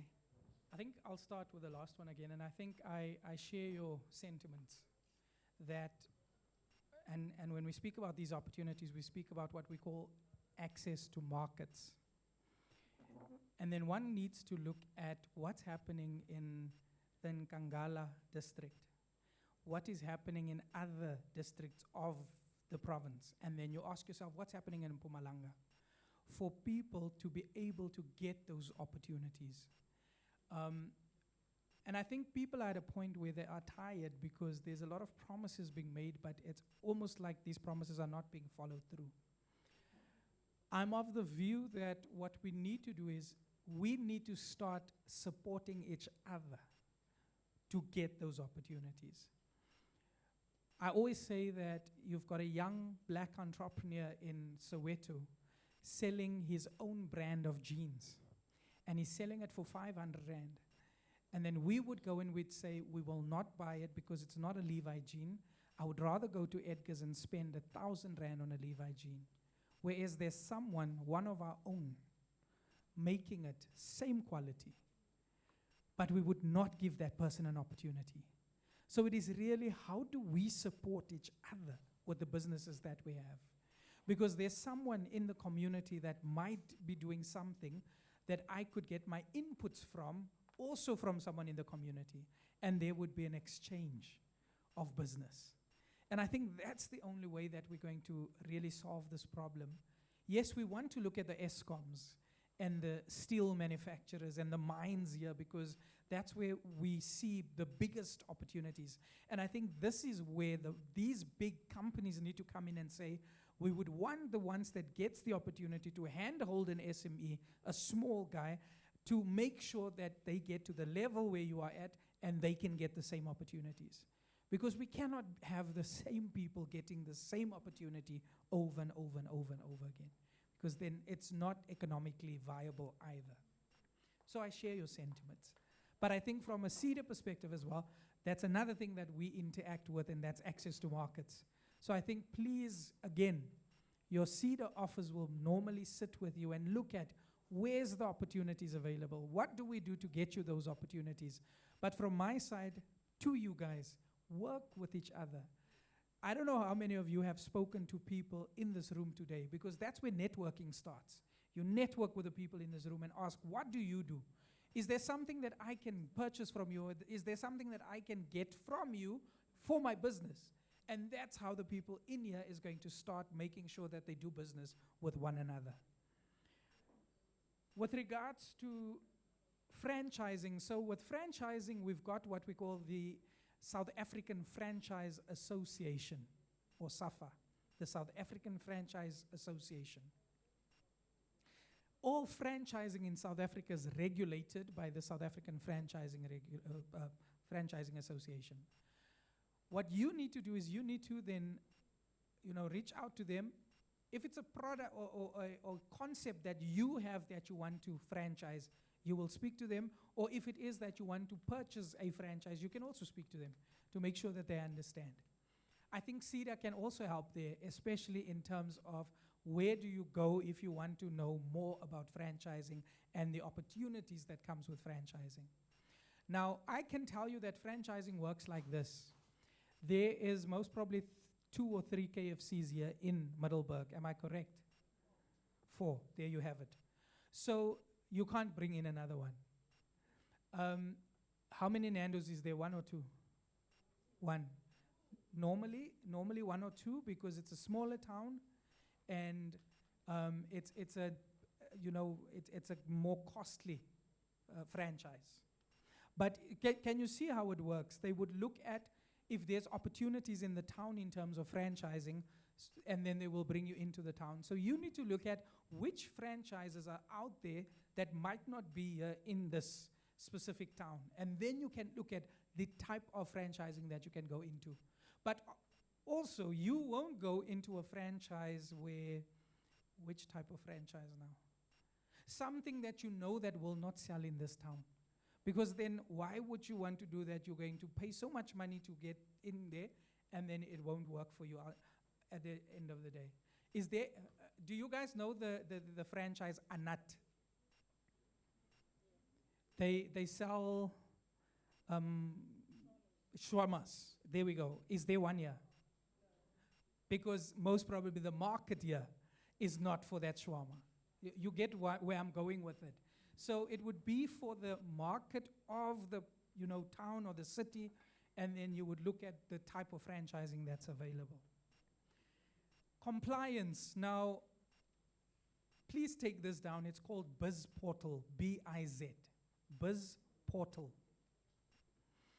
So Biz Portal was created during COVID-19 so that you can engage with the Department of Labor, SARS, CIPC on one website.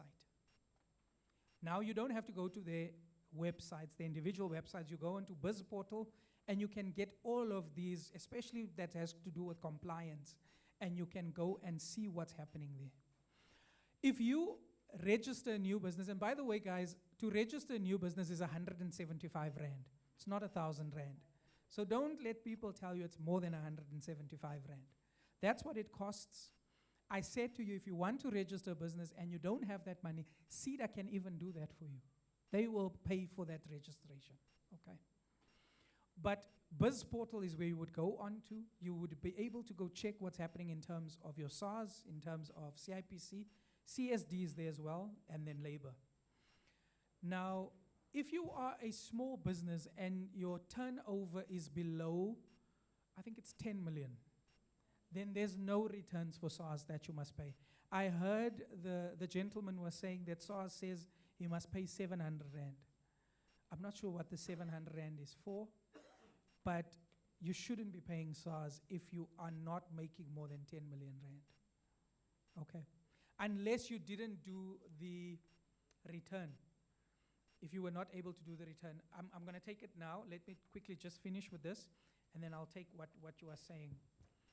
But even with SARS, what we can do is we can assist in terms of getting someone from SARS out, and they would be able to assist you in terms of where you are at. Okay? That was your tax clearance, the macadamia nuts. So with the macadamia nuts, it's and if you look at it, I know there's a lot of it happening in the Eastern Cape. I know that there has been a lot happening now in this area as well. Very good product, and it's a product for the export market. So you definitely need to then make sure that you come in contact with Cedar and start working with Cedar so that they can help you with, because obviously there's a lot of things that you need to do to see that, you know, if you've got the land, if that land is arable land, is the soil fine for the nut that you want to, you know, or whatever you want to do on that soil. And all those kind of things we will pay.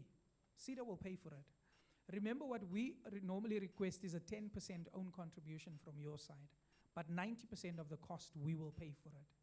So, you know, there's soil testing that must be done. There's quite a number of things that must be done before you can plant the nuts, okay, or the trees.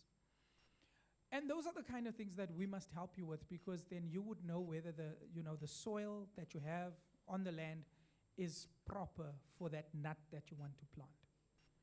And it's like that for any crop that you want to plant. Remember, we need to make sure that the soil is of good quality, that the soil that you want to plant in is good quality. So I would say, please, please, reach out to Cedar. I've seen a couple of these macadamia nut, projects, and I think it could be a large-scale project for you guys as well, if it really takes off. There's some stuff that we can do there. That was the questions. I think There was also one, I think you responded to before, but she was saying in this roadshow we're supposed to also invite Department of Land. Oh, yes, yes. And we're definitely taking that, and we will most probably make sure that we invite these different ones. But I think from a branch perspective as well, I mean, we've now seen what it is that the people need. I think branches, what they can do is, for instance, they can get SARS in, they can get the Department of Rural Development in, they can get any other, either government department or agency in that would be able to assist the people with what they have or where they are at. Okay? I can take her question. With regard to the call for interest from the Nkangala District. Oh, yes. You know what? That one I will not be able to answer because I'm not sure what the call was for. Was it a municipal call? Through the municipality?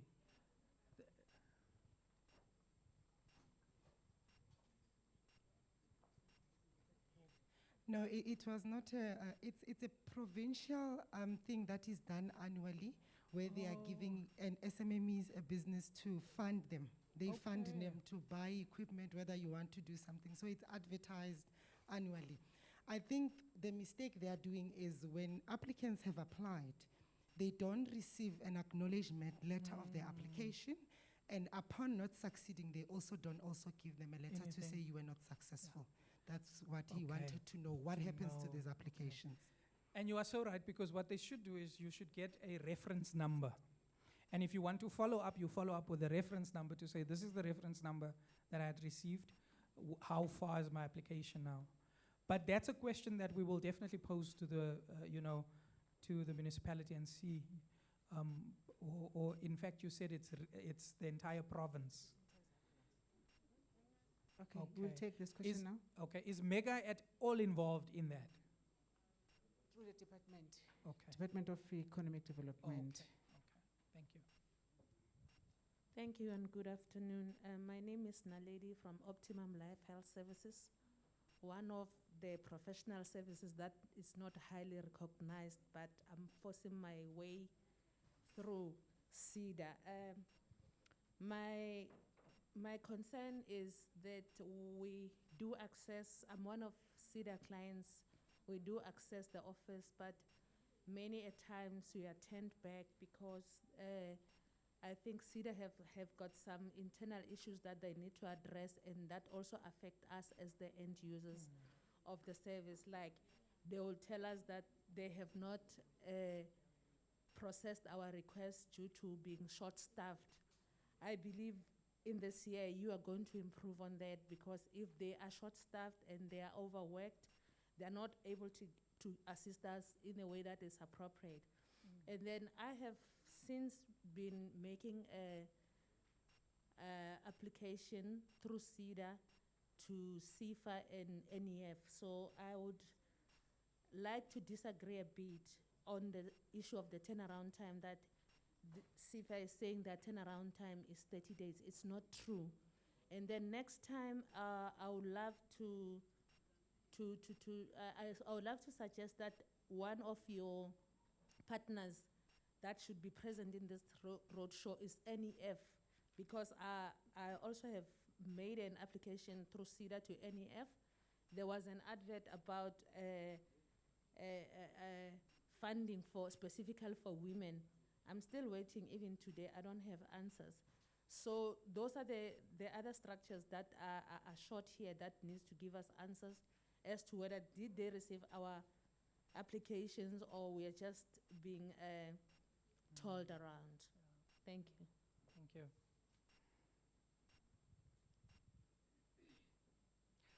Yeah, I think from a Cedar perspective, we need to do better. Luckily, we've got a minister that comes from communication, so digitally she's very aware that, remember I said we've got about 2.7 million entrepreneurs in the country, and that doesn't include your informal entrepreneurs. We've got another 3 million informal entrepreneurs. It means we're sitting with about just 5.7 million entrepreneurs in the country. Cedar has got 700 employees, of which about 400 of them, 300 of them is 400 in the provinces. That means that the ratio between the number of entrepreneurs and a Cedar person is something like almost 40,000. So that means, and I'm going back to what I said about Cedar being the ecosystem facilitator, but we have to move with times as well. You must be able to, we all have a cell phone, right? Whether it's a smartphone or not. If it's a smartphone, you can use an app. If it's not a smartphone, remember those, you can use that *120, *321 hash. We must be able to do such things so that you can access Cedar services on your phone. And WhatsApp, there we go. In fact, someone spoke about WhatsApp not so long ago. Was it in board or where? Someone said we must have a WhatsApp facility. So we're taking that, and you can hear we have those conversations as well already, to say there must be WhatsApp, there must be, an app, there must be a number, what we call an SSID number or USSD number. So definitely we'll do better. We'll do better.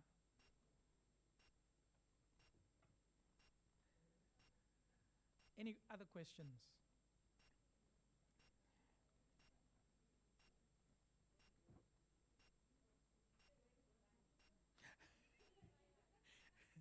When is lunch, guys? I think as soon as Minister and them is done on that side. I think it's good that I stayed here and answered some questions, so when she comes back, then they are done with the questions. Yes, my good sir. Ngiphuma from ma-hawkers, ama-vendors laba sebenza estradini.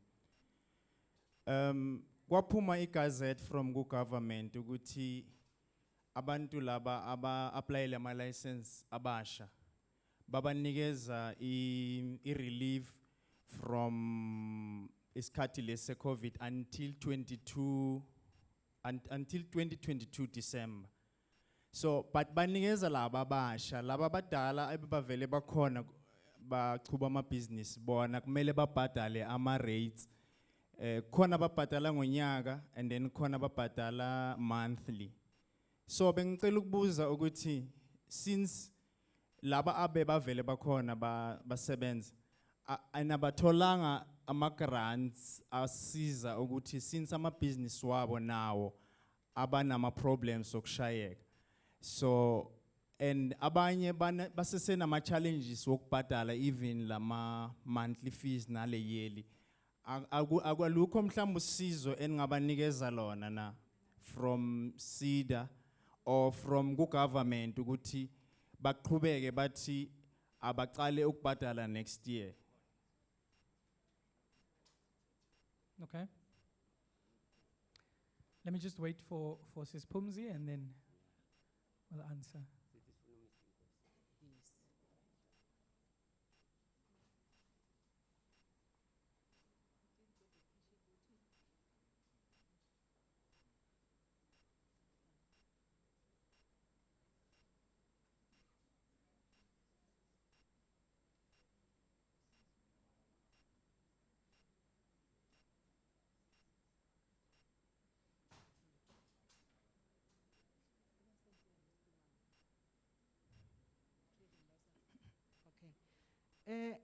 Mr. Lisho, I think this one will have to be given to both Nkangala and Okay. Steve Chwete local municipalities because it talks to the trading license Okay.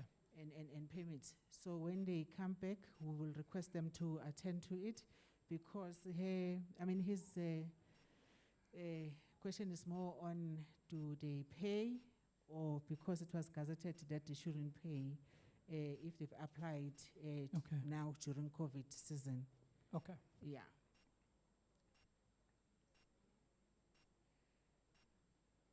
Any other questions? Comment? We've got two more.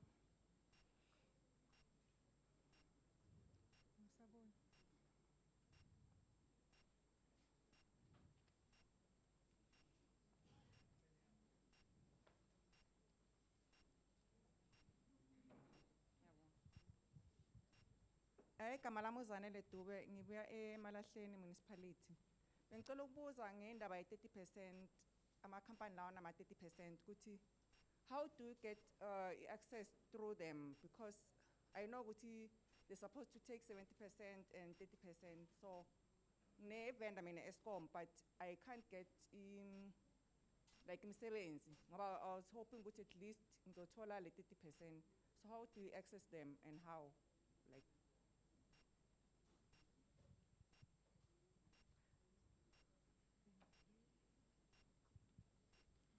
Good afternoon. My name is Ndabeni from Steve Chwete. I just want to ask a question. I have a registered company since 2010, and then I was in business until 2016. So I had to close business because I lost my equipment. In terms of the criteria for funding, I've seen on SEFA that you must have a 6 months bank statement. So how will my application be considered in terms of that? Because I've been closed, but I do my returns annually for the company. So, but it's just that I haven't been in business. I don't have a bank account at the moment because I don't have work to do due to equipment. Okay. Do you have a personal bank account? Yes, I do have a personal bank account. Okay. Can I take those two? So, can I just get that question fully about the 70-30%? She was asking.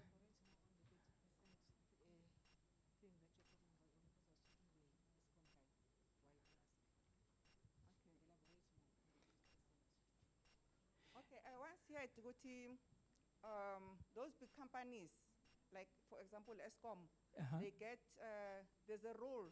I don't know where it comes from, but they're supposed to give 30% to the local small businesses. So how do you access the 30%? How do you get these companies to get jobs or subcontract under them? From them. You know what? So that rule comes actually through legislation, through government. It's part of the Preferential Procurement Framework Act. Although that rule is there, it's not really enforceable where we're going to tell Eskom, you must give 30% to this. So Eskom will, by virtue of good governance and of good business ethics, they're supposed to do that. And also because they're part of government, it's a government entity or agency, so they must adhere to it. You can actually follow up with the procurement manager, the person responsible for procurement in Eskom, and ask them, do you actually give the 30%, business to small businesses? A lot of people would say, yeah, but I don't have the power to ask those kind of questions. You do. Just as if you want certain information from us. Remember, there's a new act called the POPI Act, where we won't just give you the information, you have to ask for the information in writing. And when you ask for it in writing, then we will, through POPI Act, make the information available to you. So you can write to the person, the supply chain person within Eskom, and ask them, in terms of the 30% spend that you must spend on small businesses, do you actually spend that money on small businesses? So you can do that. Okay. The question was on that 6 months bank statement. Now, the reason why I asked you, do you have a personal bank account? As long as you can prove your personal bank account, okay, that there's money going in. Doesn't need to be a lot of money, just so that the account is open, that's what I mean. Then when you apply for the funding, one of the requirements is going to be that you will then have to open a business bank account. But you don't have to open it before your funding has been approved. You can wait up until the funding has been approved, and then you will have to open a business bank account for them to put the money in that account. Do I make sense? Okay. He's got a follow-up question. Okay, in terms of tax clearance, will I be able to get tax clearance without a bank account? Because it seems like SARS won't be able to issue one. So, on good standing, remember, SARS would be able to, do you have a PIN, a SARS PIN, to draw it yourself? No. Even, I used to do it myself before. I used to go to the SARS office to get the tax clearance. So, but I don't have a PIN. There's something wrong with my PIN. Okay. Even with the tax clearance, they will assist you with it once you are in the process of applying. Hence, you can even go to a Seda, and Seda will assist you, because like I'm saying, if you go into BizPortal, right? Remember I spoke about BizPortal, and you put in the information of your company registration, it will be able to also pick up whether there is a tax clearance or not. But if you don't have one, you can then do one as you are busy with the application, okay? That's another thing that I wanted to discuss, because now we're actually speaking on TREP. We're speaking on our Township and Rural Entrepreneurship Program. On TREP, your requirements is a little bit different, because we know that people wouldn't have, in most instances, the 6 months bank statements. You might not have, a SARS clearance certificate. So what we are saying is that apply. And if they've approved you, we must just make sure that we get those things in place for you. Okay?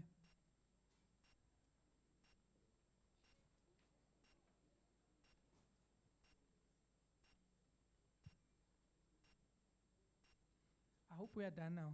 There's a follow-up also? Another follow-up, okay. I do have previous financial statements. Will that work? But it's for previous years, it's not... If it's not for the last 3 years. Okay. 2021, 2020, 2019, then no. So rather go with your bank statement, the personal one, and you tell them, you know what, I will open the bank account.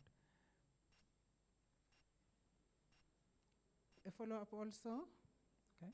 Or it's a new question? Okay. Okay, but Colin, question here, it's about like a department efana sefa.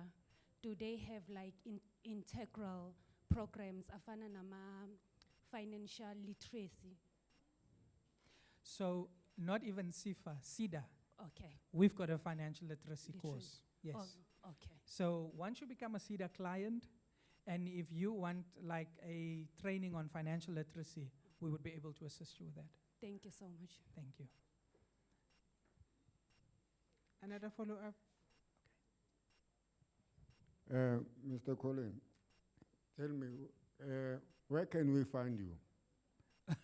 Wheatbank or Middleburg or Nelspruit? No, I'm not here. Sis Pums is here. I am from the national office in Pretoria. So, in Wheatbank, whom can I consult? Sis Pums.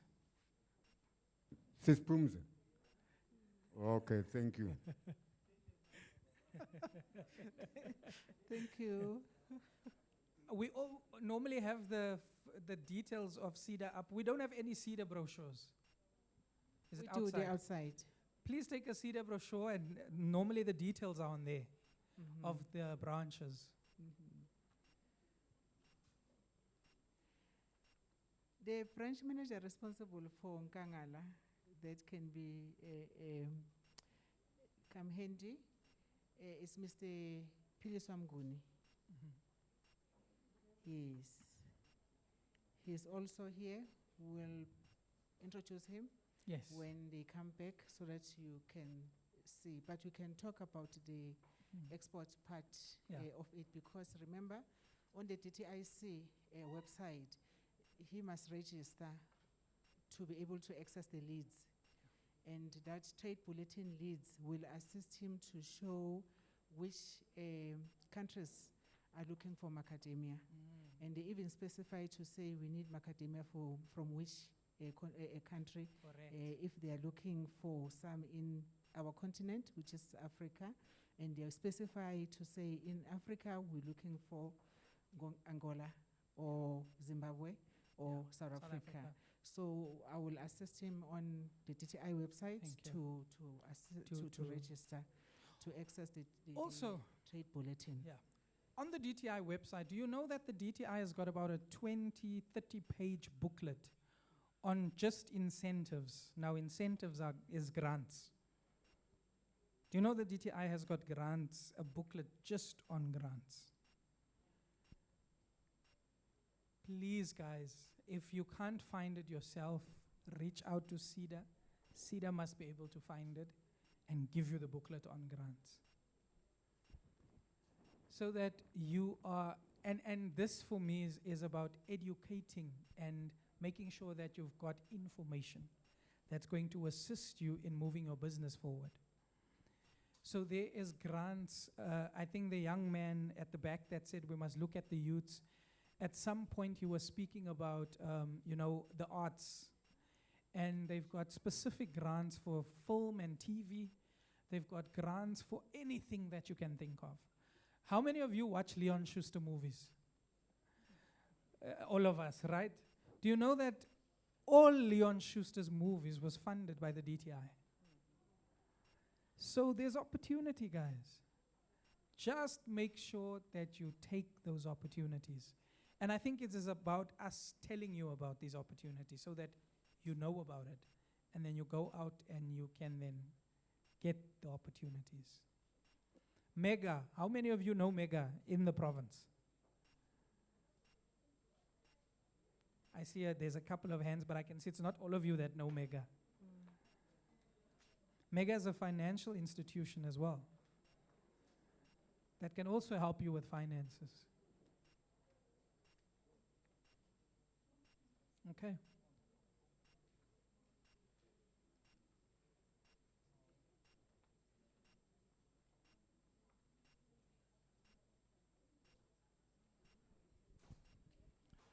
How are you, sir? Fine, and you? Yes. I think one of the biggest challenge that maybe from your side that you are not getting the picture is that we don't say these institutions don't exist, but the processes of you being helped in terms of the funding are the ones that are a big challenge. In fact, it seems like as if you are putting more hurdles ahead before somebody can, get funded. Yeah. Even for simple things, whether it's agriculture or infrastructure or whatever. Mhm. But it is so difficult. The system is not working for the people. The system is working against the people because it should actually, even if people are not, like the issue of compliance in terms of whatever form requires. Let's say the form requires whatever, that you must have this and that and Mhm. sometimes, when it requires those things and then it becomes a failure to us because at the end of the day, we want to do business. And the minister said something about funding innovations, that they do fund innovation, but there's no room, like for instance, if I have an innovation, that innovation might require you to put faith on me because initially to start whatever program or whatever business idea I want to start, it will require finance. Correct. So that is, our cry is saying that even if you want to give me 1 million rand, we say, give me the 1 million, but also if you see that there are areas of lack, don't just disqualify me because I'm lacking there. Assist me to get what you want me to get so that at the end of the day, we're both happy. You are not, you don't live with people who are complaining about that the government is not working for us, these institutions are not working for us. That's what we are saying. Thank you. Thank you so much. I've got, you see, this is so nice because our CFO for the department is watching online and she just sent me a message on something that I had said. And she says, just a bit of correction, the current public procurement regime does not enable set aside such as 30%. So it was the question that came from that side on the 30%. It was announced by the former President Zuma, but never enabled in law.